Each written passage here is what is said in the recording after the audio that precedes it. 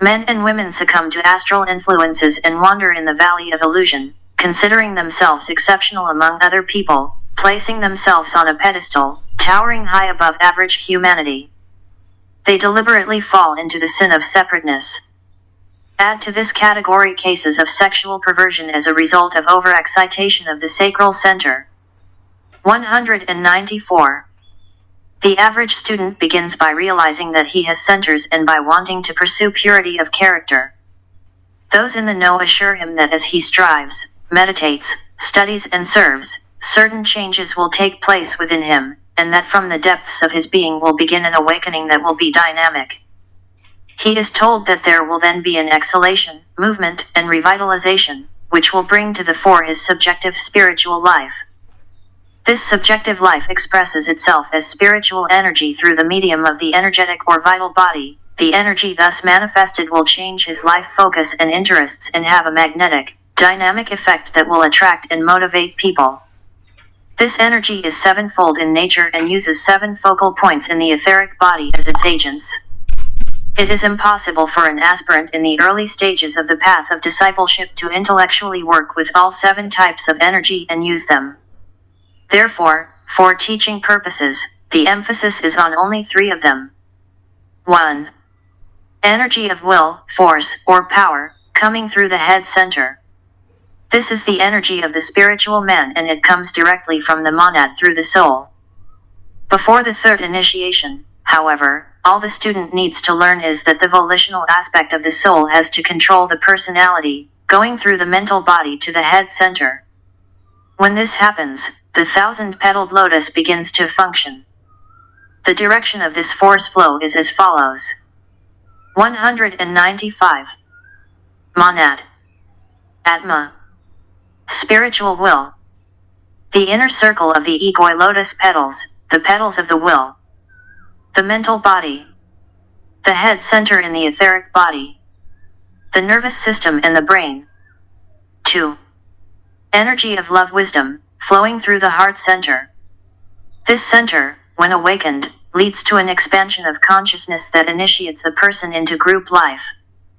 He loses the sense of separation and eventually goes out into the full light of awareness, the awareness of oneness with his own inner God, with all humanity, with all souls in all forms of nature, and thus with the Supreme Soul. This force flow also comes from the monad through the soul and its direction is as follows. Monad. Buddhai. Spiritual love. Intuition. The 2nd circle of egoi lotus petals, petals of love. Astral body. Heart center. The circulatory system. In an underdeveloped person, this flow of force simply passes through the heart center directly to the solar plexus and brings with it 2 of its aspects, life-giving life and soul quality. The first energizes the circulating blood, the second awakens the solar plexus center.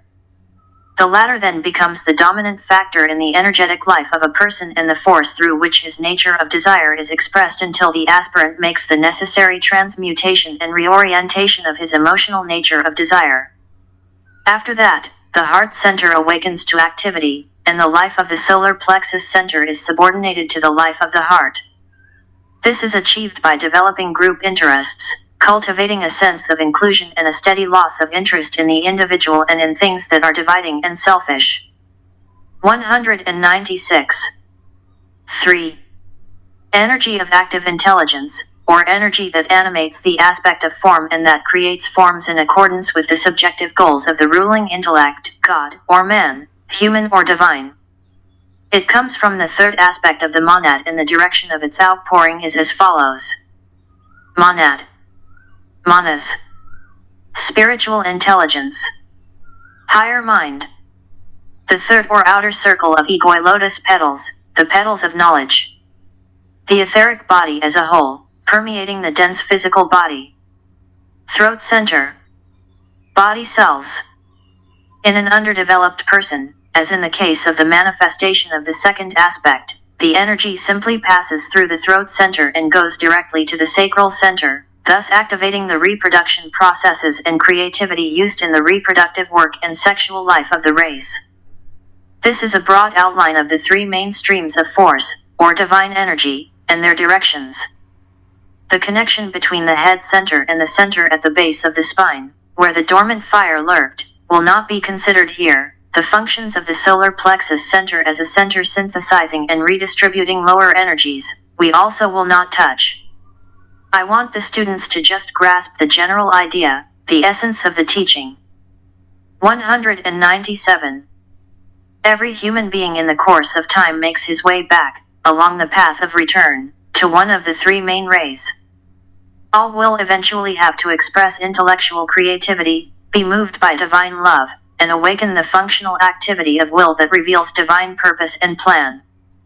The first center that the aspirant tries to consciously energize and on which he concentrates in the early stages of his endeavor is the heart center. He will have to learn to be conscious in a group sense, sensitive to group ideals, to be inclusive in his plans and concepts. He will have to learn to love collectively and purely, and not succumb to personal attraction, expecting a reward. Until there is such an awakening of the heart, it cannot be entrusted with the mastery of the creative powers of the throat center, since they will be applied to self-aggrandizement and satisfaction of various kinds of ambitions. It should be noted here that none of these disclosures ever begins with a state of complete static passivity or as a completely new beginning. We are in the process of evolution.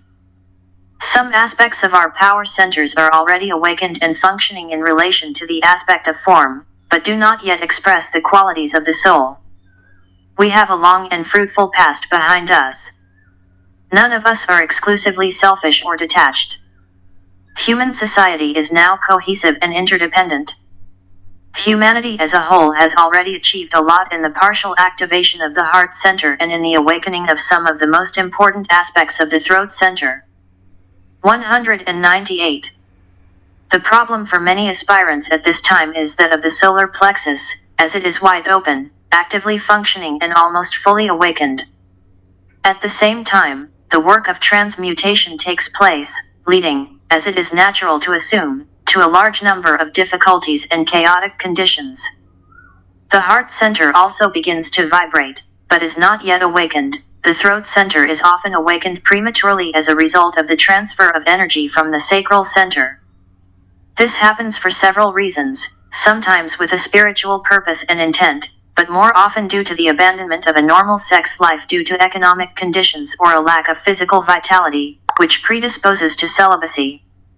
This lack of vitality, in turn, is attributed to many factors, but mainly by the duration of the existence of the genus, leading to the degeneration of the physical body, or by forced celibacy in past lives.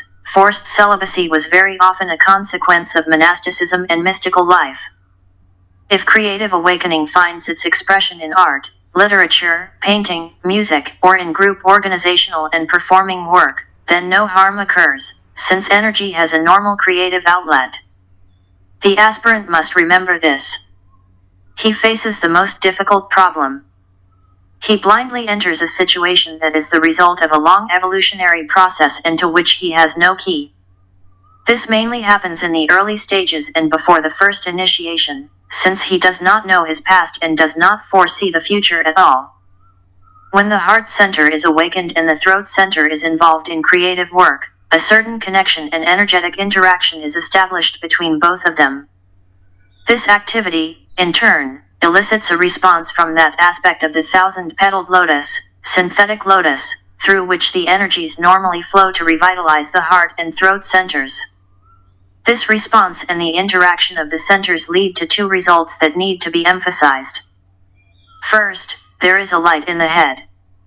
A sparkling begins, so to speak, between the higher positive overshadowing energy, concentrated within the form of the thousand-petaled lotus, and the steadily increasing vibration of the heart and throat centers, or lotuses. Both of these inferior centers, in turn, respond to energies that rise from the centers below the diaphragm. 199. Secondly, the center between the eyebrows also begins to make its presence felt, and this important two-petaled lotus begins to vibrate. Its two petals symbolize the process of unity of soul and body, subjective and objective. In some occult books it is called the 96-petal lotus, but these are only differentiations of energies focused in two petals. Note that the sum of the power petals in all centers, excluding the two head centers, is 48. These energies in their two aspects, physical life energy plus the qualities of the soul, add up to 96 aspects, or vibrations, of both petals of the ajna center, or eyebrow center. It should also be remembered that the word petal only symbolizes the expression of force and its apparent activity in matter. The 5 centers with their 48 petals are synthesized in the 2-petaled lotus. Then we get 48 plus 2 equals 50, the number of the perfect personality, since 5 is the number of man, and 10 is the number of perfection. Again, if you symbolically add the 48 petals of the 5 centers to the 96 petals of the center between the eyebrows, you get the number 144.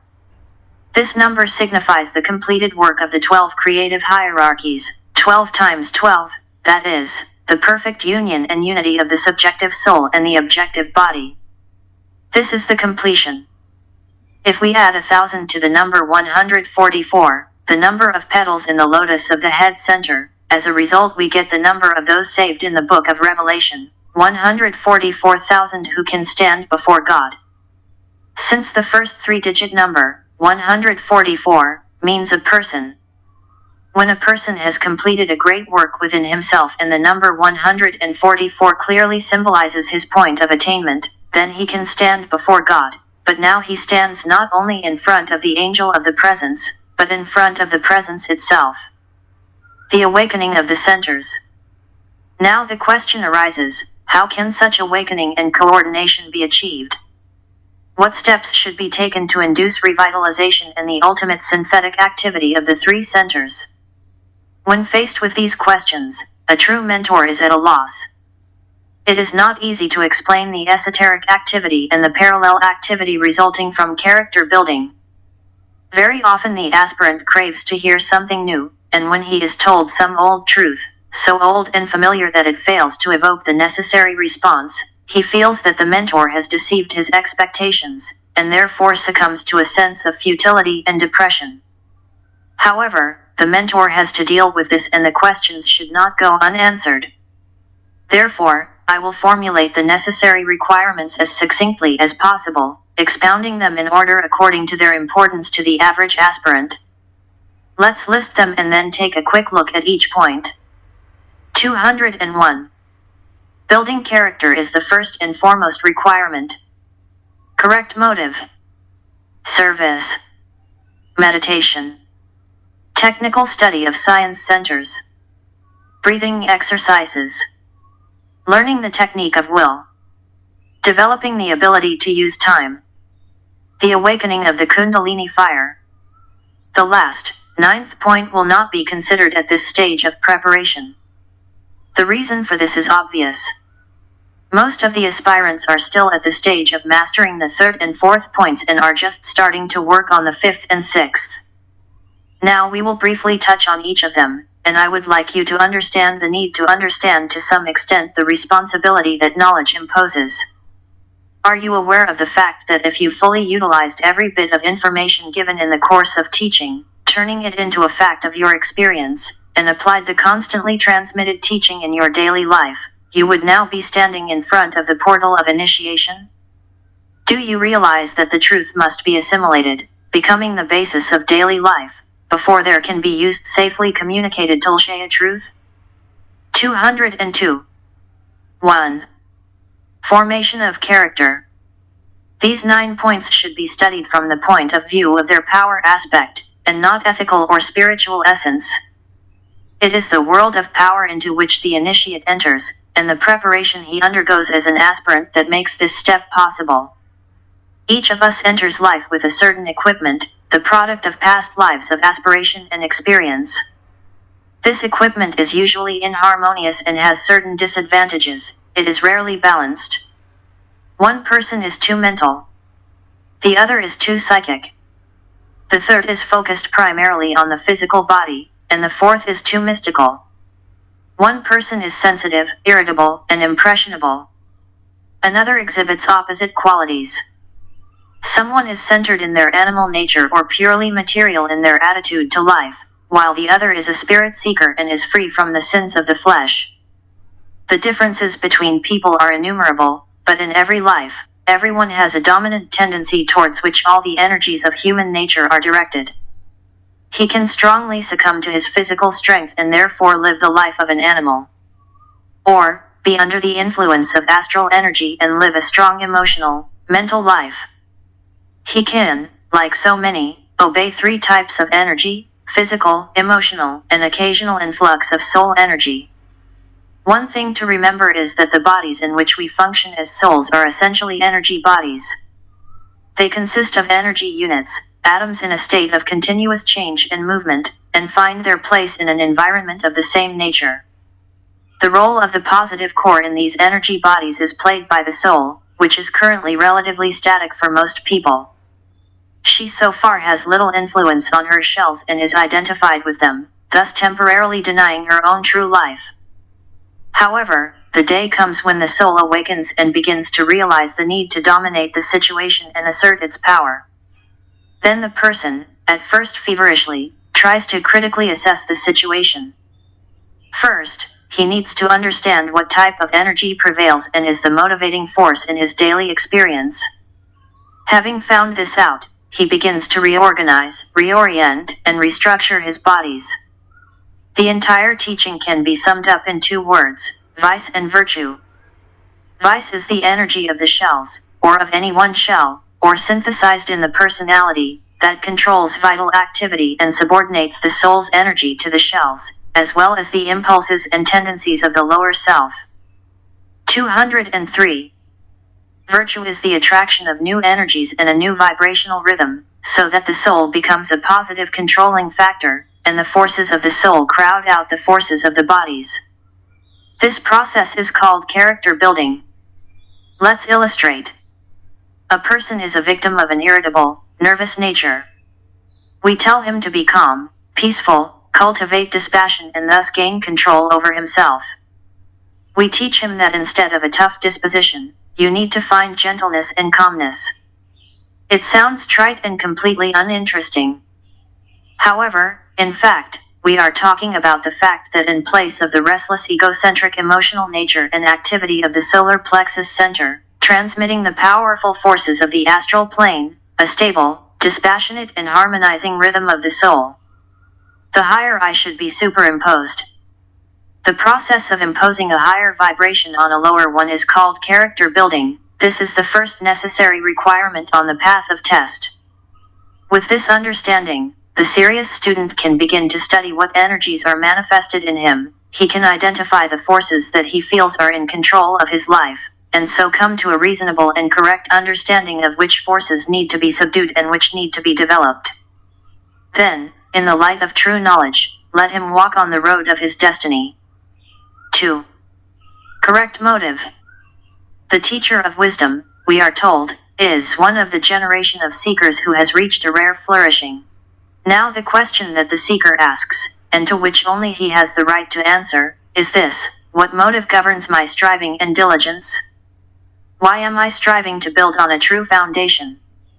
Why am I so persistently invoking my soul? 204.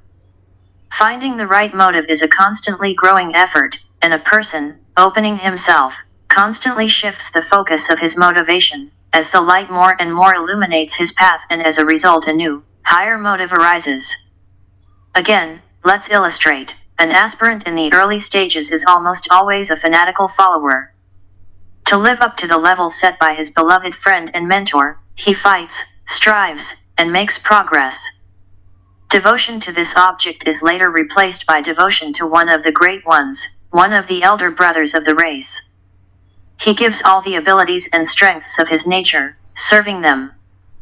This urge, in turn, is inevitably replaced by a living love for humanity, and love for one individual, no matter how perfect he may be, is lost, or dissolves, in love for the whole brotherhood of people. Gradually, as the soul gains more and more control over its instrument and the nature of the soul steadily manifests itself, this love is also replaced by love for the ideal, for the plan and for the goals laid down in the foundation of the universe itself. A person begins to realize that he is nothing but a channel through which spiritual agents can work, and realizes himself as an integral part of the one life. Then he sees even humanity as something relative and insignificant, and plunges into the great will, through which spiritual agents can work, and realizes itself as an integral part of the one life. Then he sees even humanity as something relative and insignificant, and plunges into the great will, through which spiritual agents can work, and realizes itself as an integral part of the one life. Then he sees even humanity as something relative and insignificant, and plunges into the great will. 3. Service. The study of the degree of correctness of a motive naturally leads to correct service and is often accompanied in its objective form by the development of a motivating consciousness. From service, as an expression of love, to an individual, service to a family or a nation, there grows service to a member of the hierarchy, a group of the teacher, and thus service to humanity. Ultimately, awareness of the plan and service to the plan develops, as well as dedication to the underlying design, or purpose, of that great existence, which caused everything to be in order to fulfill a certain special task. 205. 4. Meditation. We will not go into the details of this topic here, since my other books are sufficiently devoted to it, and many of you are constantly doing meditative work. I have placed it as the 4th item on this list, since meditation is dangerous and will not benefit the person who starts it without having developed the foundation, good character, and a pure life. In this case, meditation becomes only a means of bringing in energies that go to stimulate the unwanted aspects of his life. It is like fertilizing a garden full of weeds, which will cause them to grow gigantic and thereby suffocate the weak tiny flowers. Meditation is dangerous when there is a wrong motive, such as the desire for personal growth and mastery of spiritual powers, since under these conditions it will only lead to intensification of the shadows in the valley of illusion and cause the rapid growth of the snake of pride, lurking in the valley of selfish desire. Meditation is dangerous when there is no desire to serve. Service is synonymous with harnessing soul power for group good. If this impulse is absent, energy can flow into the bodies, but, being unused and not finding a way out, will lead to overexcitation of the centers and create conditions that are catastrophic for the neophyte.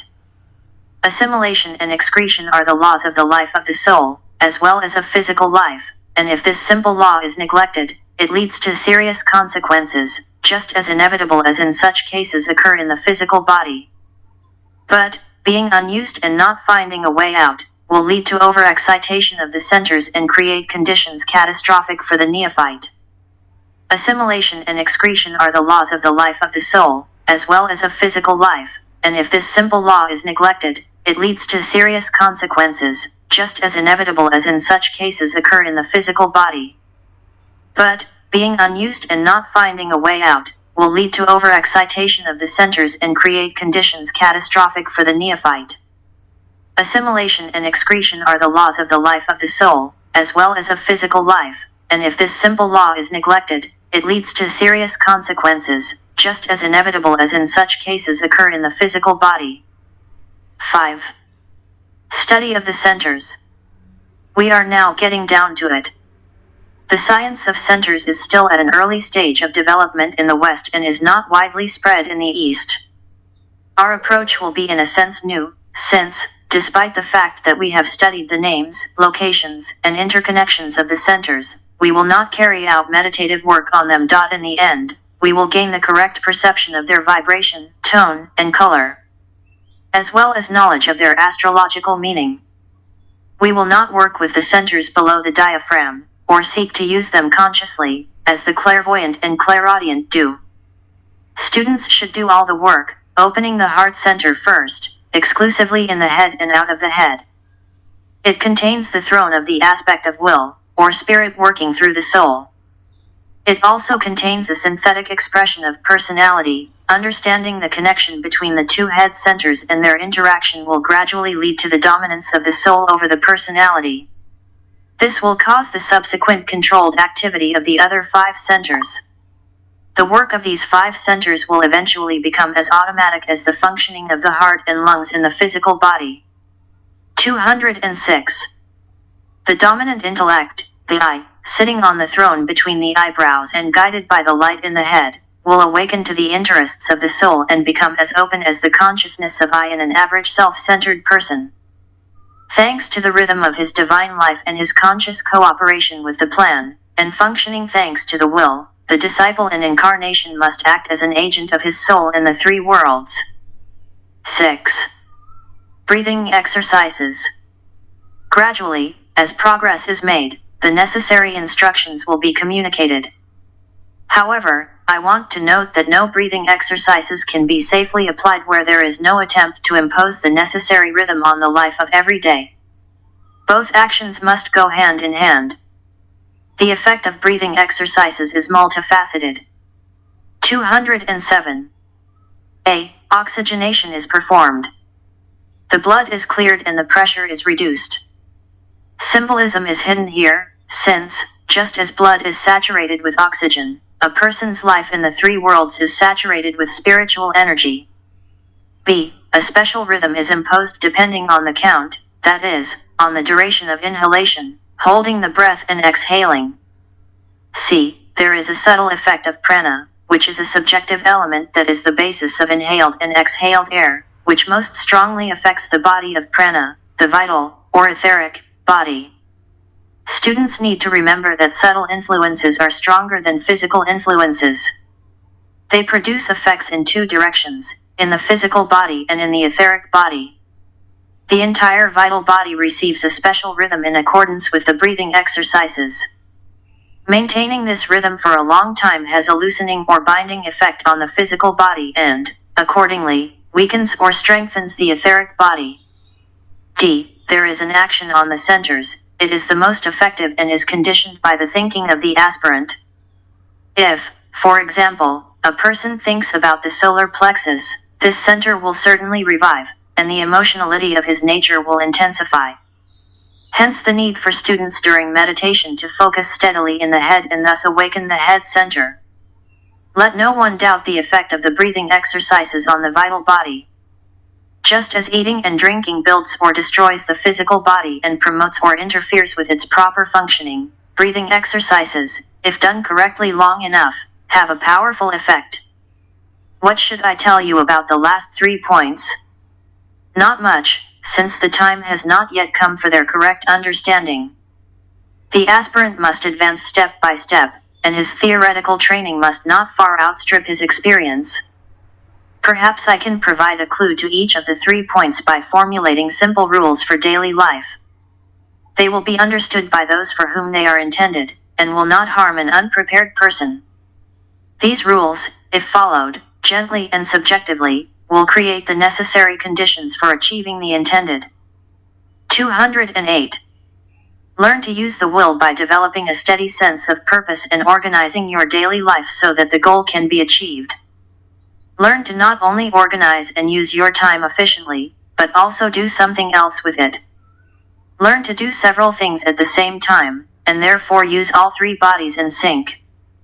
Let me illustrate. As you practice your daily breathing exercises, keep an accurate count and listen carefully for the sound that sounds in the silence of the interval. At the same time, think of yourself as the soul that imposes the rhythm, its voice that sounds. Through regular practice, each of you is able to achieve this. Open the snake of illusion with the snake of wisdom, and then the sleeping snake will rise to the meeting place. Rule 6. The devas of the lower 4 feel the action of force when the eye is opened. They are pushed out and leave their master. 211. Work of the eye. Now we have to analyze one of the simplest rules of magic and, at the same time, one of the most practically applicable, the rule on which the success of all magical work depends entirely.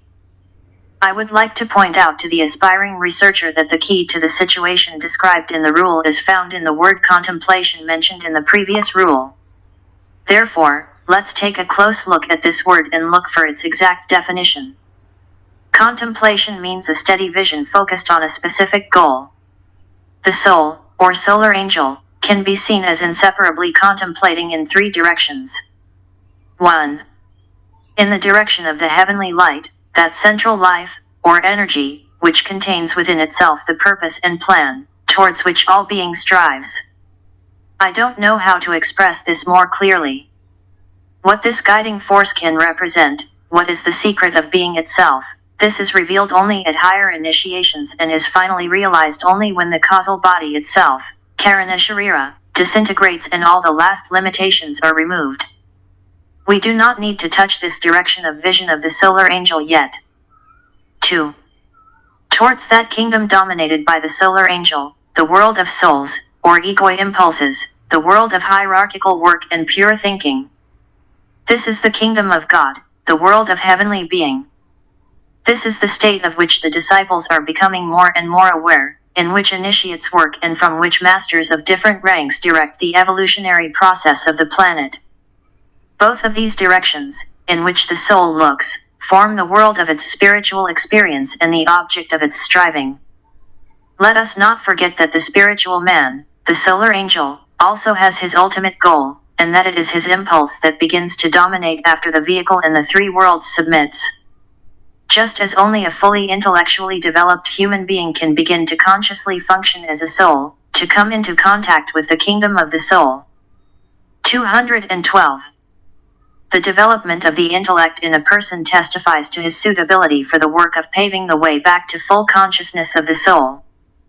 The development of the buddhic aspect, or the wisdom-love aspect of the solar angel, indicates its suitability for further advancement in the direction of awareness of the state of pure being. 3. The third direction in which the soul looks and in which it develops its ability of contemplative vision is the direction towards its reflection in the three worlds.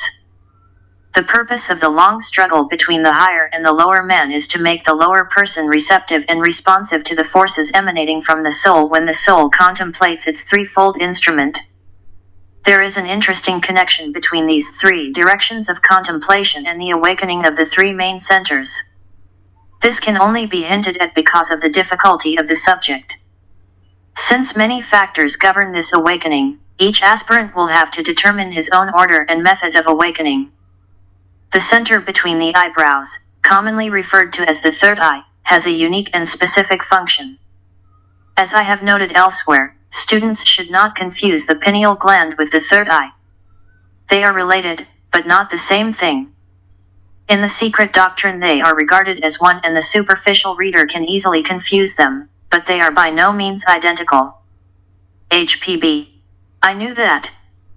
It was just that such a lack of clarity in their delimitation was allowed until people knew more about the ethereal nature of forms. The third eye manifests as the result of a vibrational interaction between the soul forces working through the pineal gland and the personality forces working through the pituitary gland. As a result of the interaction of these negative and positive forces, and when they become powerful enough, there is a light in the head. As the physical eye appears in response to the light of the sun, so the spiritual eye appears in response to the light of the spiritual sun. As he develops, the aspirant becomes aware of the light. I mean light in all forms, veiled by various sheaths and expressions of divine life, and not just the light within the aspirant himself. As his recognition of light increases, the apparatus of vision develops and a mechanism appears in his etheric body, thanks to which he can see everything in spiritual light. 213. This is the eye of Shiva, since it is fully utilized in magical work only when the monadic aspect, the will aspect, becomes controlling. Through the third eye, the soul does three things. 1. This is the eye of vision. With its help, the spiritual man sees in all forms the aspect of divine expression. He recognizes the light of the world and touches the soul in all forms. Just as the physical eye registers forms, so the spiritual eye registers the degree of enlightenment in these forms, and this enlightenment indicates a specific state of being. The third eye opens the world of radiance. 2. It is the controlling factor in magical work. Any work of white magic is carried out with a specific constructive purpose and becomes possible through the use of intellectual will. In other words, the soul knows the plan, and when alignment and unfoldment are correct, the will aspect of the divine man is able to function and bring about results in the three worlds. The organ used is the third eye. An analogy to this can be seen in the often noted power of the human eye, when a person controls other human beings and animals with his gaze, and, by gazing intently, can act magnetically. Power flows through a focused ordinary human eye, and power flows through a focused third eye. 214. 3. It has a destructive aspect, and the energy flowing through the third eye can have a splitting and destructive effect. Through focused attention guided by the intellectual will, the third eye can expel physical matter. He is the agent of the soul in the work of purification. It should be pointed out here that in each of the subtle bodies in the three worlds there is a corresponding focus, and the center between the eyebrows is only a physical analog, since etheric matter is physical matter, of similar centers in more subtle bodies. Through this focus, the soul examines, or contemplates, the mental plane, including the mental apparatus. Likewise, on the emotional plane, the soul can enter a state of awareness, or vision, of its emotional shell in the world of astral phenomena. On the physical plane, a similar focus exists in the etheric body. It is this third type of work of the soul that we will touch upon here, work on the destruction and dispersion of old forms, pushing out of the bodies of matter of an undesirable nature and removing barriers and restrictions that impede the true activity of the soul. These three types of soul activity through the medium of the third eye correspond to three aspects, and it will be interesting for students to comprehend them. Seeing the light inside all forms with the help of the third eye, opened as a result of the appearance of light in the head, spiritual light, is just a correspondence with the physical vision, which sees the forms under the light of the physical sun. It fits the personality. 215. The aspect of control through magnetic energy and the attractive power of the spiritual eye, which is the dominant factor in magical work, corresponds to the soul. In the innermost sense, the soul is the eye of the monad, which allows the monad, which is pure being, to work, contact, know and see. The aspect of destruction corresponds to the monad, or the aspect of will. Ultimately it is the monad that causes the final elimination, destroys all forms, leaves manifestation and ends the cycle of creative work. With regard to the practical application of these concepts, note that all three actions are covered in this rule. The third eye opens as a result of conscious development, proper alignment, and the influx of soul life. Then his magnetic governing power begins to be felt, controlling the lives of the lower bodies, expelling the four lower elementals, earth, water, fire, air, and forcing the lunar rulers to retreat. The personality, which until now was the master, becomes unable to control, and the soul gains complete dominance in the three worlds. The earth elemental, that is, the totality of many lives that form the physical body, is controlled and feels the gaze, or eye, of the teacher, the one teacher in the head, on itself. The gross elements that form this body are expelled, and better, more adequate atoms, or life, are built in. The elemental of the water, the astral body, undergoes the same procedure plus a stabilizing effect that puts an end to the restlessness and fluid disturbances that have characterized it so far. Thanks to the governing magnetic power of the spiritual eye, the soul rebuilds the astral body and maintains it in a stable and coherent state through its focused attention. 216. A similar process occurs with the fire elemental, or the mental body. The old forms disappear from the clear light in which the spiritual man works, and, as the ancient commentary says, one glance casts the soul at the forms of the mind. A ray of light is directed and the darkness disappears, distortions and evil forms gradually fade away, and all small fires are extinguished, no lesser light is visible anymore. The eye, thanks to the light, awakens the necessary types of being to life. This brings knowledge to the disciple. To the ignorant, the meaning is not visible, because for him there is no meaning. The air elemental in a symbolic sense is that substrate of energy that works through the forms of the etheric body, which is brought into work with the help of breathing and which is controlled with the help of the science of pranayama. This elemental form is a complex etheric structure of forms or nadis and centers, and all advanced students are well aware of how these nadis and centers are controlled by the focused attention of the contemplative soul acting through the head center. focusing in the third eye region and being drawn into the correct specific activity as an act of will. In the above phrase, I have concentrated the essence of all magical work on the physical plane. It is through the etheric body and the force directed through this or that center that the soul carries out the work of magic. It is thanks to the intense focusing of the intention in the head and the transfer of attention with the help of the third eye to the desired center, that the force finds its right way out. Energizing directed intellectual will makes this force powerful. Study these positions, for in them you will find the key to the magical work of transforming your own life, to the magical work of transforming humanity by some adepts, and to the magical work of embodying the divine plan, which is the motivating force of the occult hierarchy. Rule 7. The forces of the pairs of opposites become visible on the plane where the vital power is to be acquired. Two paths open to the solar angel, the poles vibrate. The meditator is faced with a choice. 219. Astral Plane Battlefield. We begin to study the seventh rule of magic.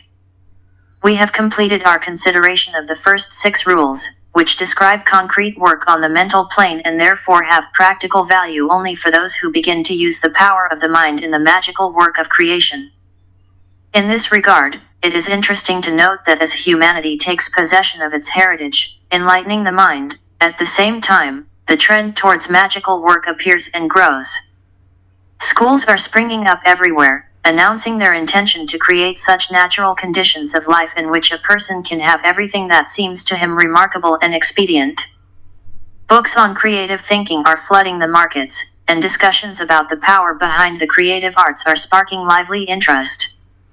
Psychologists pay great attention to this topic and, although while the ideal is almost always considered in terms of the physical plane, all these types of activity testify to the vibrational activity of the world soul, expressing itself through humanity, and emanate from the sphere of the mental. Pioneers of the race, the progressive thinkers and creative workers of mankind are people who already possess supersensible perception, responding to mental impulses. They are still in the minority. Mostly people are now responding to the forces and vibrations emanating from the plane of emotions and desires. However, more and more people are awakening, and the essence of the first 6 rules of magic will become more and more evident. The 15 rules are subdivided into 220. 6 rules for the mental plane. 5 rules about the plane of desire, or the astral plane. 4 rules about the physical plane. The main thing that must be clearly remembered is that their application is possible when using energy in the 3 worlds and that this energy is either consciously directed by the governing soul, or is involved in activity by the force inherent in the matter of these 3 worlds, independently of the soul. In the latter case, a person is a victim of the energies of his own form and the material aspect of the entire manifestation, and in the first case, he is an intelligent ruler who controls his own destiny. He involves the lower energies in various forms and types of activity thanks to the power of his mental impulses and the focused attention of his own soul. In each of the 6 rules already considered, 1 or 2 thoughts are clearly visible, which can be formulated as follows. Rule 1, composure, or focus leading to concentration. Rule 2, response leading to interaction between the highest and the lowest. Rule 3, radiation resulting in sound. Rule 4, breathing leading to creative work. Rule 5, reunion leading to unity. Rule 6, reorientation leading to a clear vision of the plan. Students will do the right thing if they study these relationships and understand the underlying synthesis. The formulation of this rule skillfully and synthetically expresses the nature of the astral plane, its function, and problem. Check the terms used to describe it in the following short phrases. The plan of forces of pairs of opposites, or dual forces. A plan of 2 paths. The plan on which they acquire vital power. The plan of the vibrating poles. The plan on which the choice is made. 221. One of the vital points in the work of every aspirant is to understand what the astral plane is, to comprehend its nature, to learn to remain independent of it and then to work on it.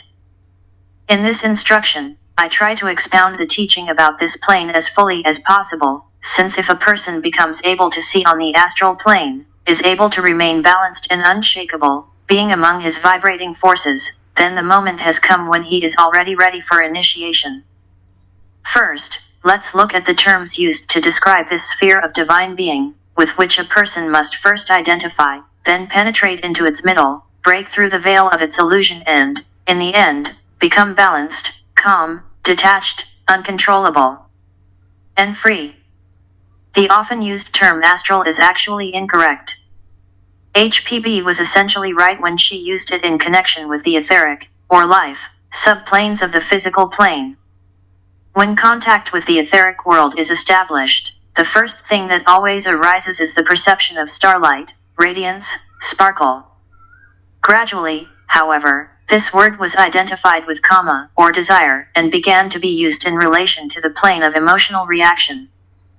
It is interesting to note this, since this in itself is an example of the influence of the astral plane on the human brain, which, in its ignorance, turns reality upside down and sees everything upside down. Astral plane first seen clear life aspirant's open eye appears as a dense fog, confusion, changing forms, interpenetrating and intermixing colors, and presents such a kaleidoscopic picture that it seems unrealistic to achieve success. It is not starlight or clear light. This is a completely incomprehensible mess, since this is a meeting place for forces. Since the forces in the aspirant's own astral body are also in disarray, he merges with the surrounding chaos to such an extent that it is at first almost impossible for the observing soul to separate his own astral mechanism from the astral mechanism of humanity as a whole and from the astral mechanism of the world. 222.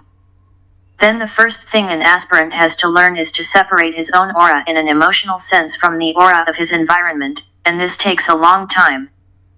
That is why one of the first tasks of discipleship is discrimination, since it is only through the use of the mind, analyzing and discriminating, that the astral body is brought under control. Secondly, the astral plane is the plane of illusion, obsession, a distorted view of reality. The reason is that every individual in the world is absorbed in work in astral matter, and the power of human and world desire gives rise to that constant creation of pictures, the construction of forms, which leads to the most concrete consequences in astral matter. Individual desire, national desire, racial desire, the desire of humanity as a whole, plus the instinctive desire of all subhuman lives, cause a constant change and displacement of the substance of the plane. Temporary forms are built, some of which are of rare beauty, and some are completely ugly. And all of them are revived by the astral energy of their creator. Add to these forms that constantly enriching scenario, which we call Akasha Chronicles and which reflects the emotional history of the past. Add also the activities of disembodied lives passing through the astral plane either from incarnation or into incarnation.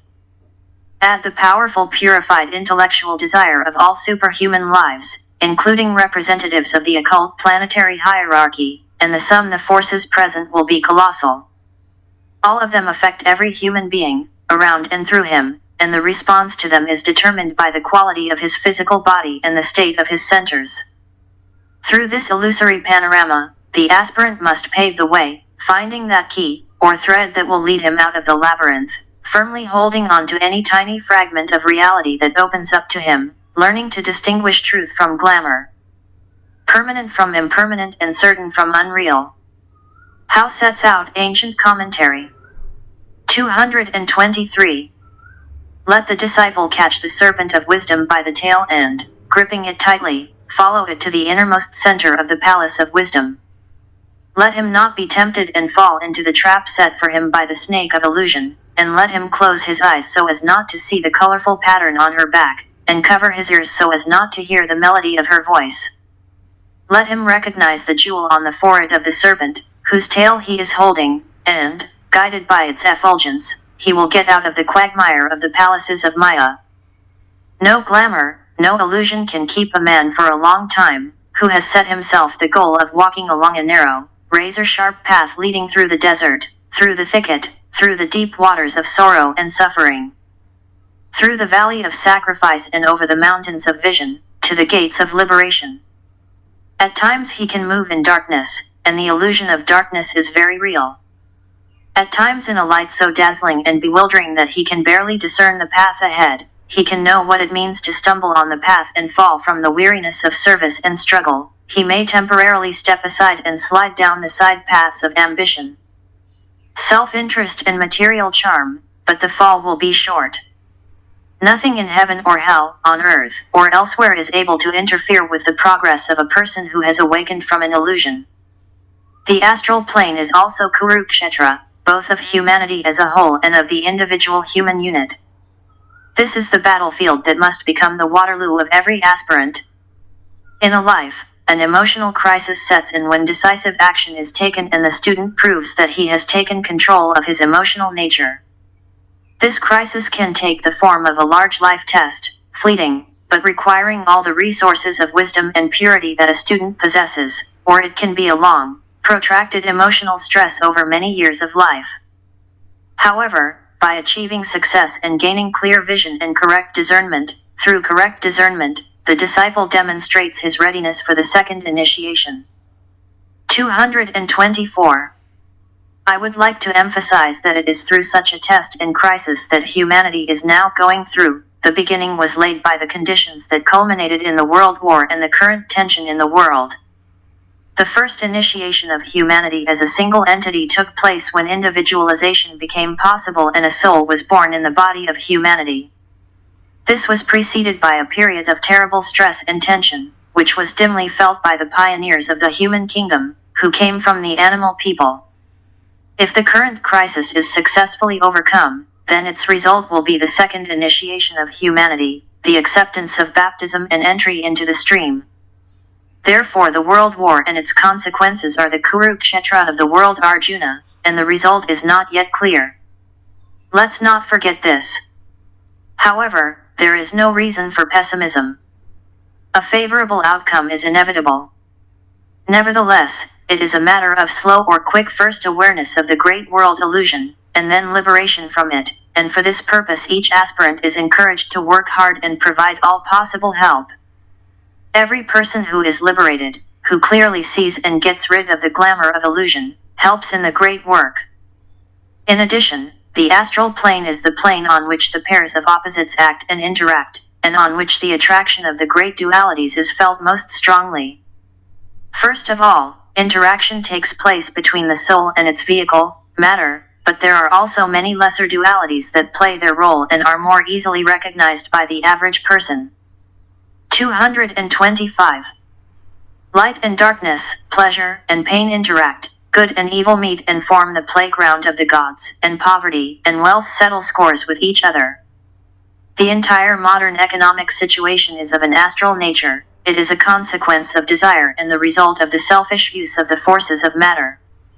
Heat and cold, as we understand them, are most concretely the result of the interaction of pairs of opposites, and an interesting line of occult research is to identify the influence of racial emotions on climatic conditions.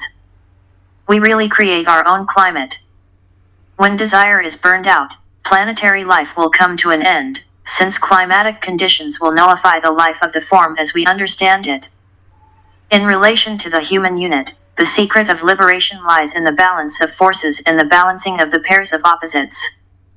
The path is a narrow line between these pairs, which the aspirant finds and passes without turning either to the right or to the left. It should always be remembered that when pairs of opposites are revealed, when a person balances the forces of his own nature, when he found the path and became the path, then he can work with world forces. He can maintain the balance of the energies of the three worlds and become a co-worker of the teachers of wisdom. So let us pray and hope that this achievement will be the practical result of our understanding of the nature of the battlefield of the astral plane. 2 ways. Having completed the consideration of the nature of the astral plane, we turn to its functions and analyze the connection of the student with the functions of the astral plane. Let's remember some of the points related to it. First, it is mainly a battlefield. It is on it that the struggle takes place, which ends with the final liberation of the soul from prison. It is useful to recall the distinctive characteristics of the 3 planes and the 3 bodies that function on them. 226. The physical plane is the plane of gaining active experience in and through matter. This is a plan of externalization, or embodiment in a specific form, and what are the state and point of development of the inner person, such as the external form and its activity. The astral plane is the plane on which a person passes through 3 stages of consciousness. A. Thanks to his sensory apparatus, he gains consciousness in the world of forms and develops the ability to wisely and intelligently respond to these forms. He shares this consciousness with the animal kingdom, although in some respects he goes much further, thanks to the presence of a juxtaposed, coordinating mind. B. Perception, sensitivity, or awareness of moods, emotions and feelings, desires, and aspirations that are rooted within him, in the principle of self-awareness, or the principle of ahamkara, as the occultist, who loves difficult expressions, calls him. This he shares with his fellows.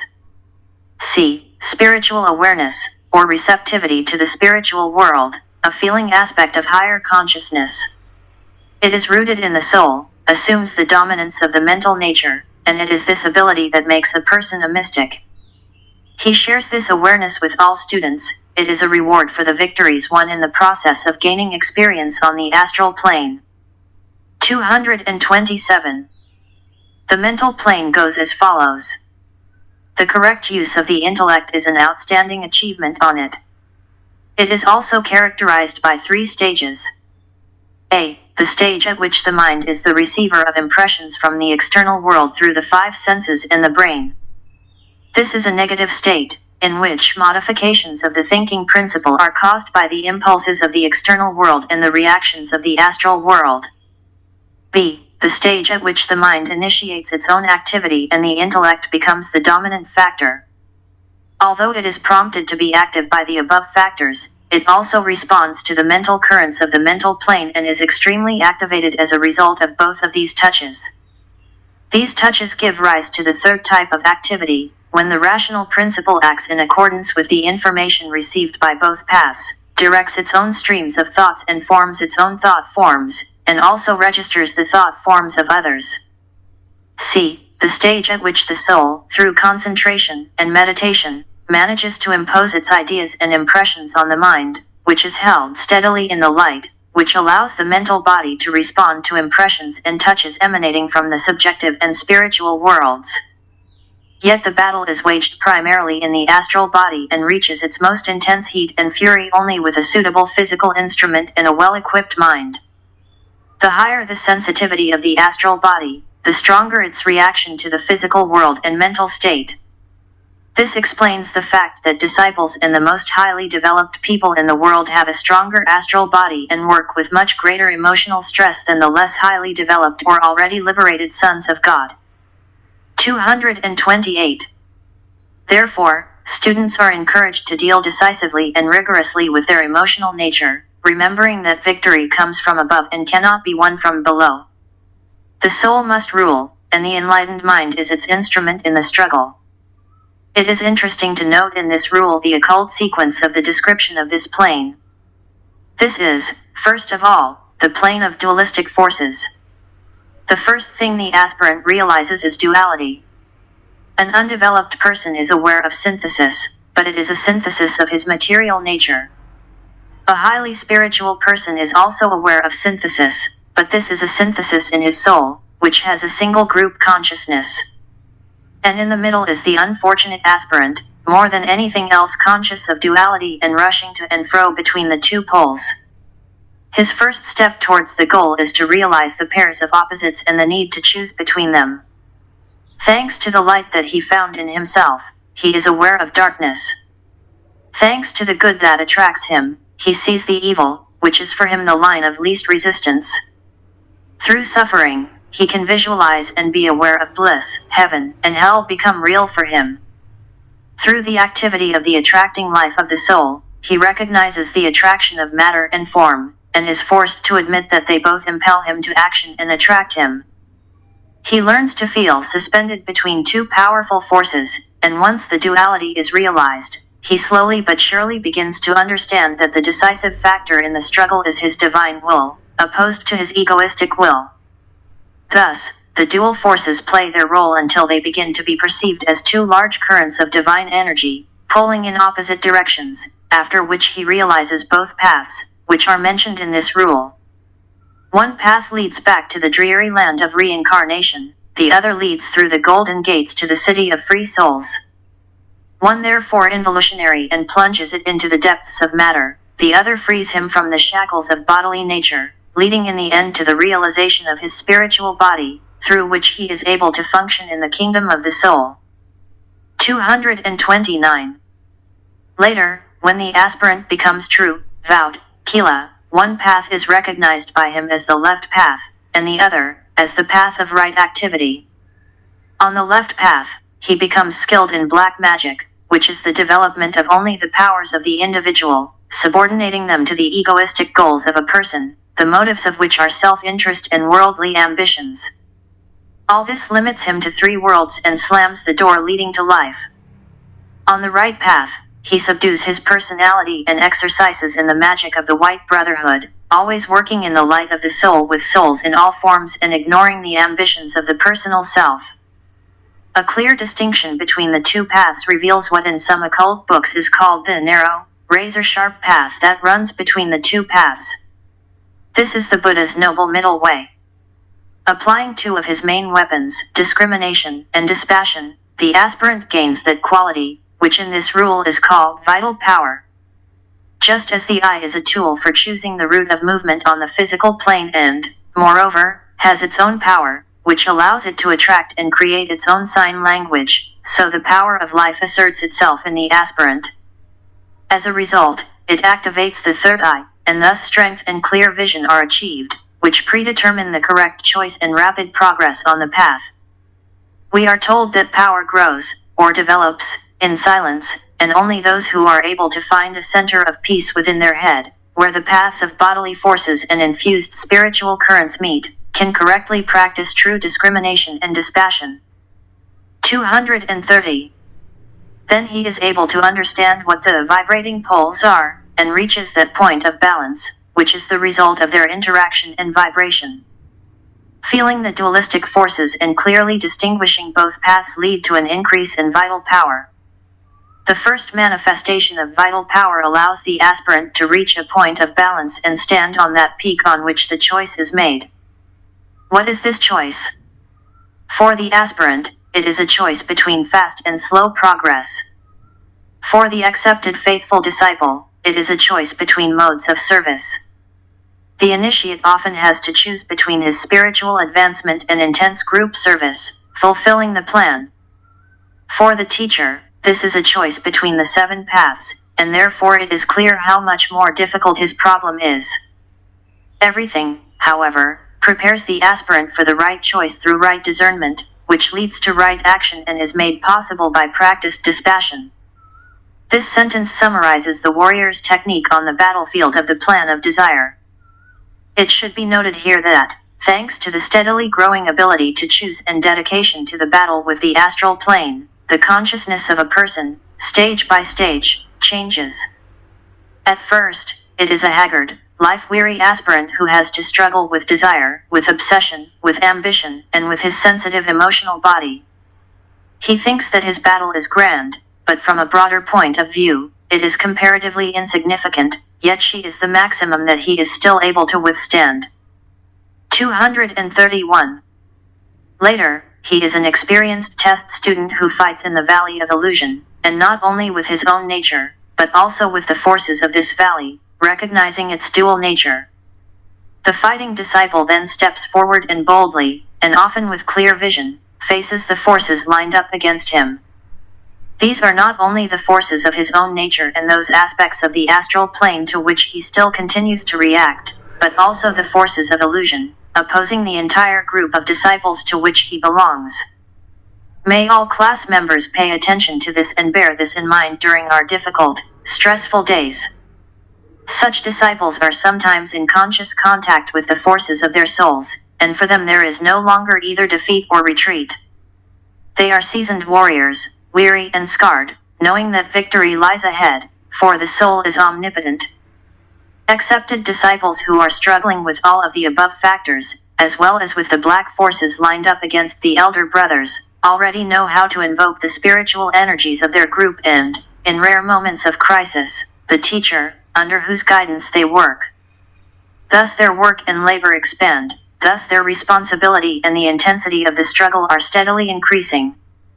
At the same time, there is a steadily increasing awareness of the forces that can be contacted and used, and which, when properly touched, finally ensure victory. Thus their work and labor expand, thus their responsibility and the intensity of the struggle are steadily increasing. At the same time, there is a steadily increasing awareness of the forces that can be contacted and used, and which, when properly touched, finally ensure victory. Thus their work and labor expand, thus their responsibility and the intensity of the struggle are steadily increasing. At the same time, there is a steadily increasing awareness of the forces that can be contacted and used, and which, when properly touched, finally ensure victory. The word meditator refers to the soul. Arjuna, the aspiring disciple, renounces the struggle, hands over his weapons and the reins of government to Krishna, the soul, and is rewarded in the end with the understanding and vision of the divine form that veils the Son of God, which he himself is. 232. When the battle is over and won, the student joins the ranks of the white magicians of our planet and is able to wield powers, cooperate with the plan, command the elementals and bring order to chaos. He is no longer immersed in the world illusion, but has risen above it. He can no longer be held by the chains of his past habits and his karma. He gained vitality and became the big brother.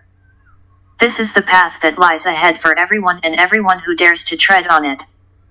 This is an opportunity for all students who have made their choices dispassionately and are motivated by love and a desire to serve. Rule 8. Agnishurians respond to sound. The waters flow in and out. Let the magician beware of drowning where earth and water meet. The midpoint, where it is neither dry nor wet, should support his feet. When water, earth, and air meet, there is a place for magical work. 235. Types of astral power. It is useful for the student to carefully read the commentary on this rule given in the Treatise on Cosmic Fire. He will note its exceptional complexity and richness of little understood occult information. However, it should be studied. It is also necessary to pay attention to the expression astral plane and learn a general idea of its nature and function as a battlefield of the senses, as a place from which magic is carried out. The intelligent constructive desire of the white magician, acting under the control of his own soul and therefore engaged in group work, is the motivating force that is the basis of all magical phenomena.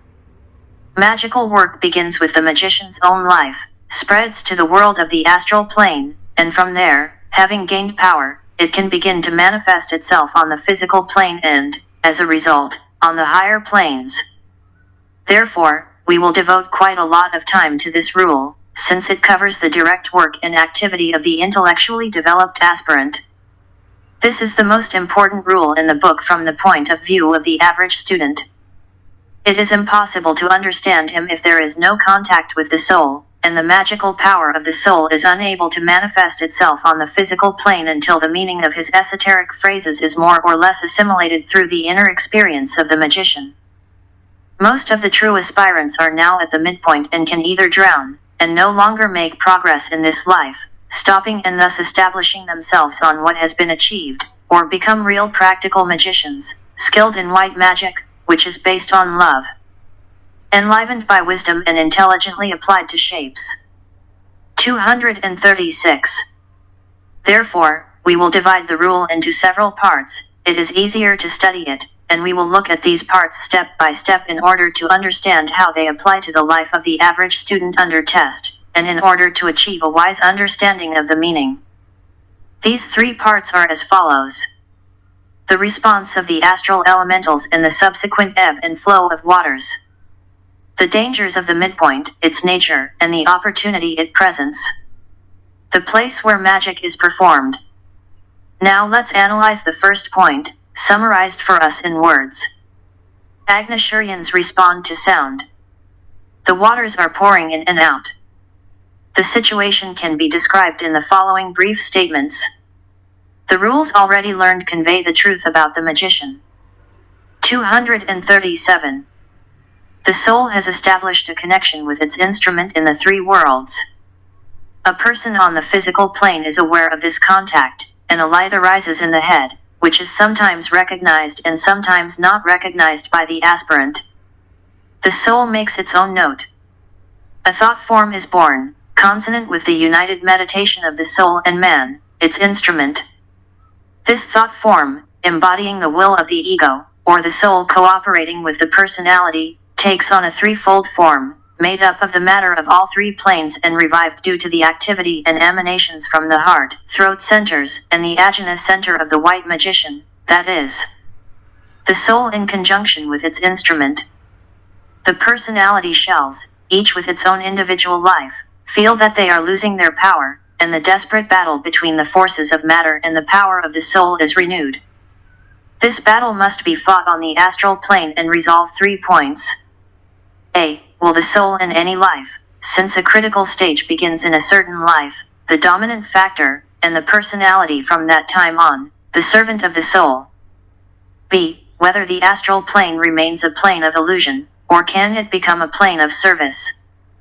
C. Can a person become an active collaborator of the hierarchy, capable of creating and skillfully handling mental matter, thus realizing the plans of the universal mind, which are prompted by boundless and endless love and are the expression of the one life? This is the key question of the whole situation, and when a person has subdued the forces opposing him, he is ready for the second initiation, which marks the liberation of the soul from the prison of the astral body. From now on, the soul will use the astral body and align desire with the divine purpose. It is helpful for the student to know where he is and what his specific problem is. The average person learns to control the physical body and organize his life on the physical plane. Students on the path of probation learn a similar lesson about their astral body, its focus, its desires, and its workings. The student on the path of accepted discipleship must demonstrate this control, begin to discipline the nature of the mind and thus learn to function consciously in the mental body. The work of the initiate and the adept grows out of all these achievements, but we will not talk about it here. 238. The battle on the astral plane takes quite a few lives, but in some life it becomes critical, the final position is taken, and Arjuna is triumphant in the battle, but this only happened because he allowed Krishna to take the reins of control. Learn to control the mind and receive the revelation of the form of God. By discerning between soul and form and seeing the perfection of glory emanating from the forms in which God dwells, he learns to choose the path of light and to treat his own and all other forms as keeping the light. After which he energetically begins the work of transforming his astral body into a simple reflector of this light. Destroying desire, subduing the Agnishuryans that form his astral body and represent the living substance of the astral plane, he learns to function on this plane as an adept genuine. Symbolically speaking, the substance of the astral plane is animated by 3 types of divine forces, which, when combined, give rise to the great illusion. The first force is the force of selfish desire. This involutionary energy plays an important role in evolution, since egoism is a nursery for infant souls. Therefore the aspirant does not want to be limited. The second is the power of fear. It is the fruit of ignorance, and in the beginning it is not the fruit of wrong thinking. He is mostly instinctive and dominates the non-mental animal kingdom as well as the human kingdom. But in the human kingdom, his power grows tremendously thanks to the powers of the mind. As a result of memory about past sufferings and grievances, as well as a result of expecting them in the future, the power of fear is greatly increased by the thought form, which we ourselves have built out of our own individual fears and phobias. This thought form grows when we pay attention to it, as energy follows thought until it finally enslaves us. Basically, its victims are people of the second ray. For most of them, she forms the guardian of the threshold, just as ambition and love for power, based on violent desire and unscrupulousness, form the guardian for the people of the first ray. The crystallized thought form of intellectual achievement aimed at egoistic goals, and the use of knowledge to satisfy personal needs, block the path of a person of the third ray, and if such tendencies are not eradicated by him. 239. It has often been said to you that fear is an illusion. However, such a statement does not help. This is a generalization with which one can agree, but which is extremely difficult to accept in relation to oneself. The fears to which aspirants are subject, mark this expression, are rarely of a selfish nature, except perhaps when the experience of suffering makes them try to avoid similar experiences and events in the future. Their fears are shrouded in personal love for the people they love. Yet every student must ask himself the most practical question: how many painful hours were real events happening, and how many were spent on illusory premonitions and doubts based on what never happened? I would like to draw the attention of my brothers to the need to do two things. Meditate on the truth of daily life, using the idea of practiced truth as the starting point of meditation. For this, I would advise you to memorize and repeat, whenever illusory fears and unnecessary forebodings, the following formula or prayer is overwhelmed. Let reality rule my every thought and truth be the teacher of my life. Let each repeat it as often as necessary, forcing the mind to focus on the meaning of the words spoken. 240. I would also recommend common sense in cultivating a mental approach in which the student refuses to take the time to cultivate illusory fears. Fear is often the main obstacle to the fundamental step forward that could be taken in this life, but which has to be postponed until another, if the opportunity is not seized and the nature of the will is overexcited. The aspirant of the first ray, who failed to overcome his guardian, can become what is called a destroyer of souls and be doomed, until he learns his lesson, to work with the forces of matter and with those forms that keep all souls in captivity. This is the occult meaning of the misunderstood words, death and destruction. The great prototype of this type of people is the devil. The second ray aspirant who builds up his guardian and allows his steady and increasing control becomes a deceiver of souls.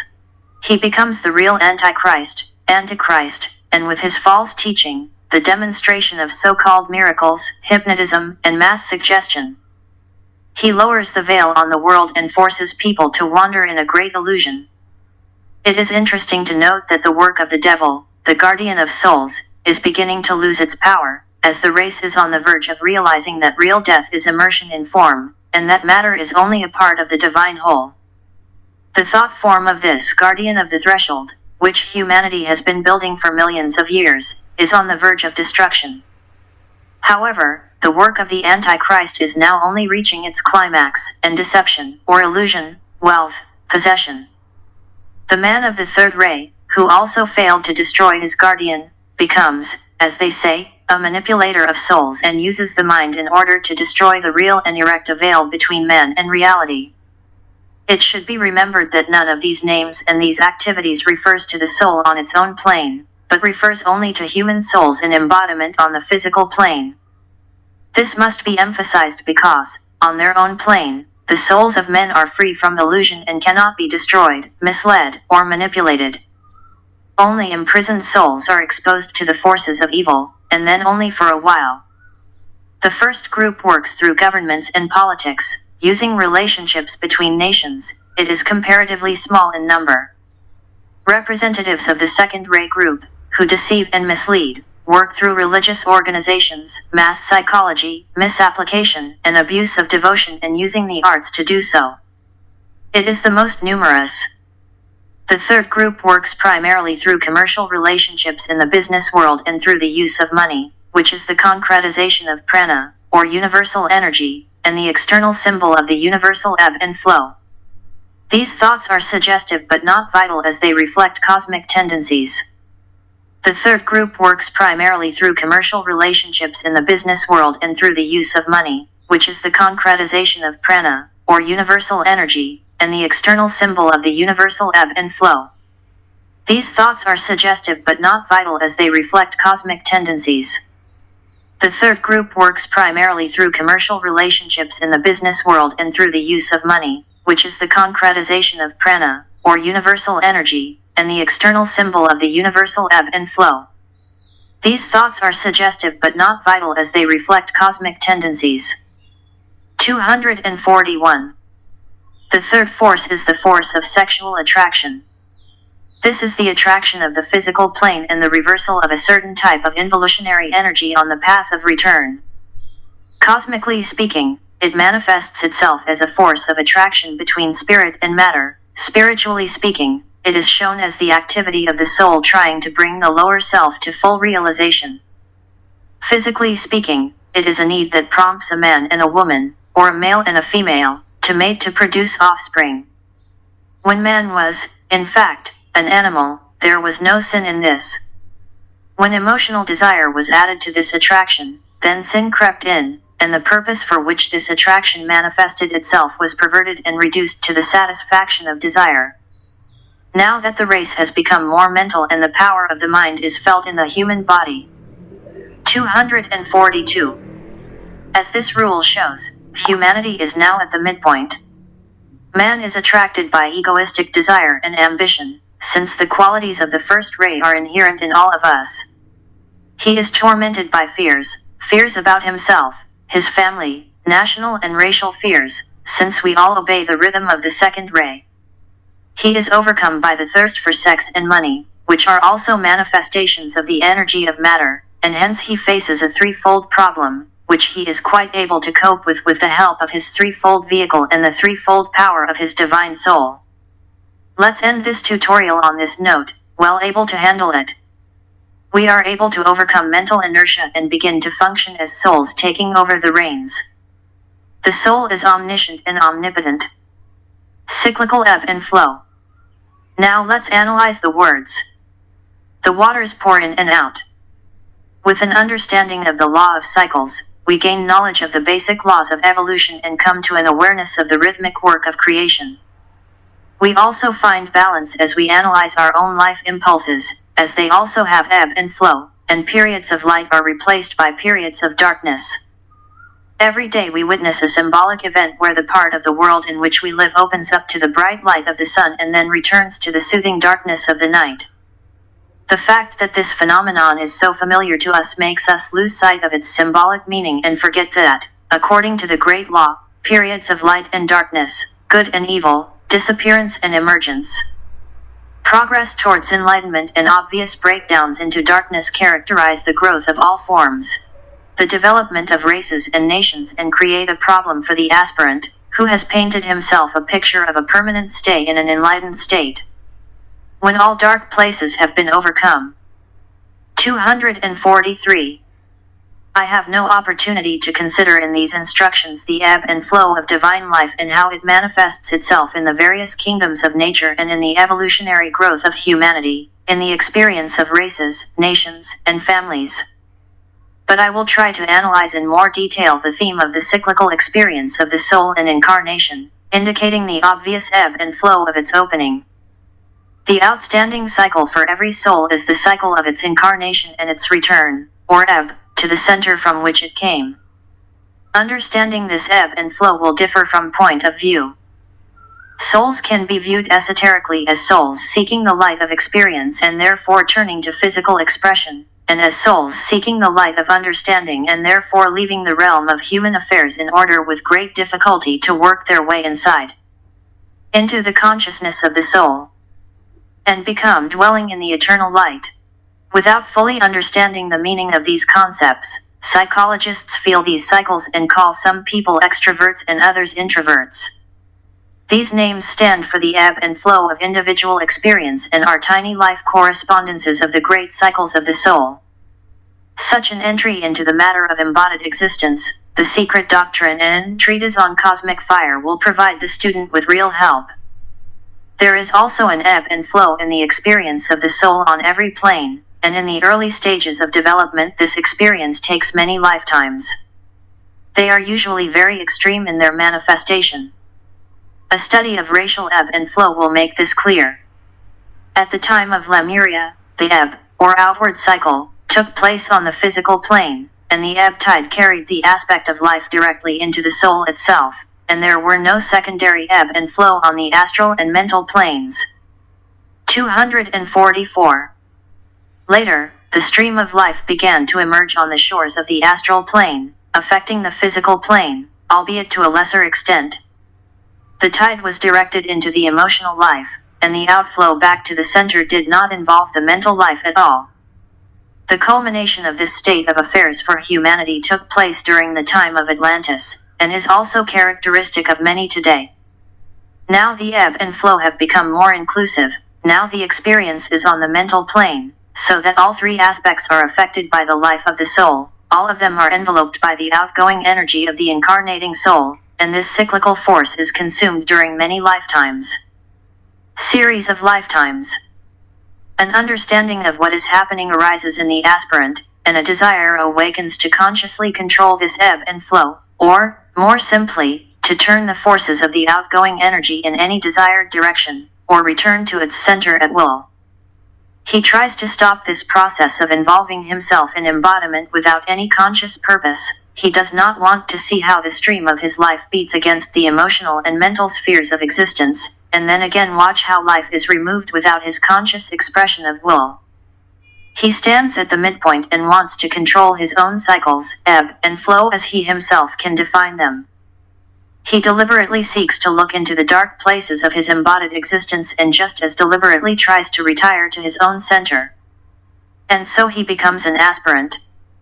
He tries to stop this process of involving himself in embodiment without any conscious purpose. He does not want to see how the stream of his life beats against the emotional and mental spheres of existence, and then again watch how life is removed without his conscious expression of will. He stands at the midpoint and wants to control his own cycles, ebb and flow as he himself can define them. He deliberately seeks to look into the dark places of his embodied existence and just as deliberately tries to retire to his own center. And so he becomes an aspirant. He tries to stop this process of involving himself in embodiment without any conscious purpose. He does not want to see how the stream of his life beats against the emotional and mental spheres of existence, and then again watch how life is removed without his conscious expression of will. He stands at the midpoint and wants to control his own cycles, ebb and flow as he himself can define them. He deliberately seeks to look into the dark places of his embodied existence and just as deliberately tries to retire to his own center. And so he becomes an aspirant. Ebb and flow, as he himself can define them. He deliberately seeks to look into the dark places of his embodied existence and just as deliberately tries to retire to his own center. And so he becomes an aspirant. Ebb and flow, as he himself can define them. He deliberately seeks to look into the dark places of his embodied existence and just as deliberately tries to retire to his own center. And so he becomes an aspirant. The life of the aspirant begins to repeat the early cycles. He begins to suffer from the sudden excitement of his physical nature when he is suddenly seized by ancient desires and lusts. This can be replaced by a cycle when the physical body feels the outflow of vital energy and weakens, since it ceases to be an object of attention. This is largely responsible for the frequent illness and lack of vitality in many of our most valuable workers. The same process can affect the emotional body, and periods of exaltation and highest aspiration are followed by periods of deepest depression and lack of interest. The flush can transfer to the mental body and trigger a cycle of intense mental activity. Then constant study, deep contemplation, a thirst for inquiry and an unyielding intellectual aspiration characterize the mind of the aspirant. They can be replaced by a cycle when any study is disgusting and the mind seems completely undeveloped and inert. It is difficult to think, and the mind is overwhelmed by the sense of the futility of thinking. The aspirant decides that being much better than doing. Will these bones live? He asks and has no desire to revive them. 245. Any true seeker of truth is familiar with this changing experience, and he often considers it a sin, a condition that must be resolutely combated. And then the time comes to understand that the middle point, where it is neither dry nor wet, should become a support for his legs. This is a symbolic way of expressing that he needs to be aware of 2 points. That the states of feelings are absolutely insignificant and do not indicate the state of the soul. The aspirant must concentrate in the consciousness of the soul, refuse to perceive the influence of the changing conditions to which he is still, most likely, subject, and simply establish himself in spiritual being, and then, having done everything, abide. That equilibrium can be achieved only where alternation was the rule, and that the cyclical ebb and flow will continue as the attention of the soul fluctuates between one aspect or another of the form and the true spiritual man. 246. The ideal is to achieve such a state of conscious control when a person is able to focus at will in the consciousness of the soul or to focus in a formal aspect, and each time focusing attention will be carried out for the sake of a conscious specific goal, the achievement of which makes such focusing necessary. Later, when the words of the great Christian mentor acquire meaning for the disciple, he will be able to declare that whether in the body or outside the body does not matter. The very act of service will determine the point where the center I is centered, and it is one and the same I, whether it is temporarily freed from the consciousness of form or immersed in form in order to function in various aspects of the divine whole. A spiritual person tries to realize the plan and identify with the divine mind and nature. Moving away to the midpoint, he seeks to realize his divinity, and, having done this, he focuses in his mental form, thanks to which his connection with the universal mind is realized. He undergoes a limitation through which he is able to know and serve. He tries to touch the hearts of people and convey to them inspiration from the depths of the heart of spiritual life. He again asserts the fact of his divinity, and so, thanks to a temporary identification with the body, characterized by sensory perception, sensations, emotions, he reveals his unity with the sensory apparatus of divine manifestation, which carries the love of God to all forms of the physical plane. He tries to contribute to the materialization of the divine plan on the physical plane. He knows that all forms are the product of correctly used and directed energy. Fully aware of his divine sonship and deeply delving into everything that this term implies with his mind, he focuses his powers in the vital body, becoming a focal point for the transmission of divine energy and, thereby, a builder working in unity with the creative energies of the cosmos. He releases the energy of enlightened thought and consecrated desire into the etheric body, thus working with understanding and devotion. 247. You are asking for a clearer definition of the midpoint. For the subject it is the emotional plane, Kurukshetra, or the plane of illusion, where earth, physical nature, and water, emotional nature, meet.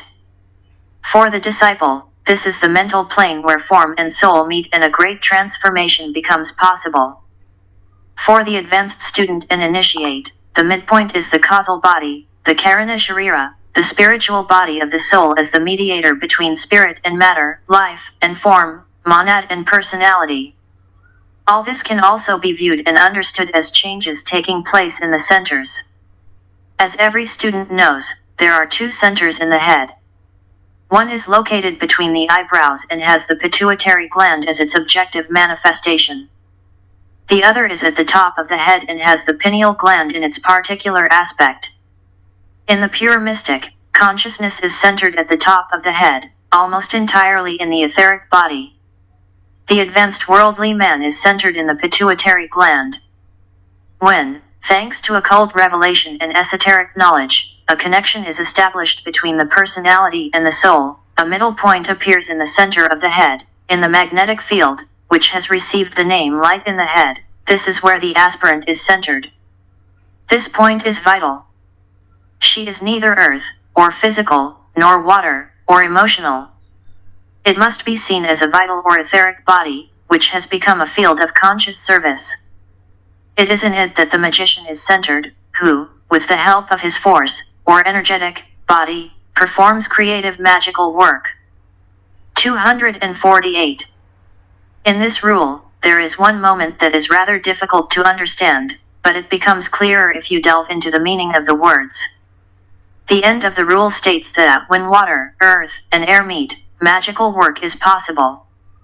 Curiously, this phrase omits the notion of location and takes only time into account.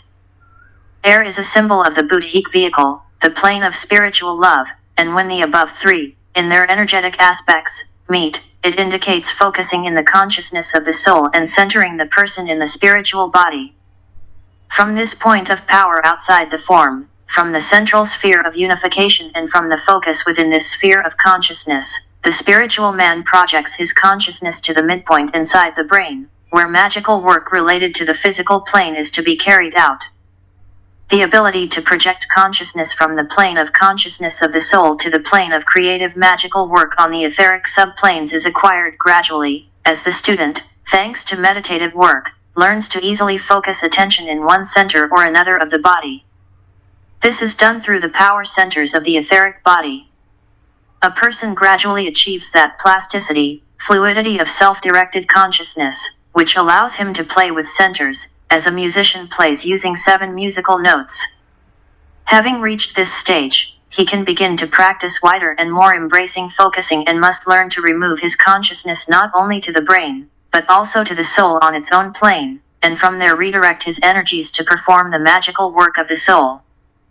The fundamental secret of the cycles lies in such a withdrawal and subsequent refocusing of attention, and in this regard, it is necessary to remember the law underlying all magical work: energy follows thought.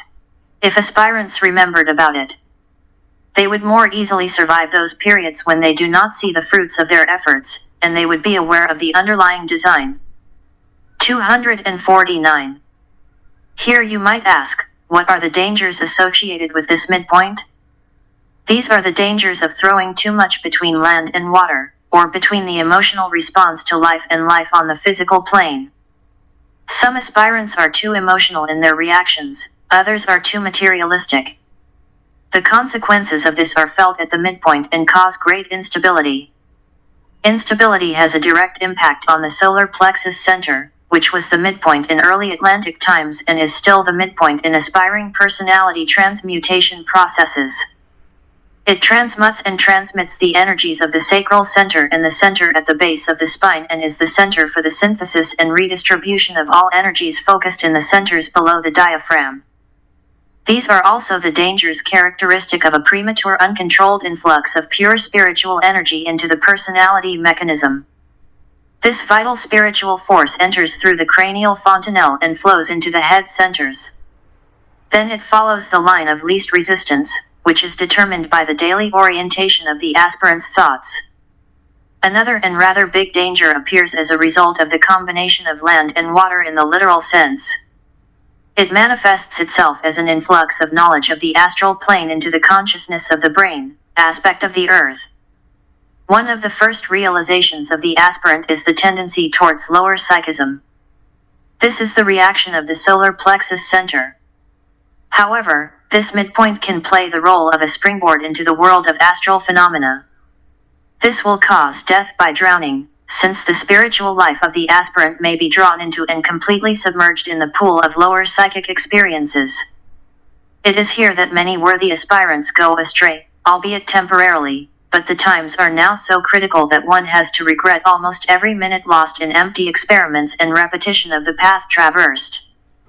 250. The key to the meaning of these words lies in the recognition of the following occult fact. The place where water and earth meet is the solar plexus center. The place where water, earth, and air meet is in the head. The earth is a symbol of the life of the physical plane and exoteric form. Water is a symbol of the emotional nature. It is from the great center of personal life, the solar plexus, that life is usually guided and controlled. If the control center is below the diaphragm, no magic is possible. The animal soul is in control, but the spirit soul is forced to do nothing. Air is a symbol of a higher life, in which the Christ principle dominates, in which freedom is experienced, and the soul is fully expressed.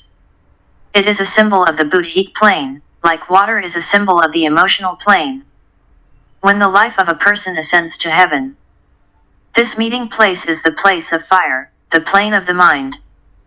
Fire is a symbol of intelligence, and any magical work is an intellectual process carried out by the power of the soul through the use of the mind.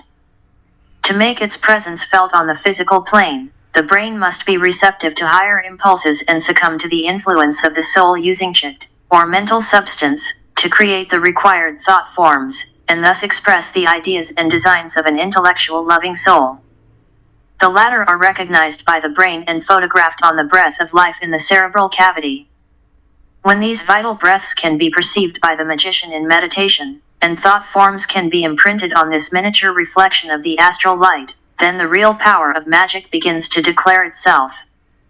The brain has occultly heard the instructions of the mind, transmitting the command of the soul. The breaths of life are attracted to forming activity, as well as their higher correspondences, modifications of the thinking principle, mental substance, as Patanjali calls them, are involved in similar forming activities.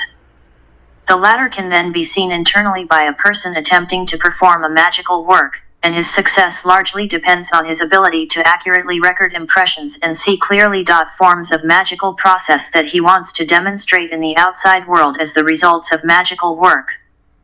251.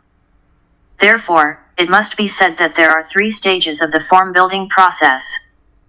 First, the soul, or spiritual person, centered in the consciousness of the soul and functioning under the cover of the Almighty, visualizes the work ahead.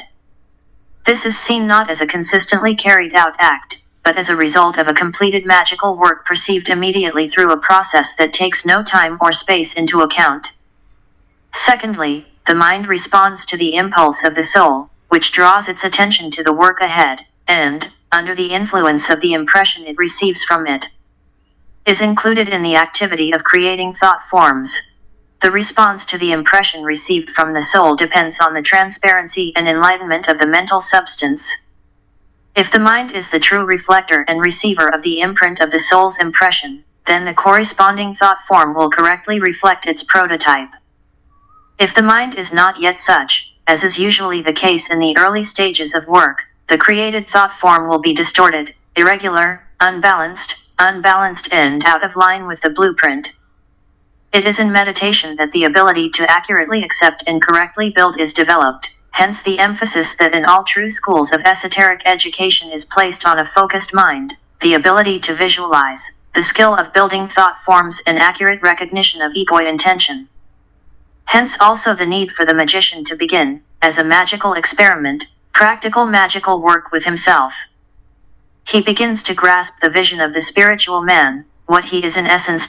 He is aware of the merits and reactions that this spiritual person would demonstrate in physical plane life.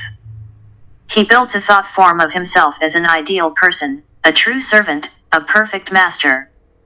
He gradually coordinates his forces in such a way that the ability to embody this ideal in external reality begins to unfold in him so that everyone can see him.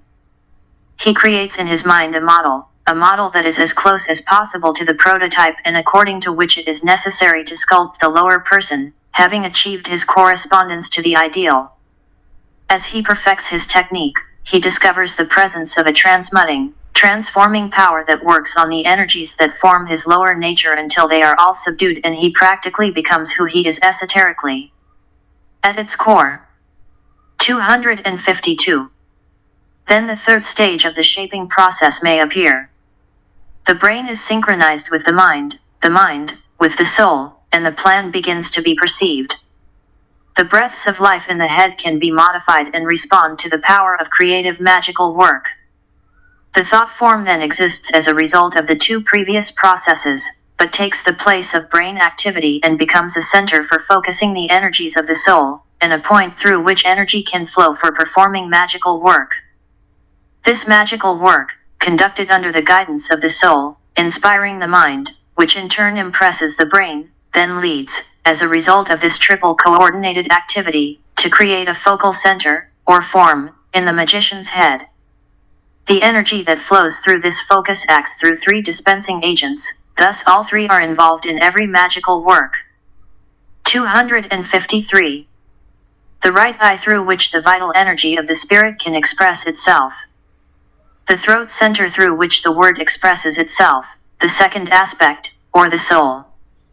The hands through which the creative energy of the third aspect works.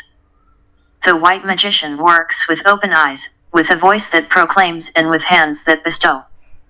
These points are of technical interest to the experienced magic worker, but only of symbolic interest to the aspirants for whom these recordings are intended. That the inner vision came to us. The eye clearly saw the glory of the Lord, the voice uttered only thanksgiving, and the hands were used only to help. May there be prayer for each of us. Rule 9. Then thickening occurs. Fire and water meet, the form swells and grows. Let the magician place his form on the right path. 257. The need for cleanliness.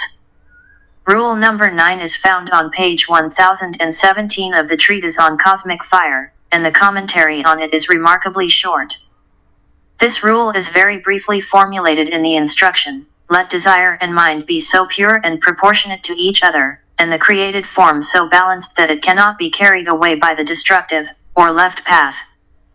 The reasons for this brevity are explained by the extreme simplicity of this rule for understanding by a knowledgeable person and its extreme complexity from the point of view of the casual reader. Here only the simplest and most practical of its meanings is given, but perhaps some deeper meanings can be communicated. It is interesting to note that as one progresses on the path, the forms in which the truth can be given become more and more simple, while their meaning becomes wider and inclusive, and therefore, when analyzed, more and more complex. Finally, they resort to symbols, and the cosmic plane is realized through the study of the geometric forms that appear before the inner eye of the aspirant. The cardinal point highlighted in the rule is purity, and ultimately purity is largely a matter of motive. If the motivation for any kind of action in the three worlds is based on personal desire and initiated by the mind, such action is characterized by impurity. If the impulse comes from the dweller of the form, then the action is subject to the dweller and is controlled by him until the very desired end. In this case, the action is characterized by purity within the limits of group restrictions, since absolute purity exists only after achieving complete release from control. The soul is inherent in group consciousness and is controlled by the group, and, until consciousness overcomes the limitations of the causal body and liberation from its control is achieved, the real meaning of purity will not be comprehended. Suffice it to say that there is a close connection between impurity and any kind of restriction. 258. However, the aspirant need not consider absolute purity here. None of the esoteric groups of the world has yet reached the fifth initiation, when its meaning enters consciousness with a bright flash of the deepest awareness. For most, the challenge is to achieve physical and emotional cleanliness and, therefore, first and foremost, release from emotional control and desire. Hence the invariable, albeit unsuccessfully formulated instruction, quoted in many esoteric books, kill desire. Perhaps a more correct formulation for our time would be reorient desire or redirect desire. Since the relentless process of reorienting the entire nature of desire so that it eventually becomes an ordinary state of mind is the key to any transformation process and to effective magical work. As one progresses on the path, the aspirant's thought processes become more powerful and the thought forms created for a specific purpose during meditative work become more effective. Therefore, it is obvious that in magical work, which must always be done on the physical plane, there will always be a tendency towards the left path until the consciousness of the soul is established and the purity of the motive becomes a habit of the mind. I want to remind all readers that rooting and cultivating the right habits is the first requirement for the aspirant to discipleship. Those working in the field of planetary evolution are looking for reliable tools, and I am not afraid to sound too insistent by repeating this. Those who are looking for helpers cannot count on people whose emotional moods and feelings are unbridled and who lack physical control. People whose mind is clouded and who are unable to keep it steady in the light are not suitable for work in the high places of world striving. This remark should not induce any of you to give up moving forward, since acknowledging a deficiency is the first step towards overcoming it. Such groups are still in the process of preparation, and it is necessary to remember this. Otherwise, after the proclamation of the ideal, there will be disappointment. Global need and opportunity go hand in hand in our time. The great ones, who stand as a wall between humanity and the karma of the planet, are, as we are told, in a difficult situation in our time, and I assure you that this is still a very mild word. 259. Since the mid-Atlantic period, the thoughts of people from the middle of the Atlantic period have often been directed along the destructive or leftist path, since the main motive was selfishness and the dominant factor was self-interest. Part of Christ's work when he came 2,000 years ago was to eliminate this tendency by cultivating, through instruction and personal example, sacrifice and unselfishness. The spirit of martyrdom, often tinged with hysteria and a thirst for heavenly bliss, emerged as one of the results of such an aspiration. If you look from the point of view of hierarchy, the attempt turned out to be successful, for the spirit of Christianity encourages a reorientation towards the heavenly. Hence, the purity of motive and the instinct of service, the basic principle of which is new from the point of view of the earlier commandments. However, despite this, the tendency to satisfy selfish interests is the most powerful factor in the world today.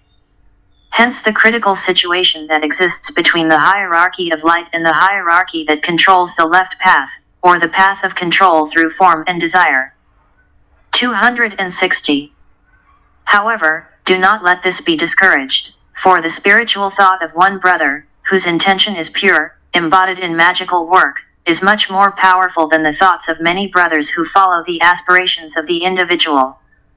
Although every true aspirant who reveals the greatness of the plan and who contemplates the forces opposing him may despair at the apparent futility of his effort and the seeming insignificance of his role, let him remember that there is a steadily growing group like him and that this is a group effort.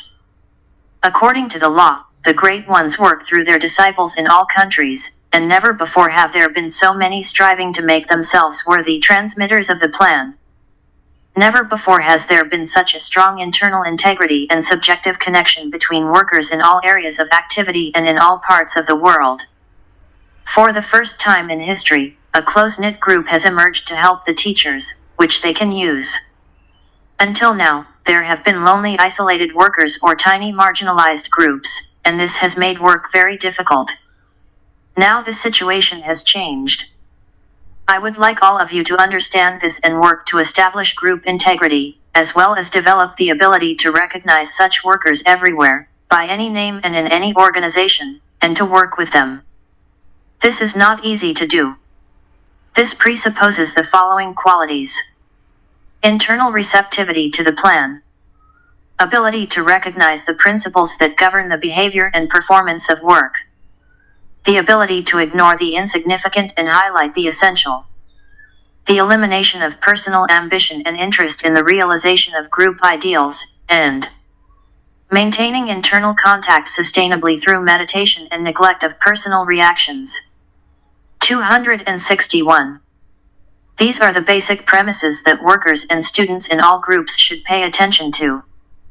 Each student would benefit from daily at 5 o'clock in the afternoon by an act of will to connect with this rapidly integrating group of ministers, mystics, and brothers. To do this, it is good to memorize the following short call, which should be pronounced at this hour to yourself, mentally, concentrating attention in your head. Let the power of the one life be poured out through the group of all true servants. Let the love of the one soul characterize the lives of all who seek to help the great.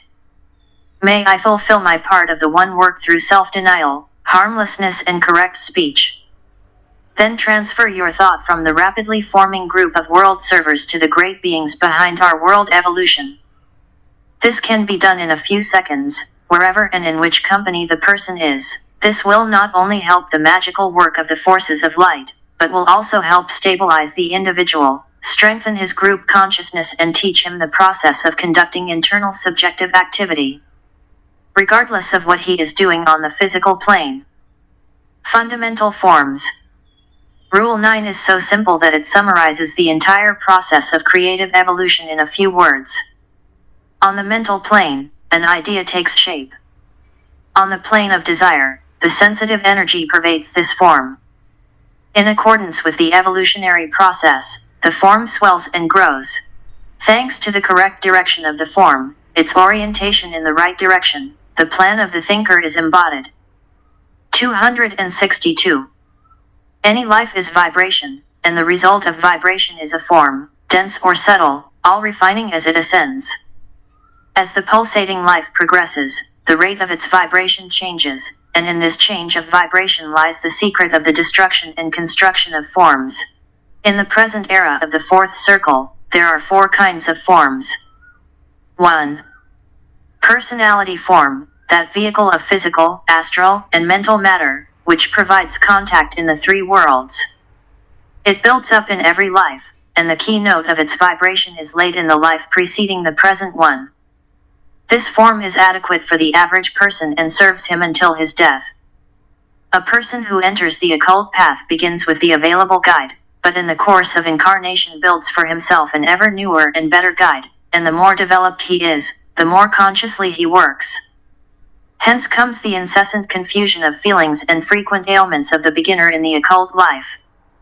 He feels the thought, understands the need to raise his keynote, but often starts with mistakes. He begins to rebuild his physical body with diet and discipline, instead of working from the inside out. By the careful discipline of the mind, the control of thought matter and the transmutation of emotion, manifestation on the physical plane is determined. Add to these 2 factors cleanliness on the physical plane, meaning food and lifestyle, and within 7 years a person can build for himself 3 new bodies around permanent atoms. 2. Shape of the environment.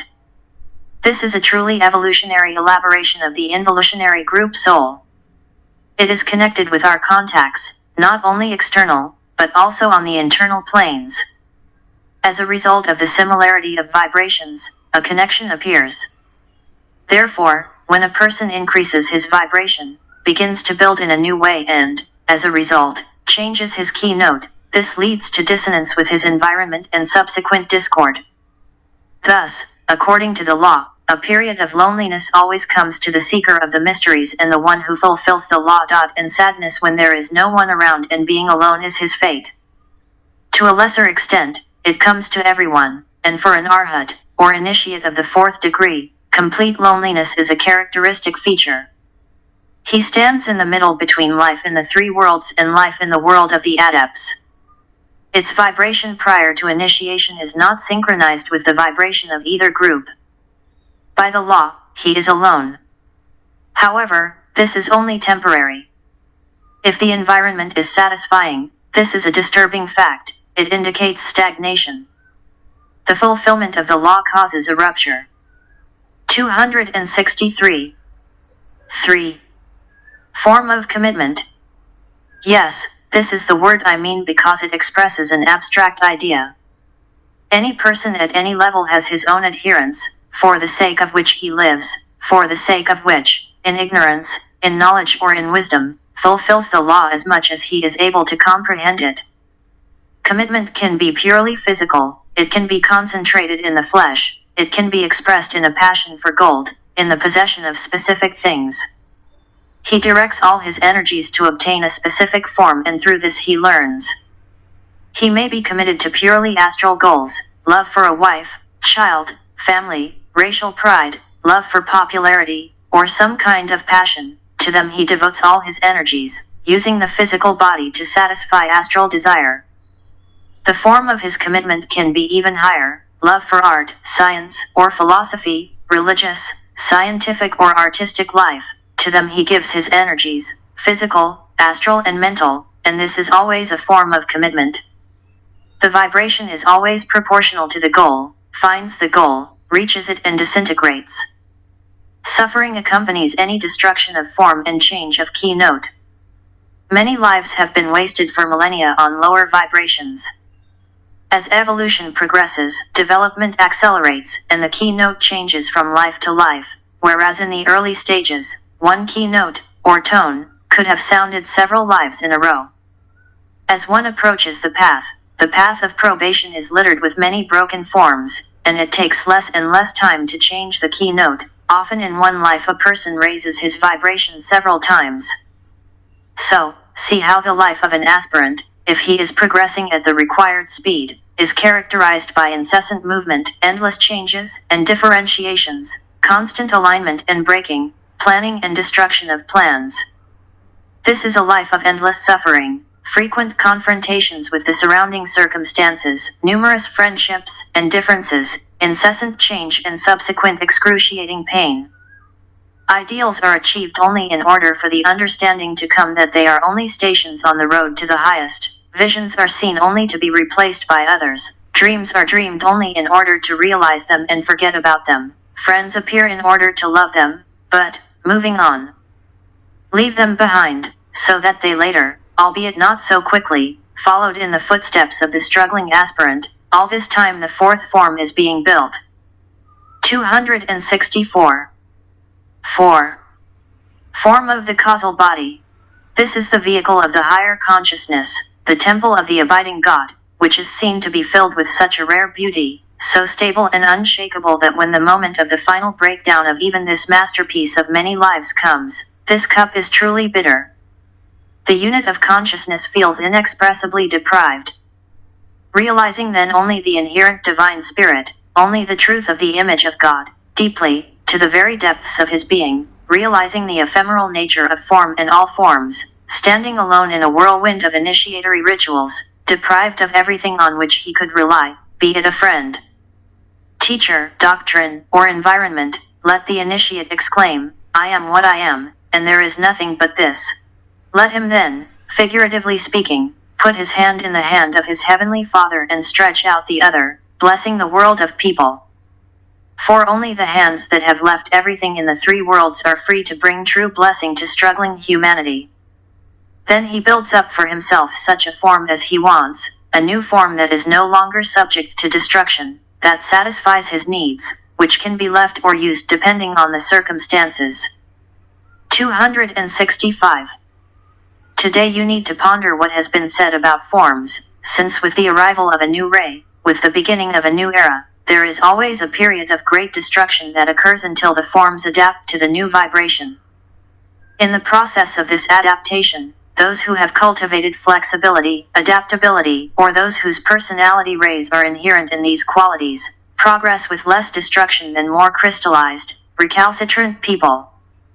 Particularly great attention should now be paid to the plasticity and responsiveness of the form, for when the one comes, before whom we all bow, as you think, will not his vibration cause destruction where there is crystallization? So it was before, so it will be again. Cultivate responsiveness to the great ones, strive to expand your mind, and keep learning. Think, whenever possible, in abstract and numerical terms and, loving everyone, achieve the plasticity of the astral body. In love for all that breathes comes the ability to vibrate universally, and this astral flexibility will bring a response to the vibration of the great Lord. This description of the process and forms is equally true for God and his cosmic creative work, for the soul building its instrument of expression, both unconsciously in the early stages and consciously in the later stages. For the student trying to express his understanding of work through group activities and the organization of his life. And for a self-perfecting person who learns empirically to center his forces on the mental plane in order to achieve his goal from there.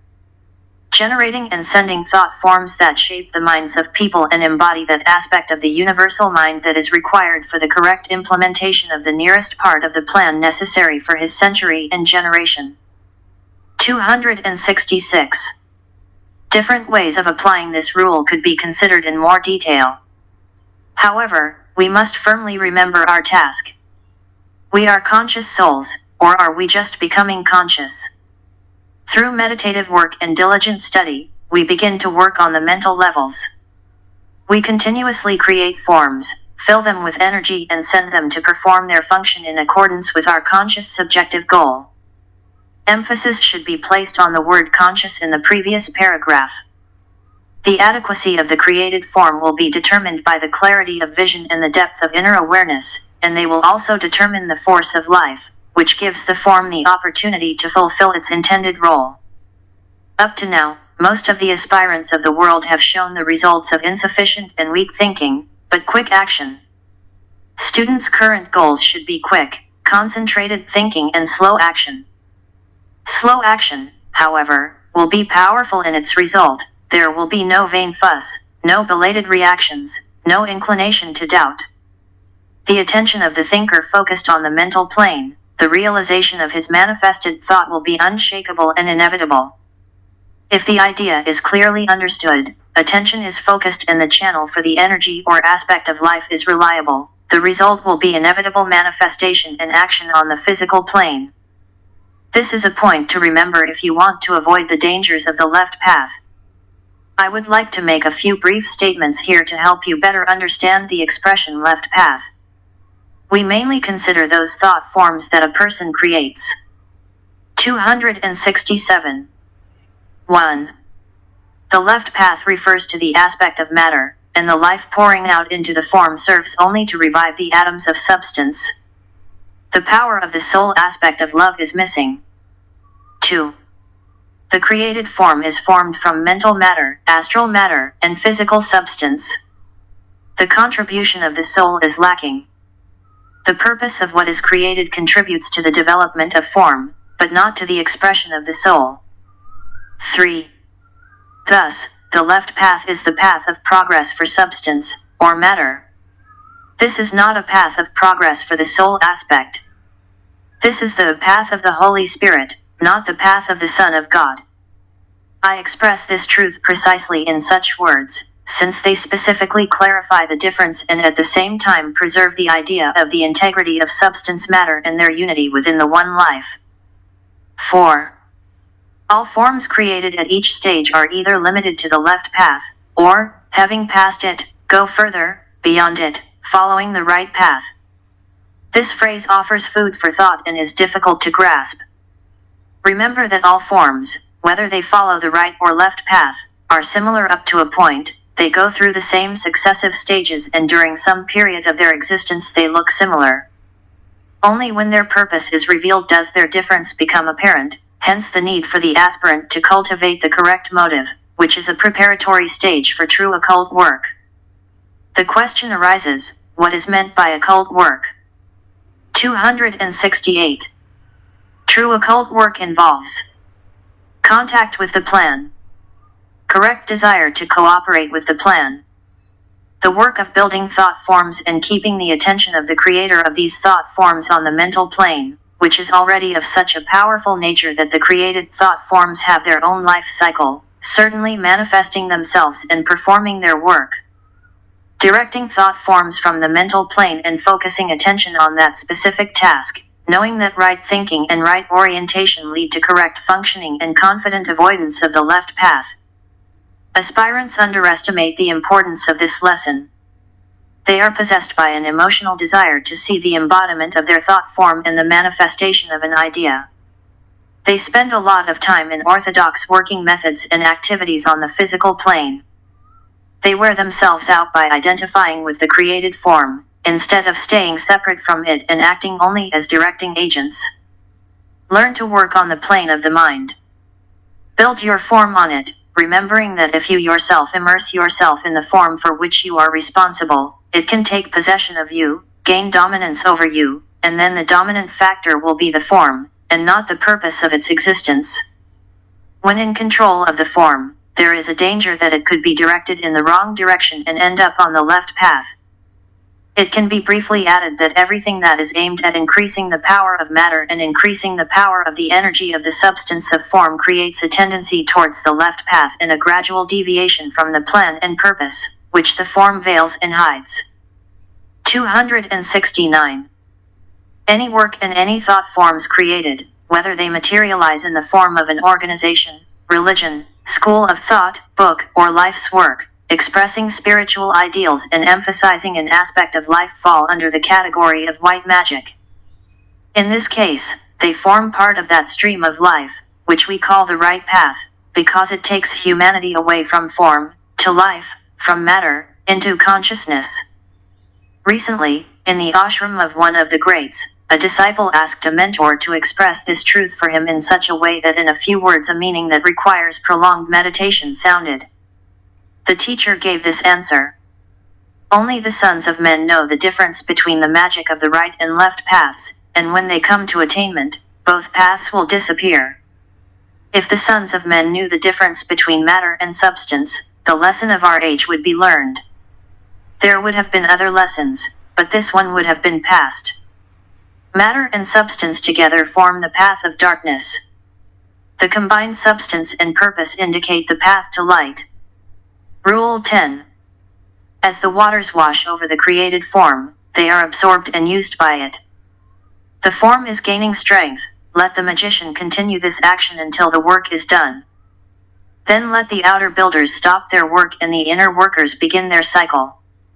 273. Building a thought form. Rule X states 2 facts that apply to all forms and provides 3 binding prescriptions. The facts are as follows. The form absorbs and uses the waters in which it is immersed. As a result, it is gaining strength. The 3 prescriptions are as follows. Let the magician continue to build his form until he is sure that it has reached the necessary power. Then let the external builders stop working. Let the inner builders begin their cycle.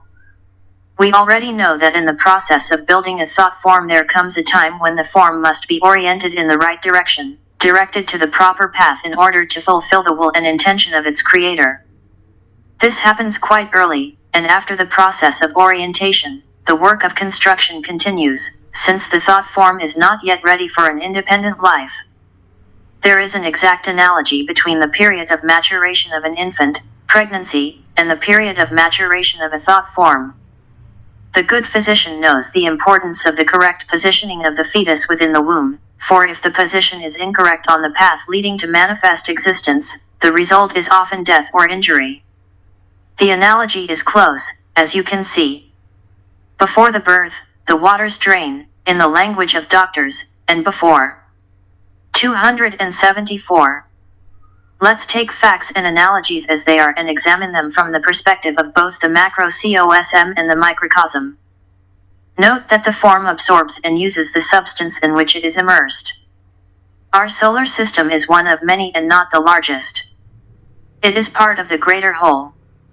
The greater whole, consisting of 7 parts, or 7 solar systems, is itself immersed in the waters of outer space, born of desire and therefore is a child of necessity. It draws its life from its environment.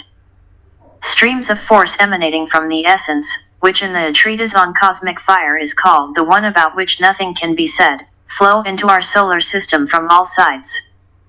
These streams embody his will and desire, express his love, or attractive ability, and manifest as that great thought form, which we call our solar system.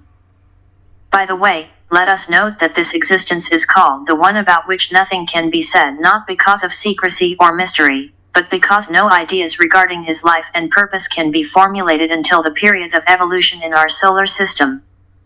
Please note that I am talking about our entire solar system, not just about our planetary existence. Conjectures about the existence, which saturates the 7 solar systems with his life, is a waste of energy. On our planet, only such great lives as Buddha, Kumaras, and the planetary logos begin to feel the dynamic impulse of the greater whole, but even they are only receptive to it, but still completely unable to comprehend its general direction, which is beyond the mind, love, and will. It brings in factors for which we have no terms. 275. We have coined the term ether. Occultly speaking, this is the modern way of expressing the waters of space, which are the waters of desire in which we are immersed. They are in a constant process of ebb and flow. It is the stream of life, composed of 49 types of energy, which flows through the cosmic egoi lotus and, radiating from it, feeds the form, solar, planetary, or human, for which it is responsible. This is the subject of the Treatise on Cosmic Fire. Man is immersed in forces which for him are the same as the waters of space are for our solar system. He discovers that, like the sun with its accompanying planets, he is a part of the whole, and that, as our system is only one of 7 systems that together form a body, or a manifested expression of life, so is the human kingdom, of which he is an infinitely small part is. There is one of the 7 kingdoms.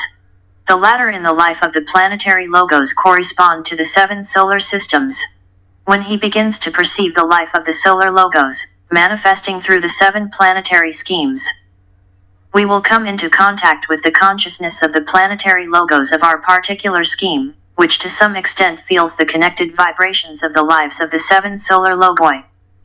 If we draw the analogy even further, then the human kingdom itself is an analogous state of consciousness for the human unit, due to its subjective power existence, and, from the point of view of consciousness, represents the waters of space in which a human being grows and flourishes.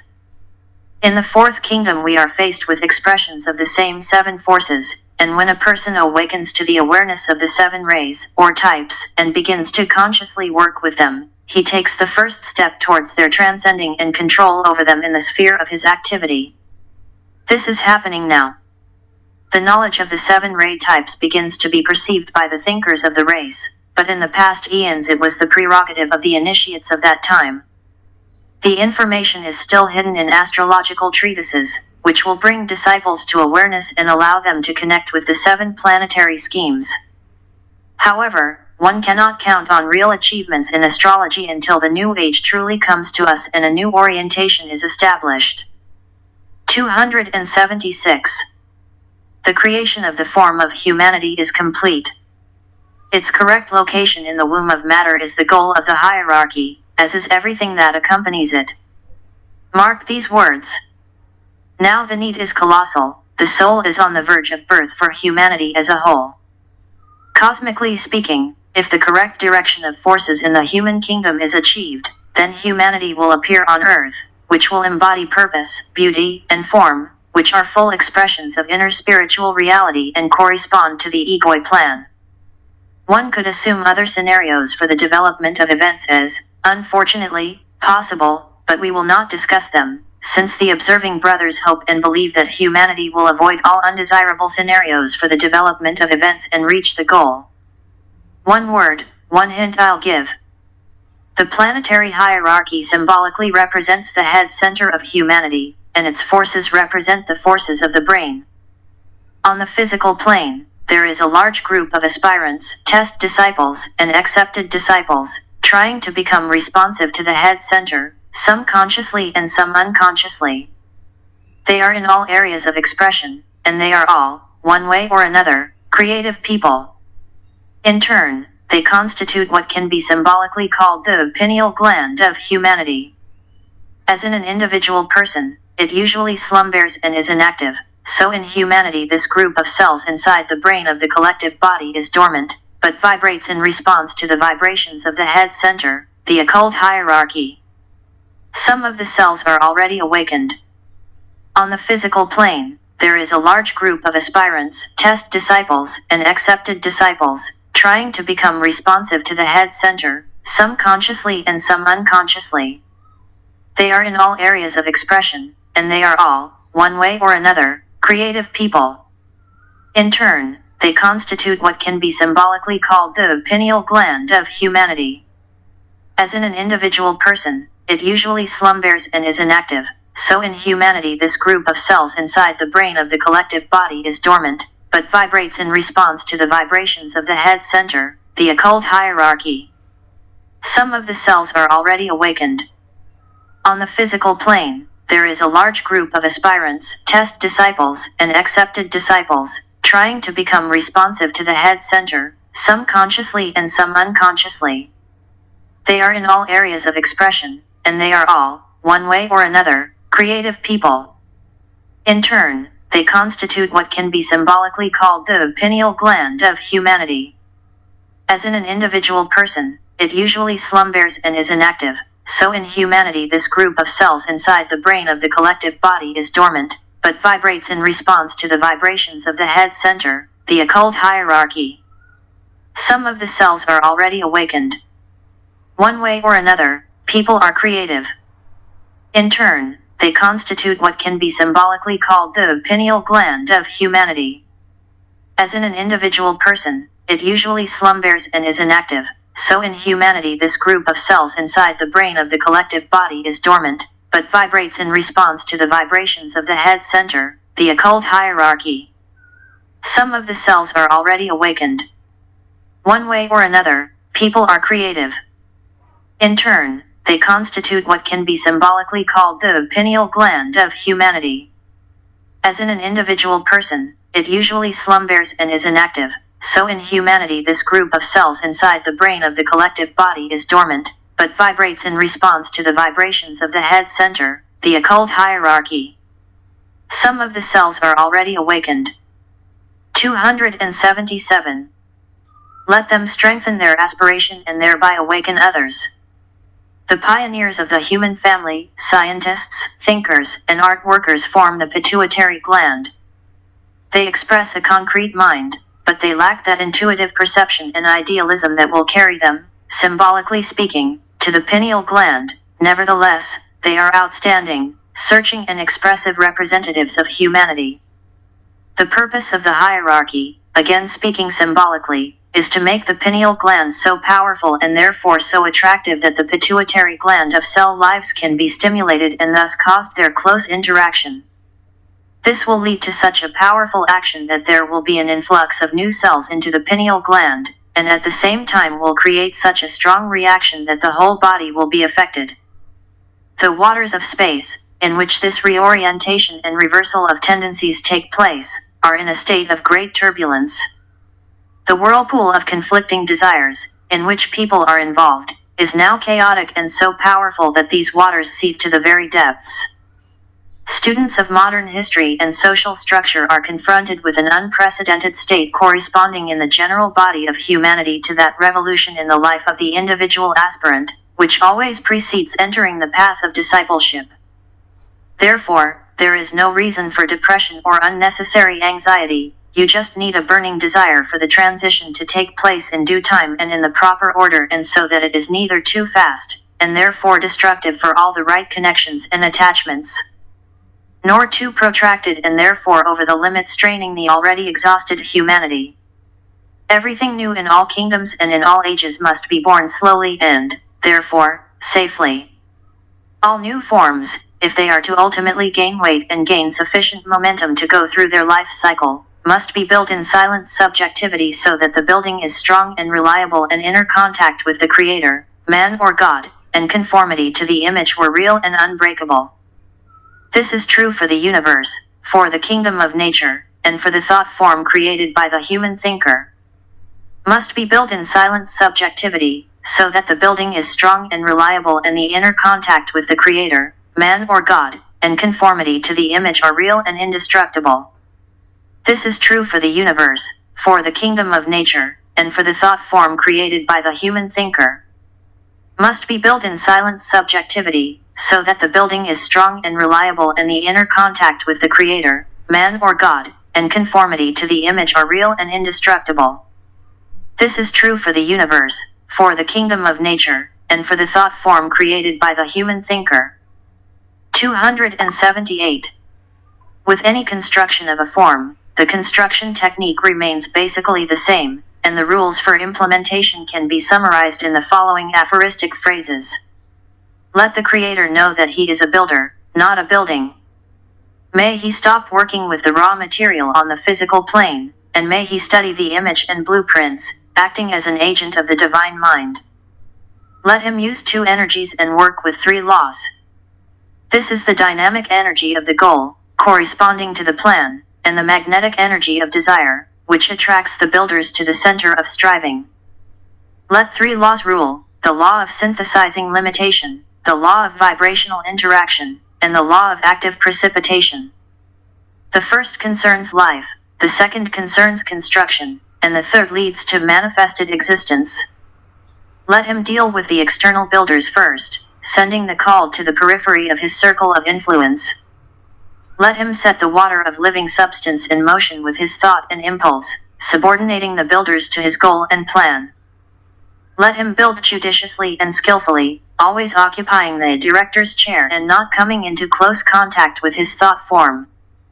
Let him project his form in time and space with the help of visualization, meditation, and mastery in action, and thus produce what his will commands, his love desires, and what there is a need for.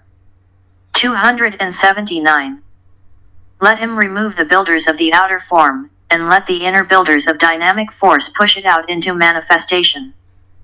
By the eye of the Creator, these inner builders are impelled into functional directional action. The outer builders were directed by the word of the Creator. Through the ear of the Creator, the power of the greater word vibrates through the waters of space. Let him remember the order of creative work.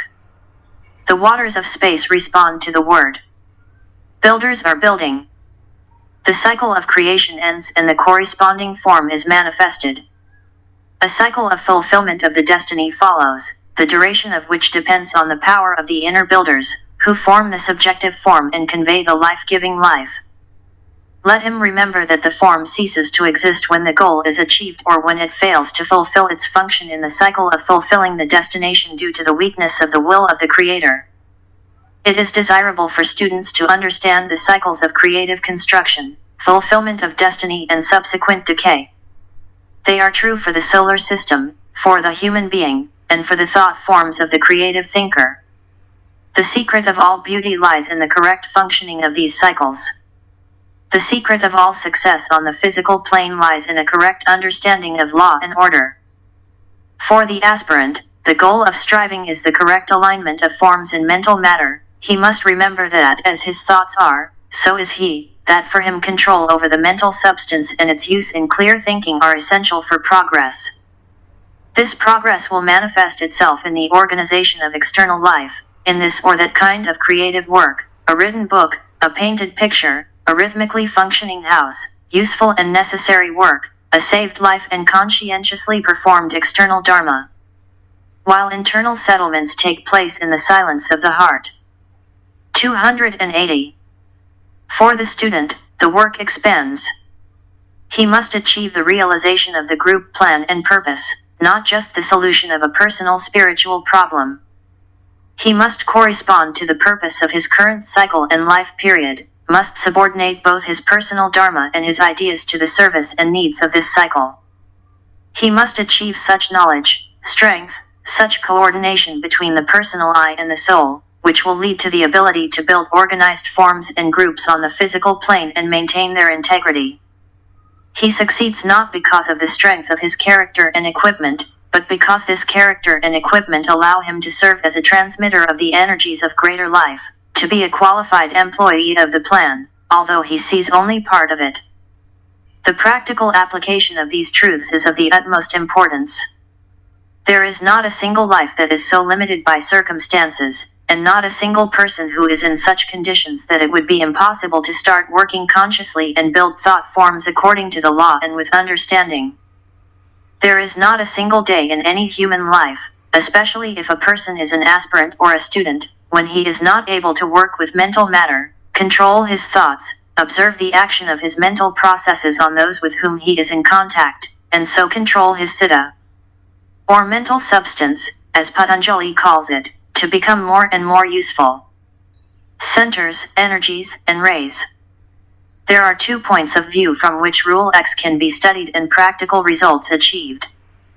We can study it from the point of view of the work of the soul on its instrument, the human being, and, in addition, we can study it from the point of view of organizational work and the work of shaping that the disciple performs in connection with the service of the hierarchy. Behind the external form of a human being, responsible for its creation, maintenance, and use, there is, as we know, the soul. Behind any activity for the benefit of human evolution, as well as other evolutionary processes, there is a hierarchy. Both are energy centers, both work creatively according to the law, both move from subjective activity to objective manifestation, and both are responsible, in a long series of lives of successive development, for revitalization and stimulation from the higher energy centers.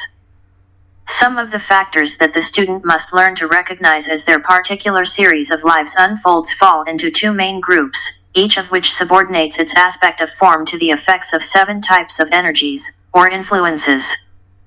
The first is a group of forces that relate to the purely formal side, that is, the work of the external builders, and are dominant factors up to the stage of the probationary path. These are the forces inherent in matter itself. They deal with the nature of the body and can be listed as follows. 1. Physical strength. They are determined by the life of the cells that form the body. This cellular life responds to the cellular life of its surroundings. It should never be forgotten that the occultist always sees the connection between the factors in himself and the corresponding factors in his environment. We live in a world of forms. Forms are made up of lives, and these lives have their own emanating and influencing influence. They, in turn, are divided into three main groups. 282.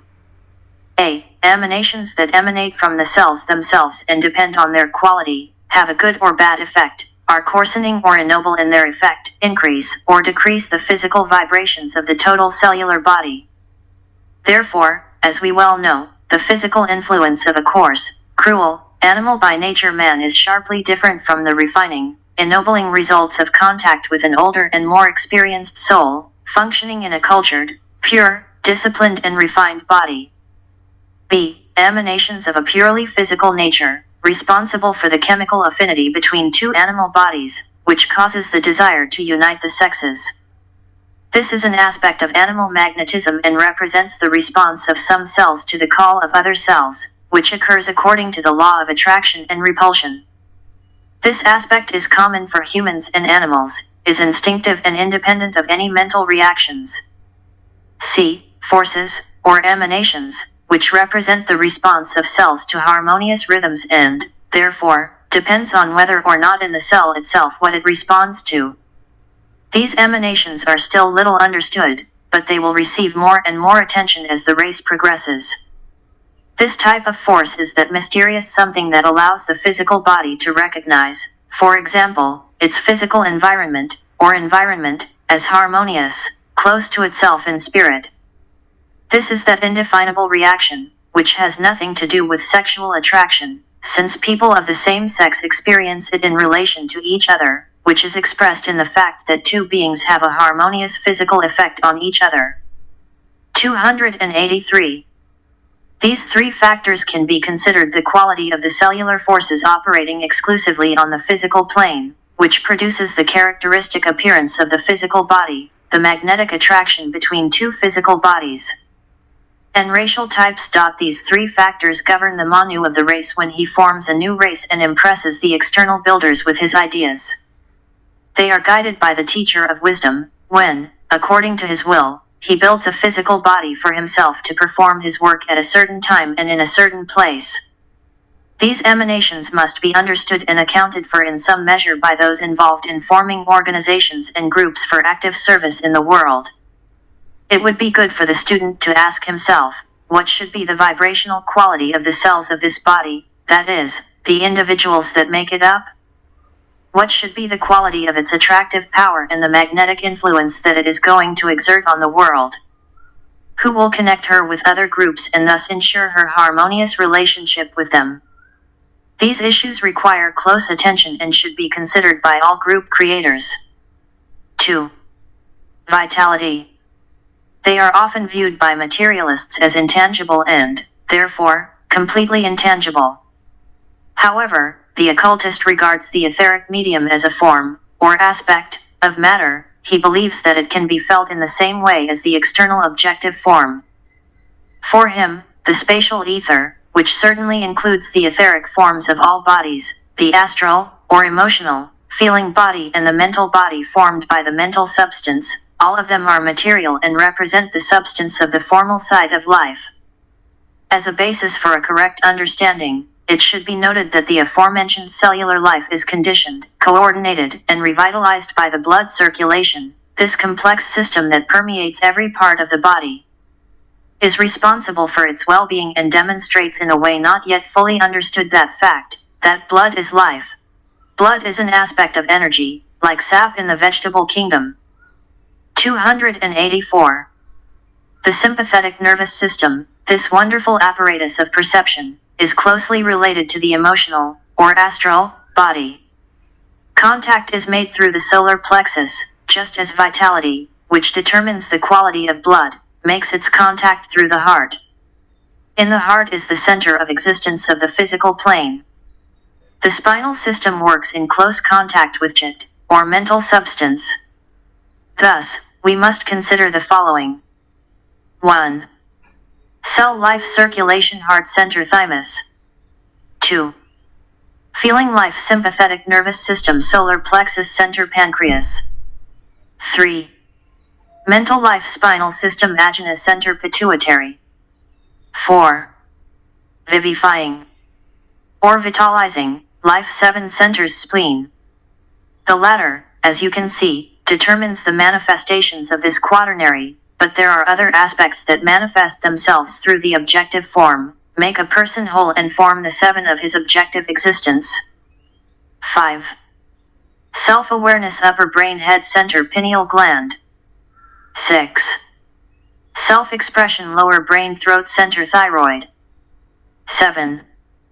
Self-immortalization genitals sacral center playback organs. 8. Self-affirmation whole person center at the base of the spine adrenal glands. We have listed 8 factors, and this is where many schools get confused. The expression vitalizing or vitalizing life is understandable, but it must be remembered that it refers exclusively to the physical vitalization of the person through the lower aspect of the centers. This vitalizing life of universal matter enters the human body through the spleen. 285. The centers have 3 main functions. The first is the vitalization of the physical body. The second is the development of self-awareness in a person. The third is the transfer of spiritual energy and the involvement of the whole person into a state of spiritual being. The animating aspect is common in man, animals, and all created forms, and the ability of man to move freely in the three-dimensional world is an outstanding achievement of this aspect. The aspect of self-awareness is the prerogative of the human family. When a person has developed, when all parts of his nervous system, his endocrine system and his centers are coordinated and work in a harmonious rhythm, then the higher, spiritual, aspect makes its presence felt. Then spiritual energy, and not just consciousness, or feeling energy, is poured out through man, the instrument of divine life and the keeper of forces, in order to be used for the benefit of other, lower kingdoms of nature. Thus, the above items should be arranged in the following order. The following table presents a person as he is intended to become, and not as he is now, in the course of his evolutionary progress. 1. Self-affirmation, full development, coordinated quaternary center at the base of the spine adrenal glands. 2. Self-expression, creative work, lower brain throat center thyroid. 3. Self-conscious life, personality, upper brain head center pineal gland. 4. Self-immortalization genitals sacral center gonads. 5. Mental life spinal system ajna center pituitary. 6. Feeling life sympathetic nervous system solar plexus pancreas. 7. Cell life circulation heart center heart.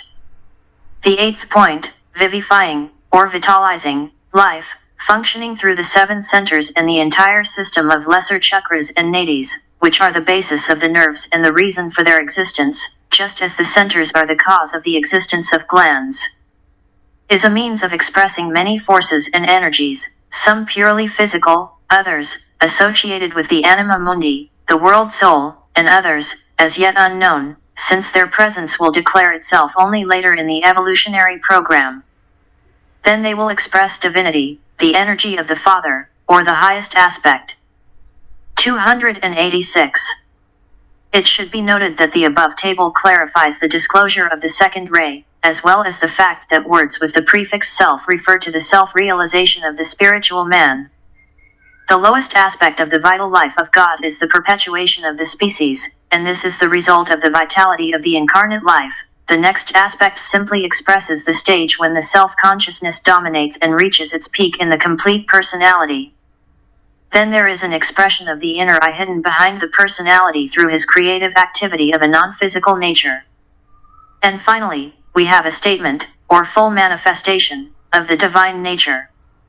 It is curious that it can take place only after the awakening of the lower vertebral center, when the energy of material nature ascends by a volitional act into heaven and when as a result all nature is material, feeling, or psychic, and the life aspect is united and realized.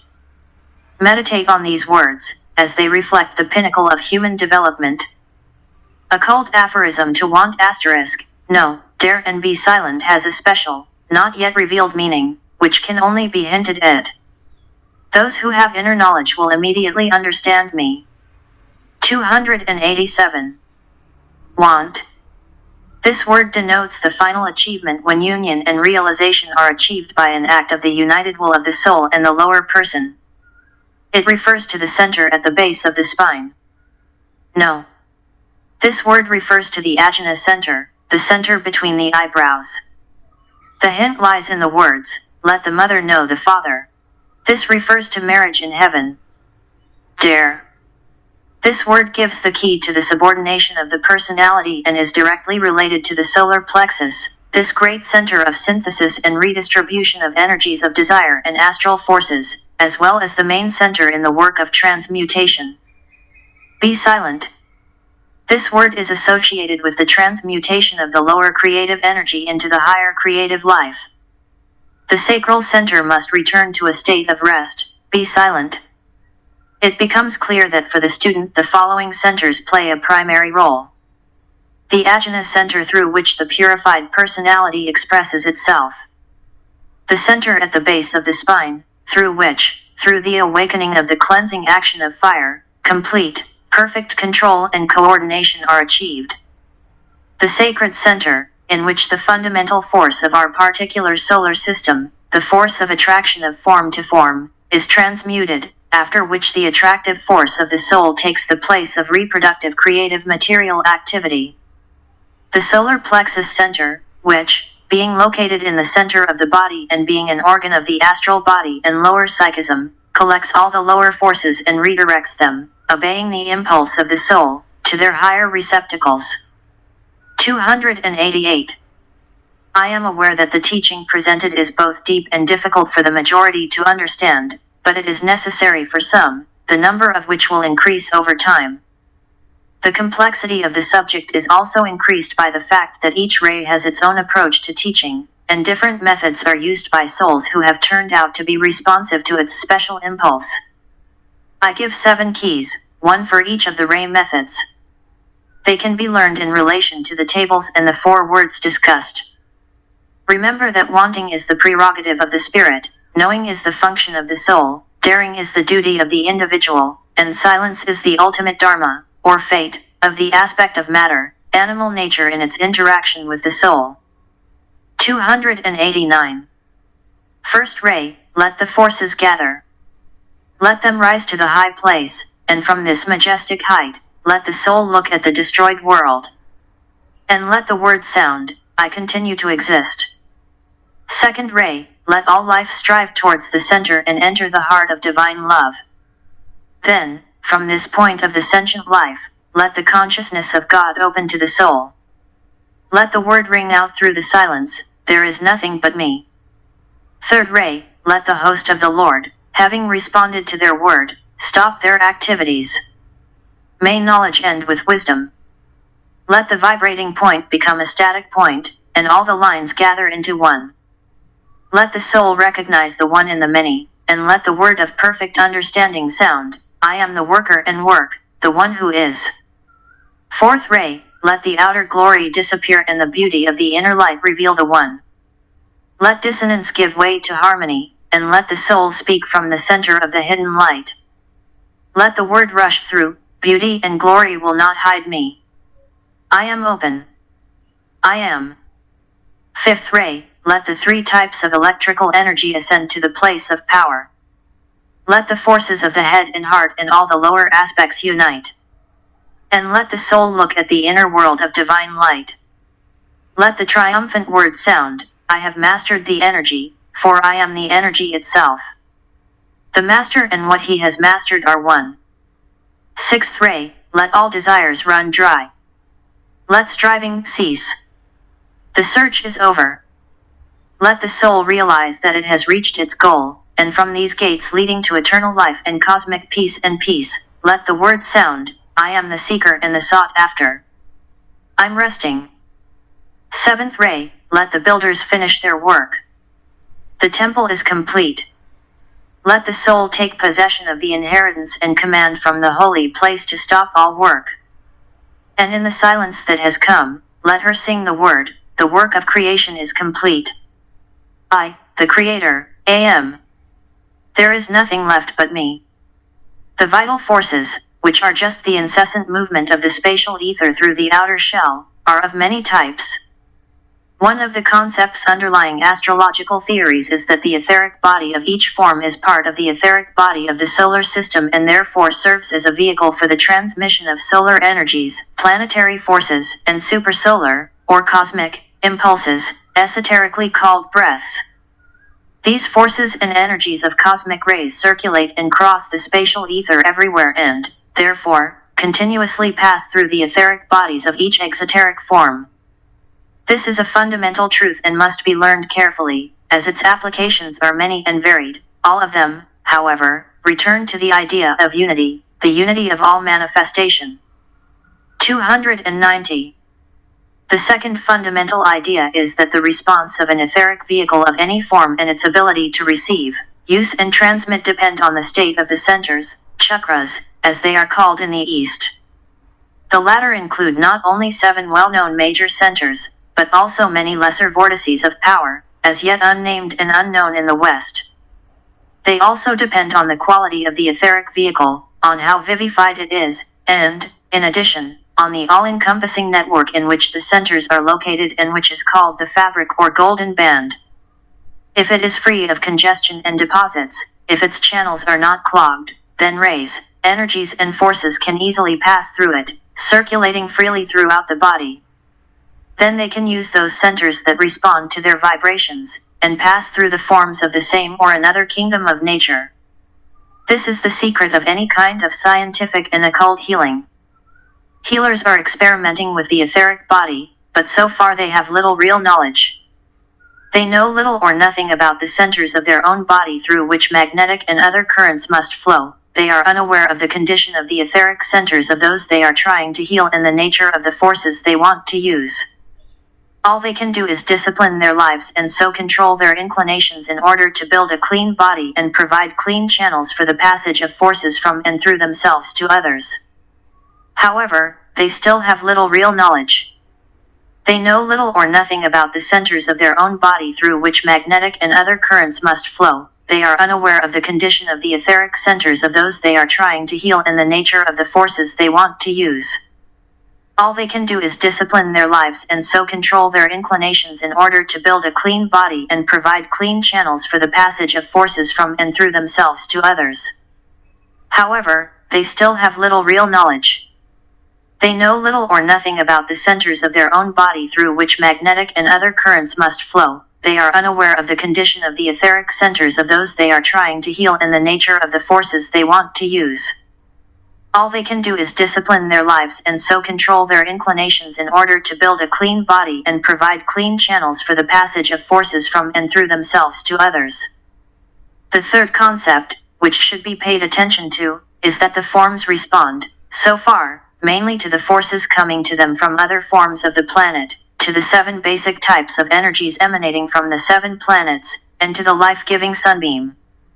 All forms of all 4 kingdoms in nature respond to these many forces, to these 7 energies and to this single ray. And the human family also responds to other energies and to the sun's rays, although they are all colored by the power born within the solar ring pass not. 291. The work of the occultist and aspirant is to come to an awareness of these forces and thus study their nature and manner of use, their power and speed of vibration. He will also have to learn to recognize their source and be able to distinguish between forces, energies, and rays. The beginner can make a clear distinction between forces and energies, realizing the fact that personalities act on us through forces emanating from their aspect of form, but the same personalities, purified and aligned, can serve as transmitters of soul energies. In a broad sense, the work of the human kingdom is to transfer energy to the lower kingdoms of nature, while the work of the hierarchy in relation to the human kingdom is to transfer energies from the spiritual realm, from other planetary centers and from the solar system. These energies, when lowered for transmission, differentiate into forces. Students should not be confused by the complexity of the subject. They should learn some broad generalizations and remember that as the soul's omniscience is attained, more comprehensive knowledge will gradually come. The rest of the types of energies related to the first two main groups * with which the aspirant deals are connected entirely with the formal side. The third and subsequent groups are as follows. 292. Astral energy. Energy of the lower concrete mind, chit, mental substance. Energy of personality. Planetary energy. Solar energy, or life breath. They can be subdivided as follows. 3. Astral energy. Emanates from A. A person's own astral, or feeling, body. B. The human family as a whole. C. The astral plane in a broad sense. D. Hearts of the sun. 4. Mental energy. Emanates from A. Individual chit, or mental substance. B. Mentality. 1. The human family as a whole. 2. The specific race to which the person belongs. C. The mental plane as a whole. D. Universal mind. 5. Personal energy. Emanates from A. The coordinated form of a person. B. Advanced human beings who are the most influential personalities. C. Groups, that is. 1. The hierarchy of the planet. Subjective. 2. An integrating group of mystics. Objective. 6. Planetary energy. Emanates from A. 7 planets. This is the foundation of astrological practice. B. The Earth. C. The Moon. 7. Solar energy. Emanates from A. The physical sun. B. The sun as a transmitter of cosmic rays. Astral energy and fear. The subject that we now have to disassemble has the most practical application, since it refers to the astral body, a body in which a person is predominantly polarized and which he is more aware of than any other body. The etheric body is indeed below the threshold of consciousness. Human beings remain unaware of the passage of forces through this vehicle. They come closest to registering them when they are explained in terms of vitality or lack of vitality. The physical body asserts itself when something is wrong or when it is necessary to satisfy one or another of its needs. However, in connection with the astral body, the situation is different, since it is the vehicle of experience for the majority. Rare people do not spend most of their adult life registering the reactions of this body and oscillating between the two poles, happiness and suffering. Satisfaction or dissatisfaction, confidence or doubt, courage or fear. This really means that the force, the life of the emotional sentient vehicle, governs life expression and shapes the experience of the embodied soul. Therefore, it is useful for us to understand what these forces are, where they come from and how they act on a person. Here is his battlefield, and here is his victory field. Where they come from and how they act on a person. Here is his battlefield, and here is his victory field. Where they come from and how they act on a person. Here is his battlefield, and here is his victory field. To begin with, it is advisable to remember that any astral energy is part of the astral energy of the solar system, and therefore, the sentient body of a human being is an atom of substance in the sentient body of the planetary logos. The sentient body, a term I prefer to astral and which I will continue to use, of the planetary logos is an aspect, not an atom, of the sentient body of the solar logos. The latter, in turn, is conditioned and is a channel of sentient forces emanating from giant energy centers outside our solar system. 294. If you assimilate this, it becomes obvious that a person, being just a tiny particle of a huge whole, which, in turn, is part of an even larger whole, is a meeting place for forces more majestic and diverse than his brain can comprehend. Hence the complexity of his task, but hence all the possibilities that open up thanks to those expansions of consciousness that we call initiations. Each energy stream flowing through his desire and sensory reaction body is a path leading him to even wider and ever-expanding contacts and realizations. But here is also a guarantee of security for most human beings. It lies in the fact that the apparatus at their disposal is not yet suitable for registering those limitless possibilities, which provide these implementation paths.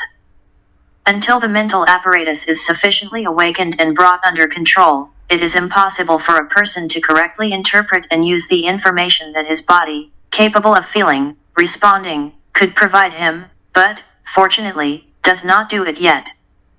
Apart from the constant circulation of planetary, solar, and cosmic energies through its astral body, every human being has borrowed enough astral energy from the greater whole to build its own individual, separate astral body, responding to the special note of this being, colored by its special quality and limiting or not limiting it depending on its position on the ladder of evolution. This body forms the astral ring do not transcend the human being, setting the limits of his emotional response to life experience, embodying in its quality the range of his desires, but at the same time, possessing the ability to tremendous expansion, development, regulation and to obey impulses mental body and soul. It also gets involved in vibrational activity, gaining life experience on the physical plane, and so the great wheel of experience is set in motion and revolves until the Four Noble Truths of the Buddha are understood and implemented. 295. The astral body has in itself analogues of the etheric, or laya, centers and through them the forces and energies we have previously considered are poured into the etheric body.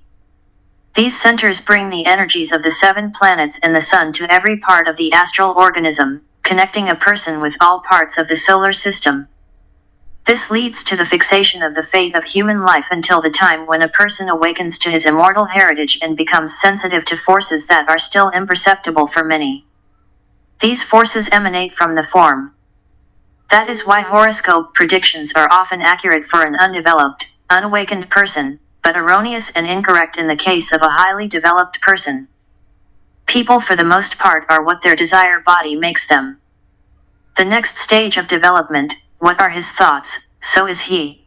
Astral body with its aspirations, requests, moods, with feelings and passions. He forms the physical body by means of the forces of attraction flowing through it and so inevitably leads a person to the fulfillment of his desires. If the aspirations of the sentient nature are predominantly animals, we have before us an insatiable person with strong passions, whose life is aimed at their satisfaction. If there is a passionate desire for comfort and happiness, we are faced with a person with a sensual character, who loves beauty and pleasure and is almost completely controlled by selfishness. So a person goes through all the stages of desire, good, bad and ordinary, until a reorientation occurs, which refocuses the astral energies so that they are directed in the other direction. Desire is transformed into striving. Liberation from the wheel of birth is achieved, and a person becomes free from the need to reincarnate. Then the horoscope, as it is understood now, turns out to be useless, incorrect, and unnecessary, and at times used, but inappropriately. The term horoscope of the ego or soul expresses nothing. The soul does not have an individual destiny, it is immersed in the one. Its fate is the fate of the group and the whole, her desire is the fulfillment of the great plan, and her will is the glorification of the incarnate logos. 296. I would advise students to read, if possible, The Science of Emotions by Bhagwan Das. This is a talented treatise on the astral, sentient body. It examines the factors that most affect the aspirant when he is faced with the problem of understanding and controlling his emotional nature, mastering the technique of its development, reorienting it for more inclusive experiences and preparing it for the trials and extensions of the second major initiation, baptism, and the final entry into the stream. The experience that lies ahead on the path is metaphorically stated in the following esoteric phrases. When a stream flows into the river of life, its movement can be traced for a short moment, and then it disappears. When the streams of sentient life meet where the river bends around the massive foot of the mountain, one broad stream is seen flowing to the north.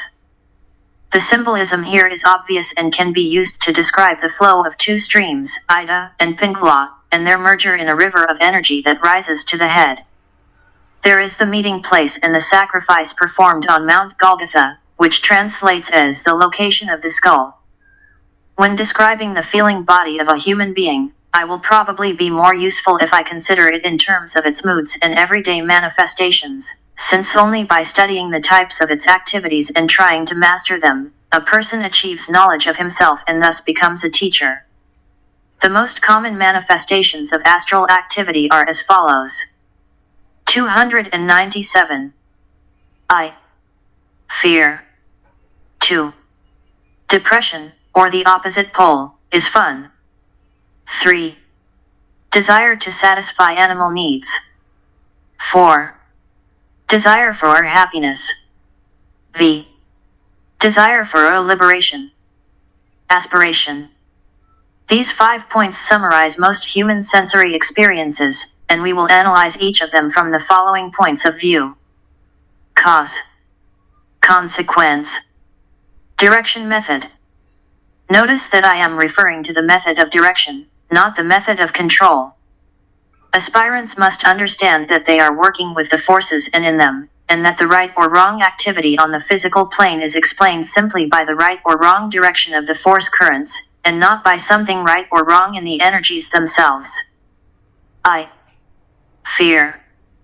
This is one of the most common manifestations of astral energy and is in the first place, because for the vast majority it forms the guardian of the threshold and is also, by and large, the main astral evil. Every human being knows fear, and the range of fear vibrations ranges from the instinctive fears of a savage based on his ignorance of the laws and forces of nature, his fear of darkness and the unknown, to such prevailing fears in our time as the fear of losing friends and loved ones, health, money, popularity, and so on until the aspirant's final fears, fear of failure, the roots of which are in doubt, fear of final nothingness or complete destruction, fear of death, which he shares equally with all of humanity, fear of the great illusion of the astral plane, phantasmagoria of life itself, as well as the fear of loneliness on the path and even the fear of fear itself.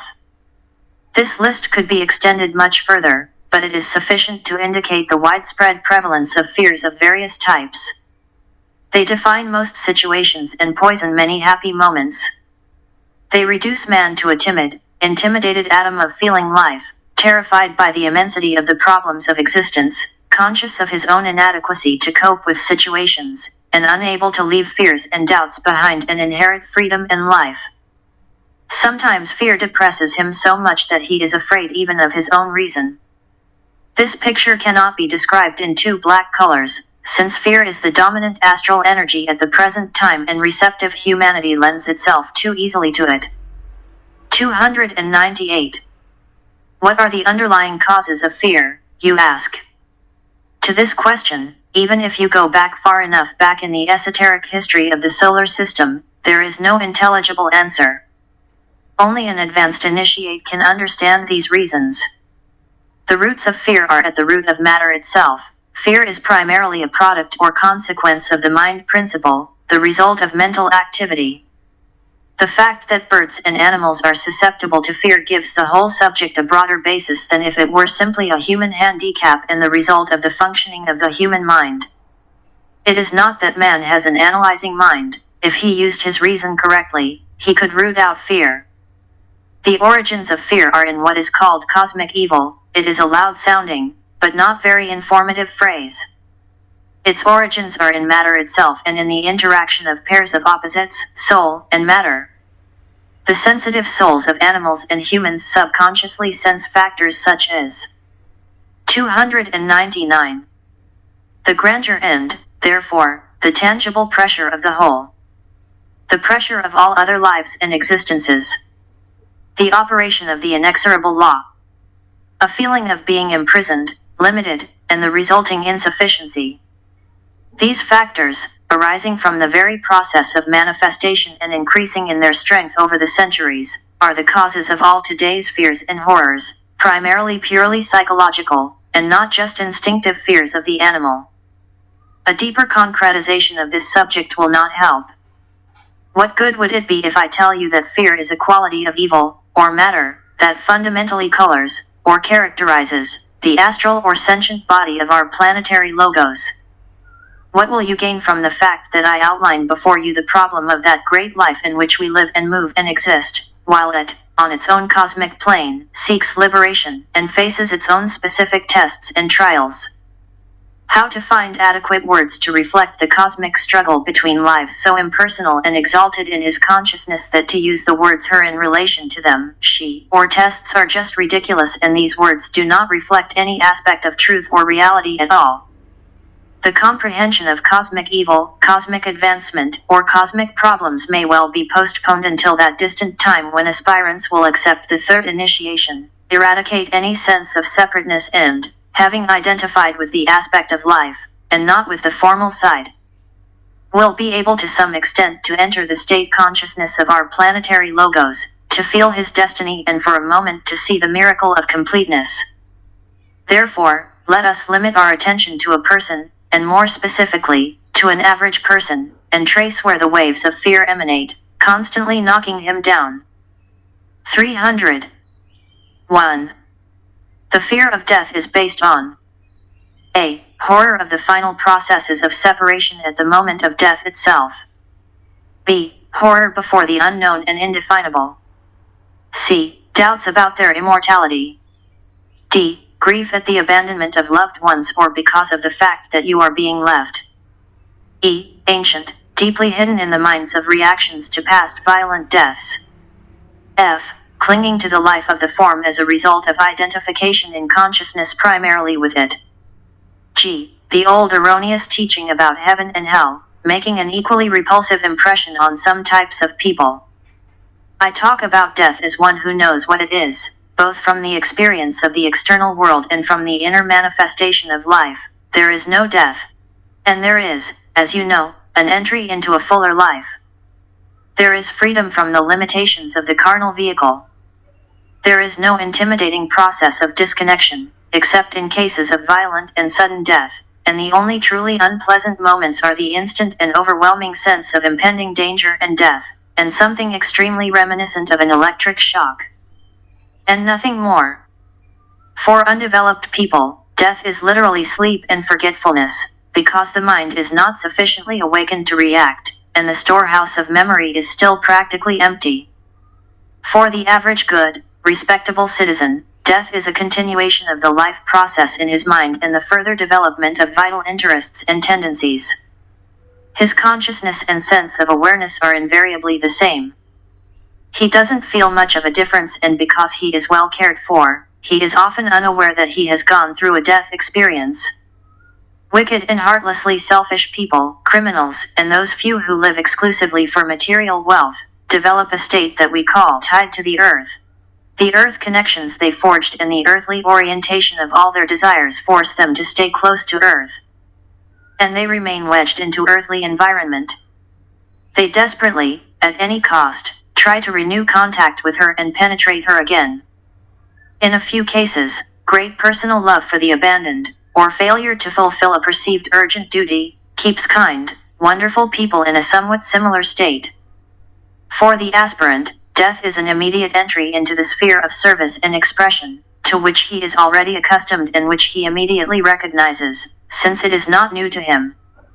During his sleep hours, he developed a field of active service and teaching. Now he simply functions in it around the clock, speaking in terms of the time of the physical plane, instead of the usual several hours of earthly sleep. 301. Over time, at the end of the next century, it will become evident that death does not exist in the sense in which it is understood now. Continuity of consciousness will be so developed and so many of the higher types of people will function simultaneously in two worlds that the ancient fear will go away. And the relationship between the astral and physical planes will become so strong and will be so scientifically tuned that the work of mediums in trance will naturally and quietly approach end. Ordinary trance mediumship and controlled materializations led by Indian fakirs are the same perversions of the relationship between the two planes, as are sexual perversions and perversions of the real relationship between the sexes. Here I do not mean the work of clairvoyance, no matter how primitive it may be, and not the mastery of the body by beings of a higher order, and disgusting sessions of materialization, ectoplasm and blind, unreasonable work of ancient Atlantean degenerates and earthbound souls. Indian fakirs and ordinary instructors. There is nothing to learn from them, but there is a lot to beware of. The domination of the fear of death is almost over, and soon we will enter a period of knowledge and confidence that will knock the soil out of all our fears. When dealing with the fear of death, there is little that can be done except to raise this whole subject to a more scientific level and, in a scientific sense, teach people to die.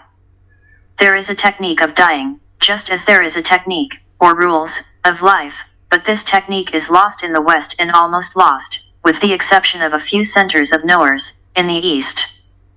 This subject can be studied more fully later. 302. 2. Fear of the future.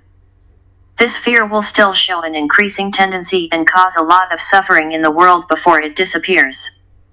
It grows out of three human characteristics. A. Instinctive psychological habits of thinking rooted deeply in animal nature and returning to the basic instinct of self-preservation. However, they are not inherent in wild races. This forward-looking, anticipating state of mind is predominantly a human trait and is the germ of the imaginative faculty in conjunction with mental processes that will ultimately unfold into the faculty of intuitive meditation plus visualization, which is the true foundation of any creative work. However, at the moment it is a threat and an obstacle. Old suffering, oppressive memories, haunted past misfortunes, hidden deep in the subconscious, often come to the surface and cause a state of fear and depression, which no reasoning can calm down. Thanks to the means of communication, even the smallest event is perceived as the cause of tragedy, pain, and suffering for a fellow who is thousands of miles away. The current economic catastrophe has caused massive horror, and the more sensitive an individual is, the more he reacts to this state of mind. Thus, fear of the future is an oppressive combination of instinctive memory and anticipatory imagination, and few people avoid this threat. Worry and anxiety are the lot of every person. They cannot be neutralized and overcome by nothing and no one except the soul itself. Fear of the future is an oppressive combination of instinctive memory and anticipatory imagination, and few people avoid this threat. Worry and anxiety are the lot of every person. They cannot be neutralized and overcome by nothing and no one except the soul itself. Fear of the future is an oppressive combination of instinctive memory and anticipatory imagination, and few people avoid this threat. Worry and anxiety are the lot of every person. They cannot be neutralized and overcome by nothing and no one except the soul itself. 303. B. Flashes of insight emanating from the soul dwelling in the consciousness of the eternal now. When the contact with the soul is strengthened and the consciousness of the knower is stabilized in the brain, the insight will not bring any horror with it. The picture will then be seen as a whole, and not as a fleeting fragmentary glimpse, as it happens now.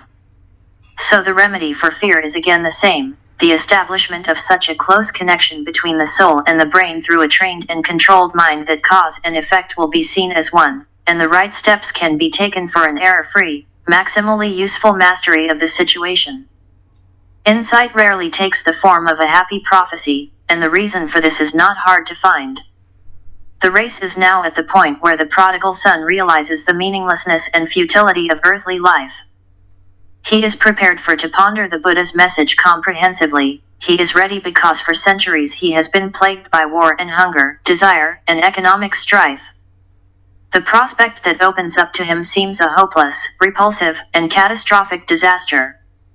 However, if people embodied the concept of brotherhood, with everything that it implies, in the life and work of every day, in the relationship between capitalists and workers, politicians and people, between nations and races, such a peace would reign on earth that nothing it would disrupt or undermine.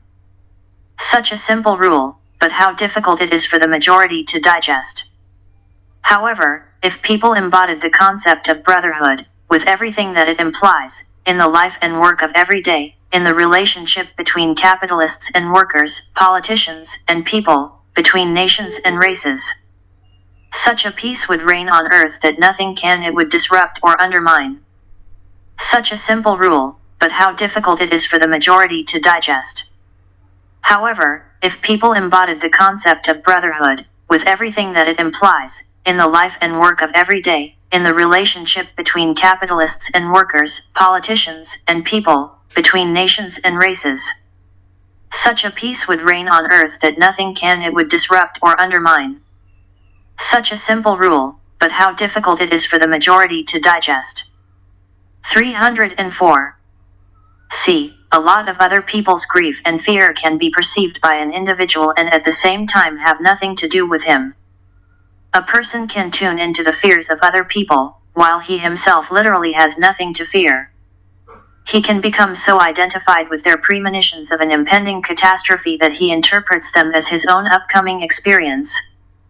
He is unable to separate himself from their reactions and absorbs so much poison from their emotional and mental auras that he falls into the very abyss of horror and fear.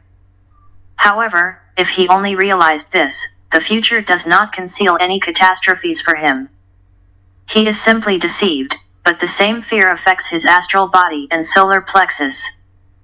This, unfortunately, is happening now, when so many sensitive, aspiring souls, inexperienced in dealing with world karma. More advanced aspirants and those on the path of discipleship can perceive the ancient vibrations of the evil and sorrow of the astral plane, the evil of the past. They can read a tiny fragment of Akashic writing concerning an impending misfortune on an individual or group, which they themselves may never see, but nevertheless carry the information communicated to themselves and therefore suffer. 3. Fear of physical pain. Some people have this fear as the underlying cause of all anxiety, no matter how little they are aware of it.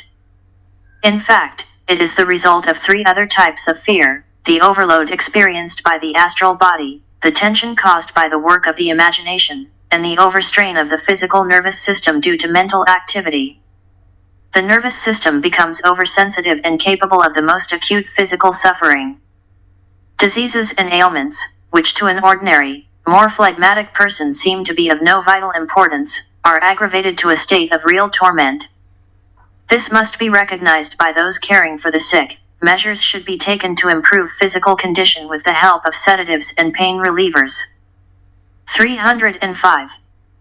You may ask if I approve of the use of ether and chloroform in surgeries and the use of sedatives. Fundamentally, no, but as a temporary measure, no doubt. When a person's contact with his soul is strengthened and when he develops the ability to enter and leave his physical body at will, such measures of help will no longer be needed. At the present time they can be considered as necessary, conditioned by the world karma and the point of evolution of the race. Of course, I do not advocate the use of drugs and powerful drugs by hysterical and unbalanced people, but I am not against the reasonable intake of painkillers under the wise supervision of a doctor. 4. Fear of failure. It affects many people in many areas.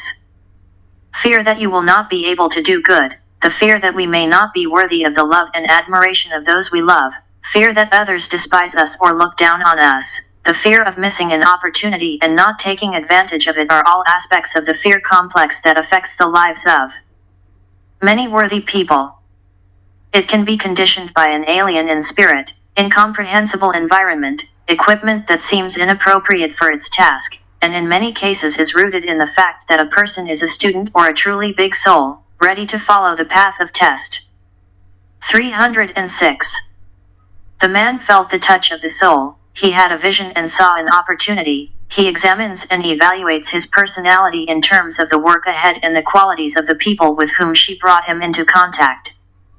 The result is a severe inferiority complex, since it is fed by real streams of power from above. Energy is known to follow a thought and is colored by the quality of that thought.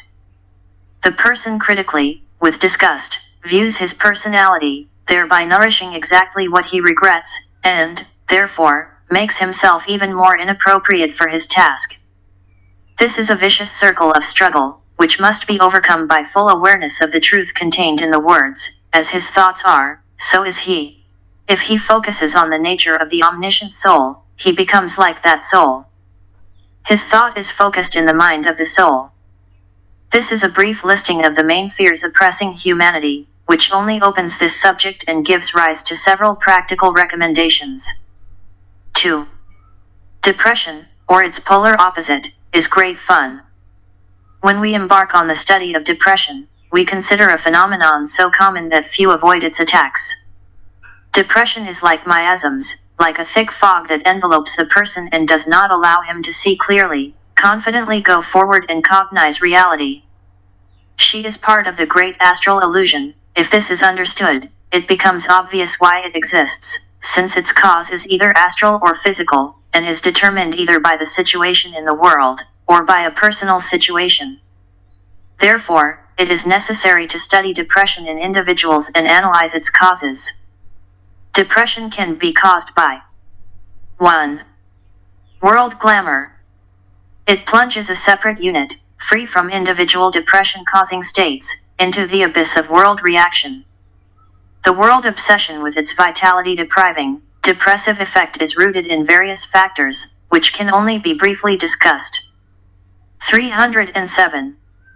A. Astrological factors, either affecting the planetary chart, and thus individuals, or predominantly racial. These two factors are often overlooked. B. The path of the sun in the sky.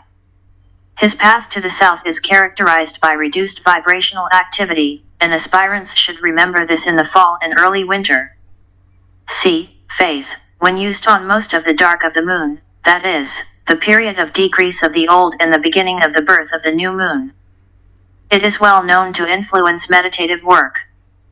D. Psychological and mass-inhibiting factors, which are undoubtedly caused by forces external to the planet and plans, whose intentions are incomprehensible to ordinary mankind. These forces, acting on the human race, affect the most sensitive. The latter, in turn, affect their environment, and gradually a state is created that covers the race or nations for a certain period or cycle of years and leads to deep depression and mutual distrust. This is the cause of depressing self-absorption, which we call panic or anxiety wave. The fact that this state can manifest itself as military, economic, social, or political activity, that it can take the form of war, religious inquisition, financial tension, and mutual suspicion is another matter. 2. Astral polarization. As long as a person identifies with his emotional body, interprets life in accordance with his moods and feelings, and responds to desires, he will experience moments of despair, darkness, doubt, cruel suffering, and depression. All of them are due to deception, the glamour of the astral plane, which distorts, inverts, and deceives. There is no need to stop there. If there is one factor that aspirants are aware of, it is the need to free oneself from the great illusion. Arjuna knew about this, but still gave in to despair. And in this hour of need, Krishna did not leave him and set out in the Bhagavad Gita simple rules that help to overcome depression and doubt. They can be summarized as follows. 308. A. Know that you are the undying one. B. Control your mind, for through the mind you can cognize the undying one. C. Know that the form is just a cover that hides the splendor of the divine. D. Realize that the one life permeates all forms, so that there is no death, no suffering, no separation. E. Therefore, move away from the formal side and come to me, dwelling in the place where light and life are. This is how the illusion ends. It is astral polarization that makes a person defenseless in front of his numerous emotional reactions and waves of various mass feelings. It is for this reason that he is drawn into a maelstrom of uncontrollable energy and misdirected emotional force that is discharged by world war, financial panic, religious fanaticism, or lynching. It is the astral polarization that plunges him into bouts of stormy mirth and false happiness, during which the deceptive light of the astral plane reveals false sources of pleasure to him, or mass gaiety, thanks to the sensitivity of the person, plunges him into such a hysterical state, which finds its expression in unrestrained gaiety, the opposite pole of unrestrained crying. I don't mean real fun or a decent sense of humor here. 309. 3. Weakened state of the physical body. It is due to various reasons, such as A. Depletion of the etheric or vital body. B. Physical illness, either congenital or introduced from another life, accidental or caused by incorrect emotional reactions, or appearing as a result of world karma, For example, an epidemic. C. Atmosphere. This is sometimes overlooked, but the state of the atmosphere, climate, pressure, humidity, or dryness, heat or cold have a certain psychological effect. After reflection, you will realize that all the secondary and temporary causes of depression and its opposites can be attributed to one of these three groups, and if the cause is identified, the treatment becomes obvious. I have examined in more or less detail the first two manifestations of astral power: fear, fear of death, future, suffering, failure, and the many lesser types of fear that humanity is subject to, and depression. Since both of these manifestations of fear in the current century and cycle represent the guardians of the threshold for person, both are indicative of a sensitive response to psychological factors and should not be overcome by using another factors such as fearlessness. They must be overcome by the omniscience of the soul, acting through the mind, and not by the omnipotence of the latter. This is an occult hint.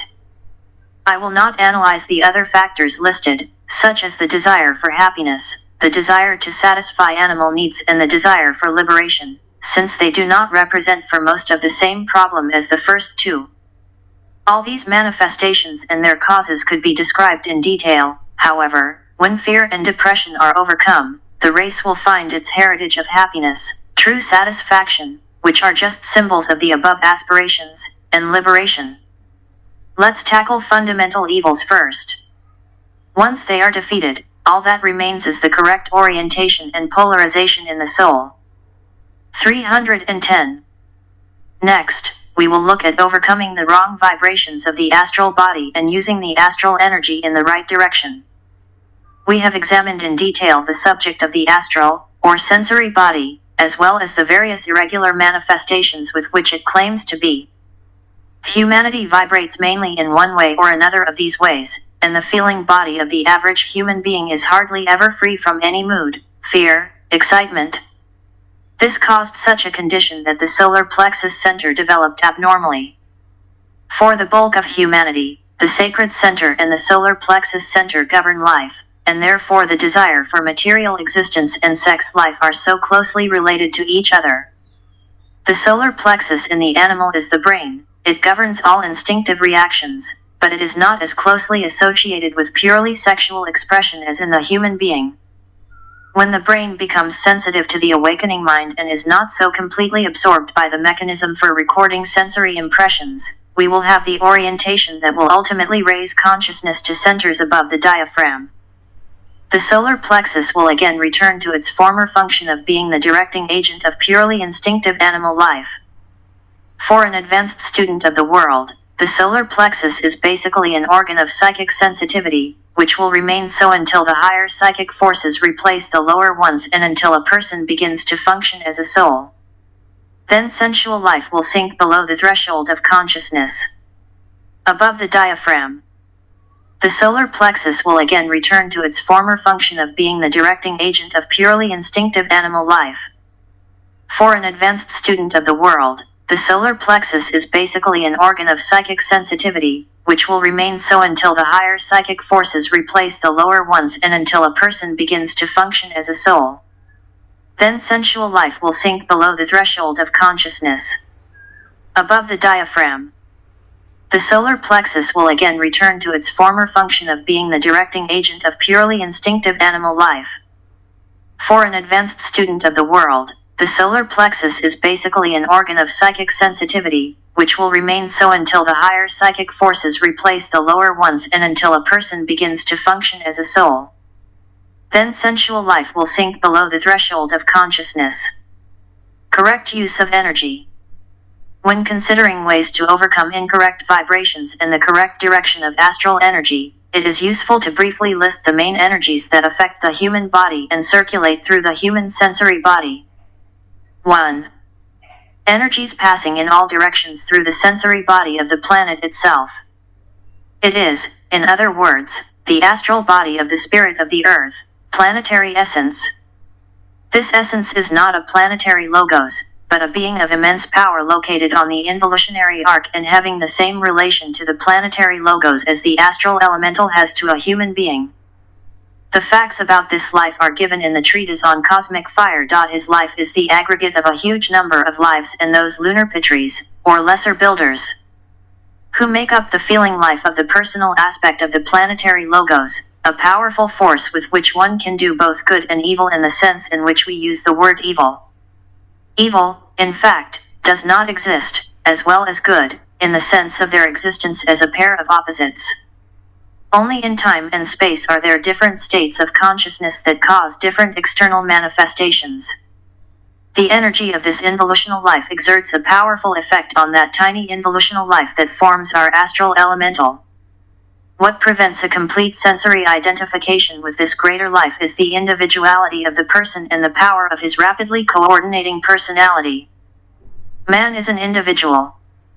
It is the result of other factors, and the combination of these factors protects it from being completely absorbed into planetary sentient life, as is the case with animals.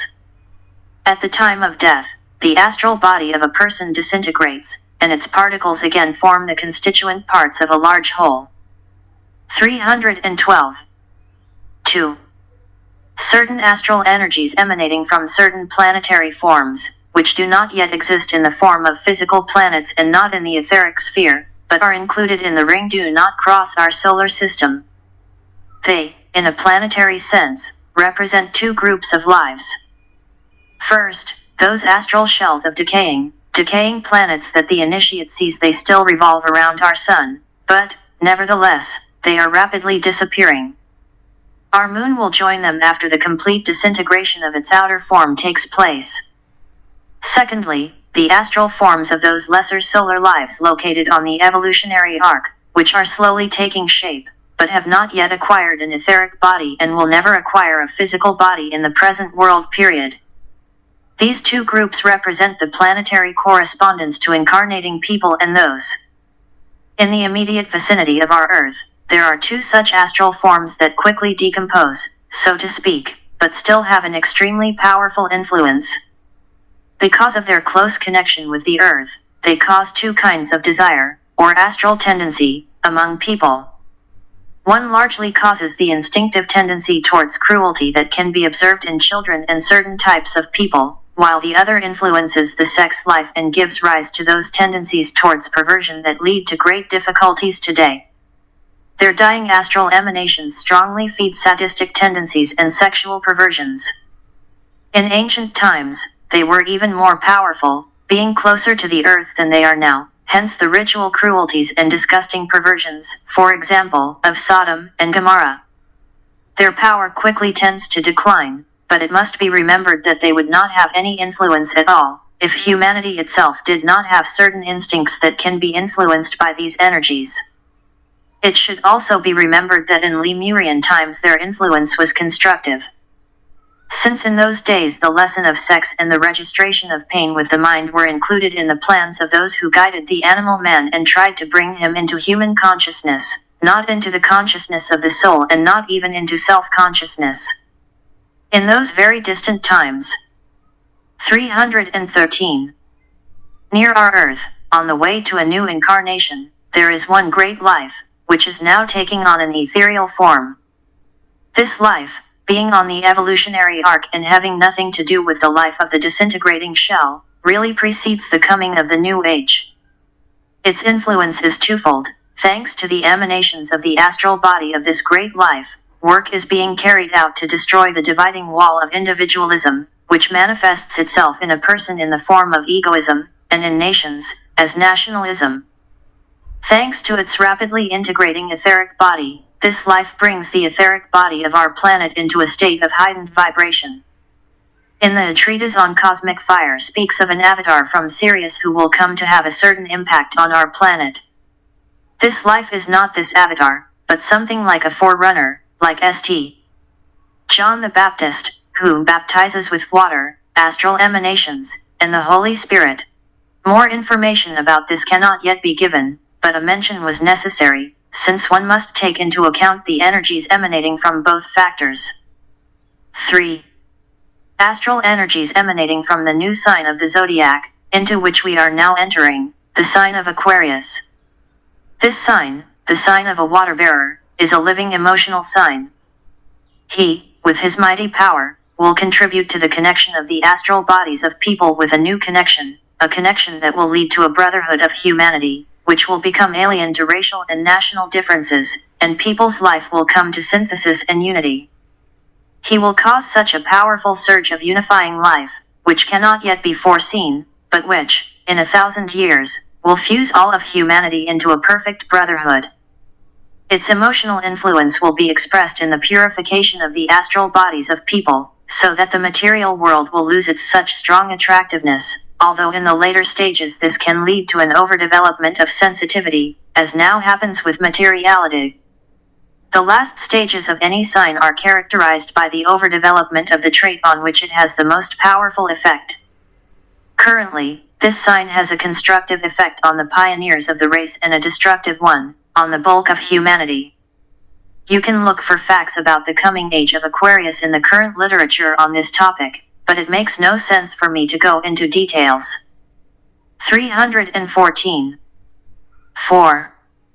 Weak emanations from the sacred heart of the sun, elusive to the masses, but instantly evoking a response from the mystics of the race, who increasingly demonstrate very real and significant group integration. These emanations are of too high a frequency to be perceived by ordinary humanity, but the mystics react to them and unite together, feeling a new vibration. Their job is then to lower this vibration so that over time it can be felt by the advanced members of the race. Thus, the work of a group of mystics must inevitably expand, since the rhythm of our planet has now become more in tune with the rhythm of the beating of the heart of the solar logos than it was until now. After all, our planet is not yet sacred. The love and thought of this divine life is directed to the little daughter of a long-lost son. 5. Another mass emanation, involving the astral body of a person in intense activity, is the impulsive desire inherent in the astral body of the fourth, or human, kingdom, considered as a whole, or as an expression of life. The sensory body of humanity unconsciously responds to all four types of astral energy described above, and the response depends on the quality of the individual astral body and the stage of human development.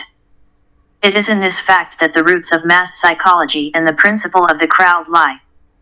The roots of so-called public opinion are also here, but it will be a long time before the psychologists of academic schools recognize these four factors.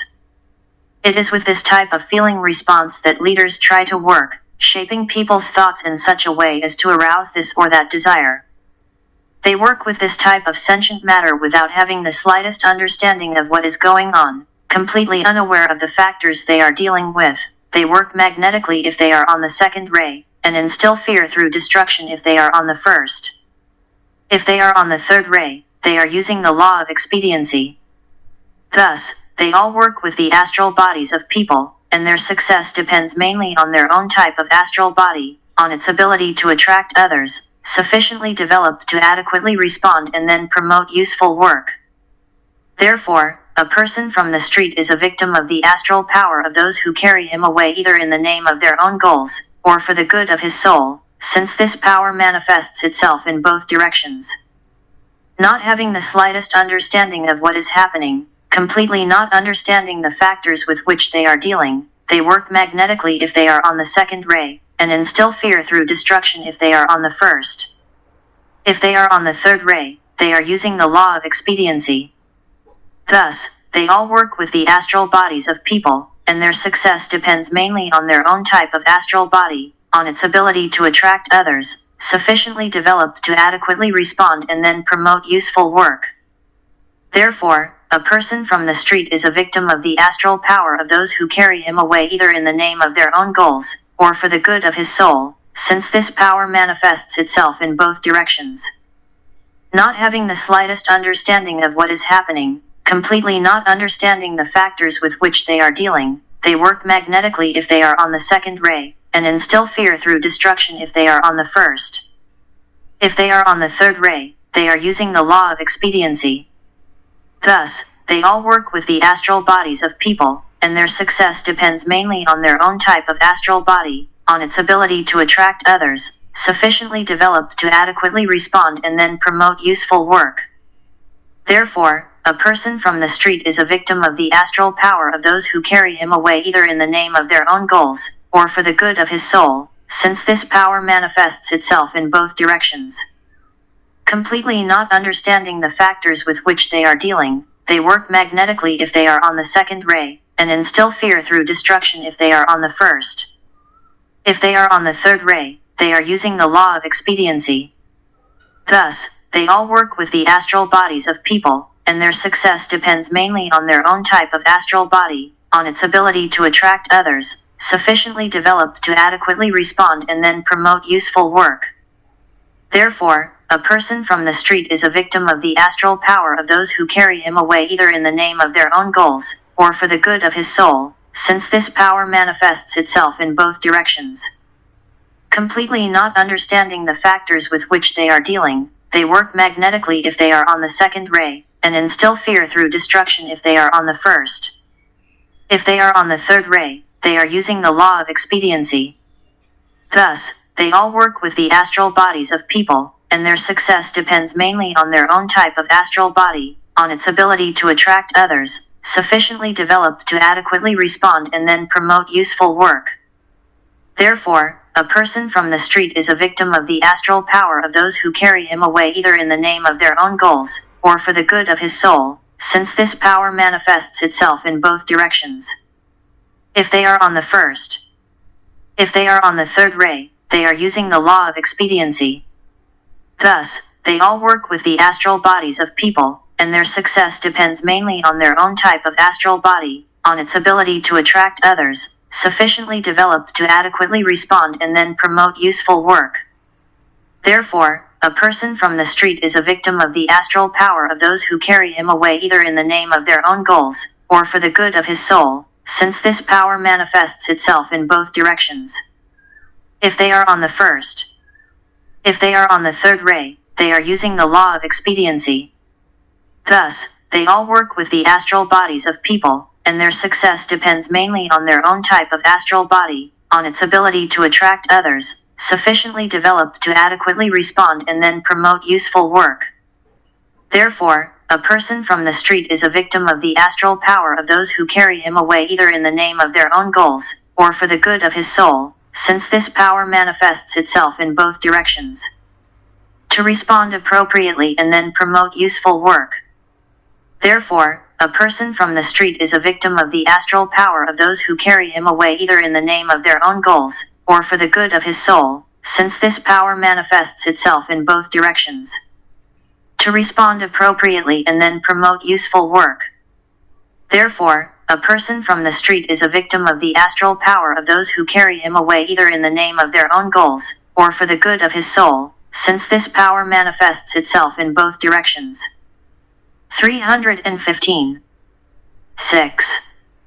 Astral life or emanations of the feelings of a person's family and friends.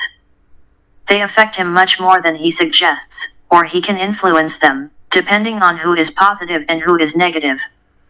Everyone with whom we come across or with whom we come in contact, every person with whom we live or communicate on a daily basis, has either a good or a bad effect on us.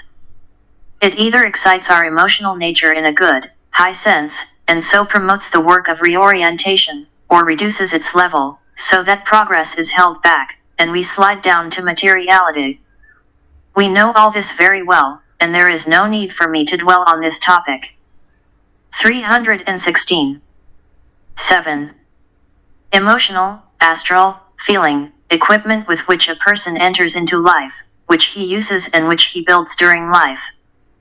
Many are victims of an emotional body that they themselves have formed, responding to the energies of the above groups. The astral body reacts to any emanation of a sensitive nature in three ways. A. Emotionally. The astral body of a person is forced to respond in one way or another to the emanations of the astral bodies, group or individual, of those around him.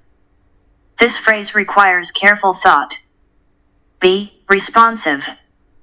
There is always a registration of impressions by the sentient astral body, even if there is no emotional response, and the students must learn to distinguish them accurately from one another.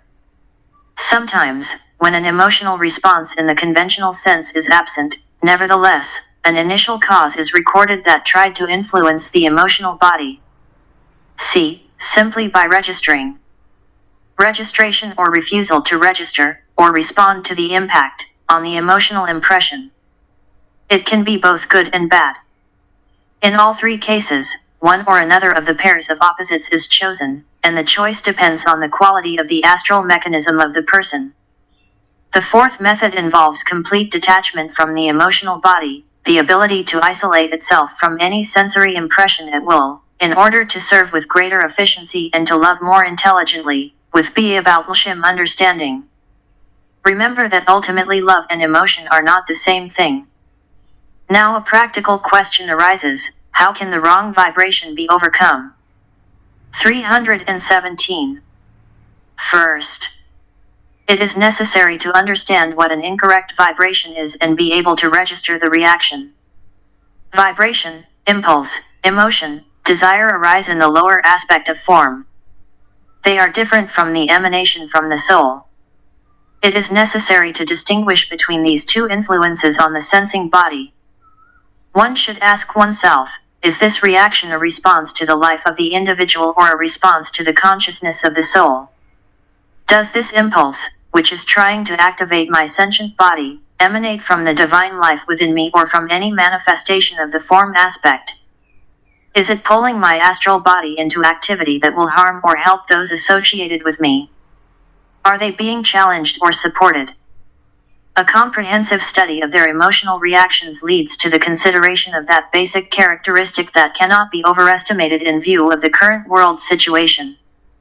This is harmlessness. I declare that achieving harmlessness in a positive way, not negatively, means reaching the stage that leads directly to the portal of initiation. At the first mention, it seems insignificant and so belittles the whole subject of initiation that it loses all significance. But let the one who thinks so try to practice the kind of positive non-harm that is expressed in right thinking, because it is based on intellectual love, right speech, because it is subject to self-control, and right action, because it is based on understanding the law. And he will find that such an attempt will require all the resources of his being, and the achievement of the result will take a long time. It is not the kind of harmlessness that comes from weakness and sentimental feelings when one hates excitement, because it upsets the established harmony of life and leads to discomfort. This is not harmlessness to underdeveloped, passive, and weak men or women who, with very little equipment, do not have the strength to harm. 318. It is the kind of harmlessness that grows out of true understanding and control of the individual by the soul and inevitably leads to spiritual manifestation in daily life. It stems from the ability to enter consciousness and penetrate into the essence of one's fellow man, and when this happens, everything is forgiven, and only the desire to help remains.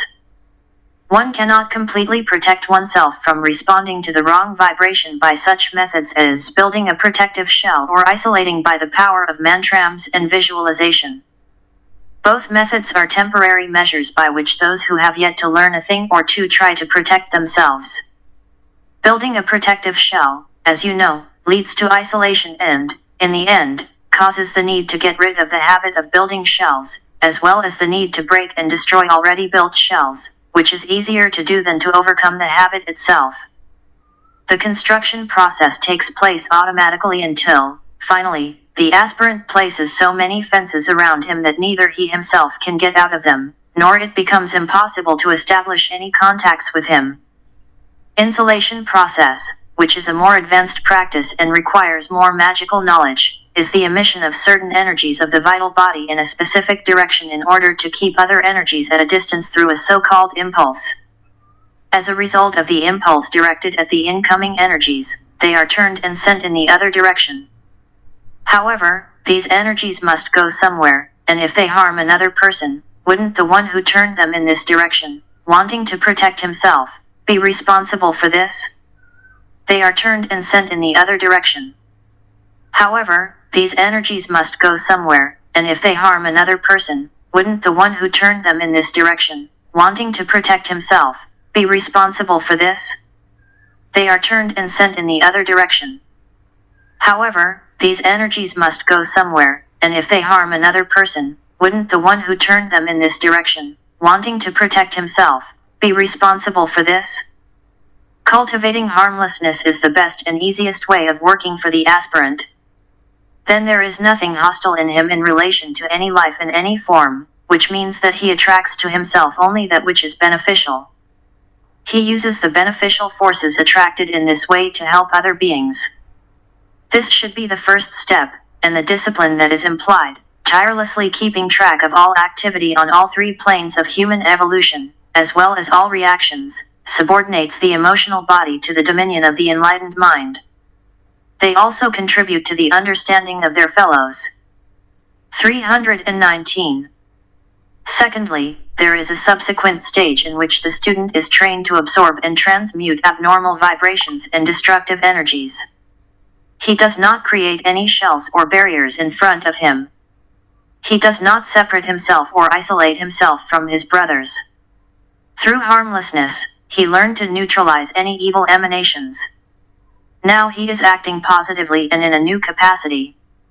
He purposefully, fully aware of what he is doing, absorbs all harmful emanations, destructive energies and harmful forces, splits them into their components and returns to where they came from, neutralized, devoid of power, harmless, but still not depriving them of their original nature.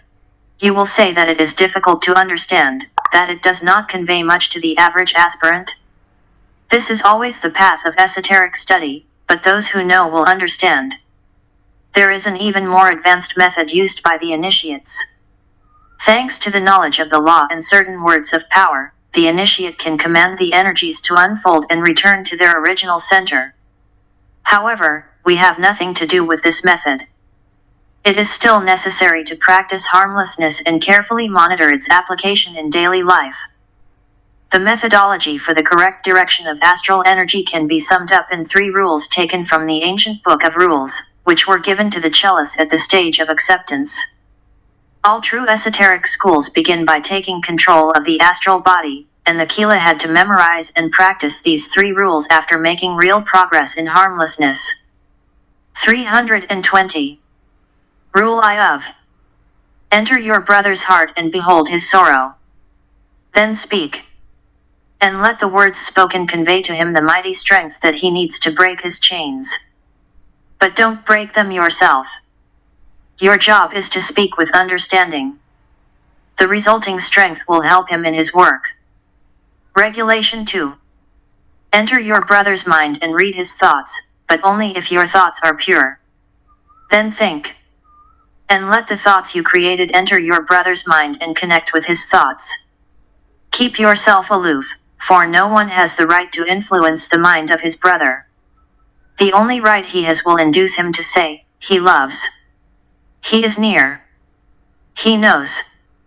He thinks with me, and I can do the right thing. Learn to speak like that. Learn to think so. Regulation 3. Connect with your brother's soul and know him for who he is. Only on the plane of the soul can this be done. Otherwise, the union will nourish his lower life. Then focus on the plan. So he will see the role that he plays, and you, and everything. So he will enter life and know that the work is done. A note attached to these 3 rules reads: all 3 energies, the energies of speech, thought and purpose, when the Kila controls them with understanding, and when they are connected with the awakening forces of his brother, whom he is trying to help, are the 3 energies with which all adepts work. It seems almost impossible to translate these ancient formulas in adequate terms. But this approximate presentation will communicate their idea to the enlightened mind. These rules summarize several considerations about the correct direction of energy that the average aspirant needs to learn and for which he is ready. Present century and future. So, we saw the place that the tiny feeling unit used by the individual human being occupies in relation to the great whole. We have noted the various forms that astral evolution takes. We have also looked at some of the sources from which astral energy comes.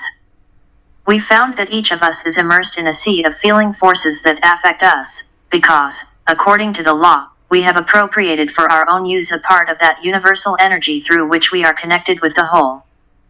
One of the types of astral energy, which we have not touched, emanates, as we know, from the heart of the sun. I cannot, however, examine it in detail due to the inability of the human brain to understand this type of astral energy, and the human heart to assimilate it until the heart center opens and functions. This flow of life-giving energy can, nevertheless, be strongly felt, although not yet absorbed in its pure form. We call it the love of God. It is really that free-flowing, pouring out, magnetically attractive force that leads every wanderer home, to the house of the Father. This is the power that excites the heart of humanity and finds its expression through the mediation of world avatars, in the mystical longing inherent in every human being, in all movements aimed at the well-being of humanity, in any kind of philanthropic and educational endeavors, as well as, in the so-called world nature, in the protective instinct of motherhood. But this is essentially a group sensitivity, and only in the coming Aquarian age will its true nature find its correct understanding and correct application. I am talking about it here because it is one of the factors that needs to be considered. However, only those whose hearts are open and lifted up to the Lord know what I am talking about. 322. There is no need to touch upon what lies ahead for the race in the distant future. Urgent issues require attention, personal and racial issues, all issues related to control over the astral vehicle. The opportunity is given to demonstrate in the existing chaos the potency of the ego, or soul, its ability to control and dominate in its small sphere of influence. This is the special tension of the coming days for all aspirants of this time, and I would like, in order to help you orient yourself, to give some advice, which you can either follow or not, as you see fit. Remember that each aspirant is a focus of energy, and in its place must be a conscious focus. In the midst of storm and whirlwind, he must make his presence felt. The law of action and reaction is at work here, and often the great ones, foreseeing the need for precisely such points of inner contact during periods of world unrest such as the present, gather in certain localities those who strive to serve, so that they contribute to the achievement of balance and promote a common plan, while learning many of the necessary lessons yourself. Effort on the part of the aspirants should not be to resist and repulse pressure, not to fight and defend. Such a method focuses attention on the not-self, increasing the chaos. The effort should consist in striving to achieve contact with the higher I, keeping this contact stable, and to be in such an aligned state that the strength and power of the soul can pour out on the lower Trinity nature and through it. This outpouring will lead to an even radiation that will affect the environment in exact accordance with the achieved measure of internal contact and in direct proportion to the purity of the channel between the physical brain and the causal body. Aspirants must also cultivate the kind of self-denial that is expressed in concern for the welfare of all with whom they come in contact. Self-denial refers to the lower self. A person who has set himself the goal of becoming a point of contact between chaos and the one who works in the name of constructive goals and order, should also use the most necessary factor in everything he does, common sense. This always implies following the law of conservation of power through discrimination and a true sense of values. Where they are, time is saved, power is wisely spent, energy is wisely distributed, excessive zeal is not allowed, and the great ones can rely on the prudence of the aspirant, finding in him a helper. 323. Any occult preparation has in mind such a development of the aspirant so that he can truly become a focus of spiritual energy. It must be remembered, however, that, according to the law, such preparation is cyclical, has its ebb and flow, like everything in nature. The time of activity follows the time of pralaya, and the period of recorded contact is followed by a period of apparent silence. Pay attention to the choice of words. The alternation is explained by the law of periodicity, and if the student develops at the required speed, each period of pralaya is replaced by a period of even greater activity, even greater achievement. The rhythm, ebb and flow, the measured beat of pulsating life have always been the law of the universe, and learning to respond to the vibration of high places, one should always remember about the rhythmic periodicity. The same law governs a human being, planet, solar system, they are all centers, or foci, of the energy of some greater life. If you are going to succeed at work, in the work of developing the ability to catch certain currents from mental levels, currents emanating from the higher self, from your ego group and from the teacher, you must provide certain planned conditions. Certain factors must be provided. If they are not there, the flows are diverted, so to speak, and contact fails. If you need to deal with worldly, earthly affairs, and there are such periods in every life cycle, attention should be focused on these details, and the highest contact can be postponed for a while. Attention to the affairs of the physical plane is not necessarily a waste of time, since these affairs can be the same part of the plan at this particular time, like any other kind of ministry. The full expression of oneself and the opening of consciousness on each plane is the goal. Remember that each plane, with its different states of consciousness, is equally a part of divine life. What most aspirants still lack is a synthetic consciousness and the ability to maintain and register integrity. 324. If there is emotional or mental chaos, the currents also deviate and the brain does not register what can be seen and heard internally. If fatigue has accumulated and the physical body needs rest, it is also impossible to register internal impressions.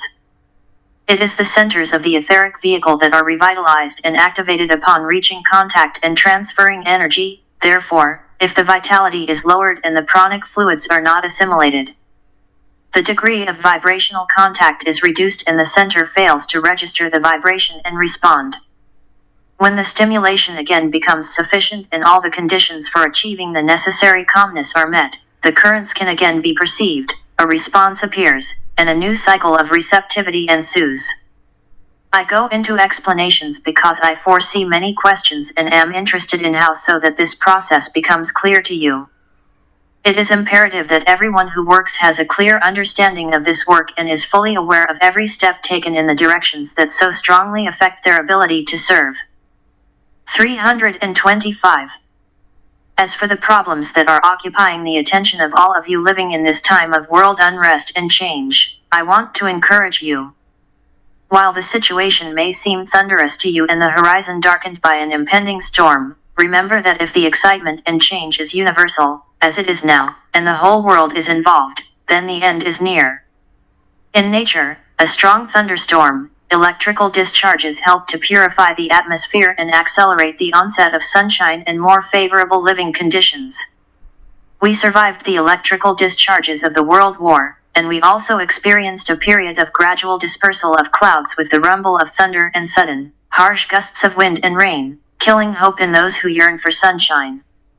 Interest in the facade of the personality, remembering only the formless forces that work in all forms and at all times, they will see order instead of chaos, construction instead of the previous destruction and the current settlement, they will see the release of fresh vitality.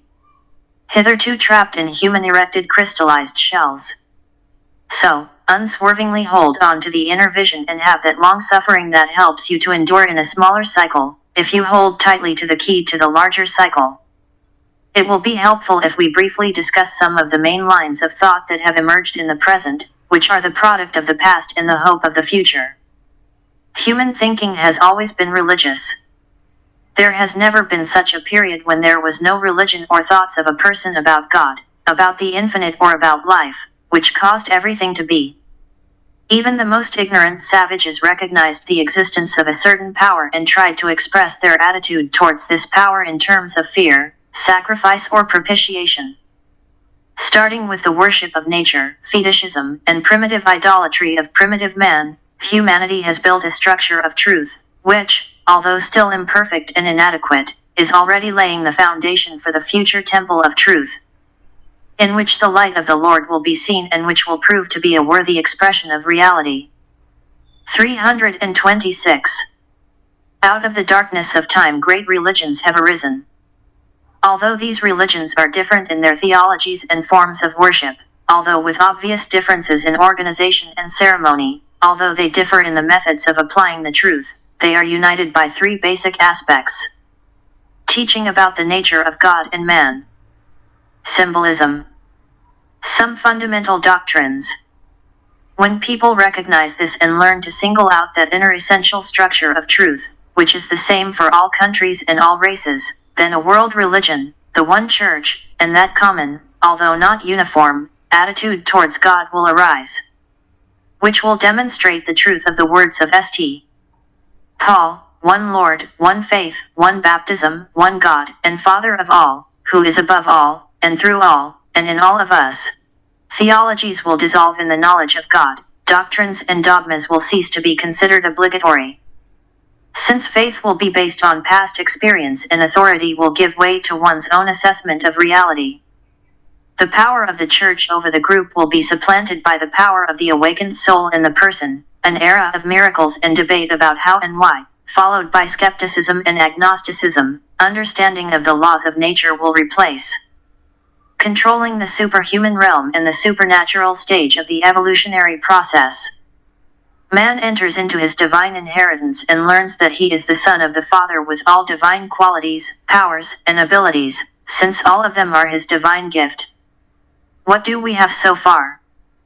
A break with an old established tradition, a rebellion against the authority of the church, dogma, doctrine, or theology, a tendency towards self-determination and the rejection of old norms, barriers of thought and differences that exist between races and religions. Rebellion against the authority of the church, dogma, doctrine, or theology, a tendency towards self-determination and the rejection of old norms, barriers of thought and differences that exist between races and religions. Rebellion against the authority of the church, dogma, doctrine, or theology, a tendency towards self-determination and the rejection of old norms, barriers of thought and differences that exist between races and religions. 327.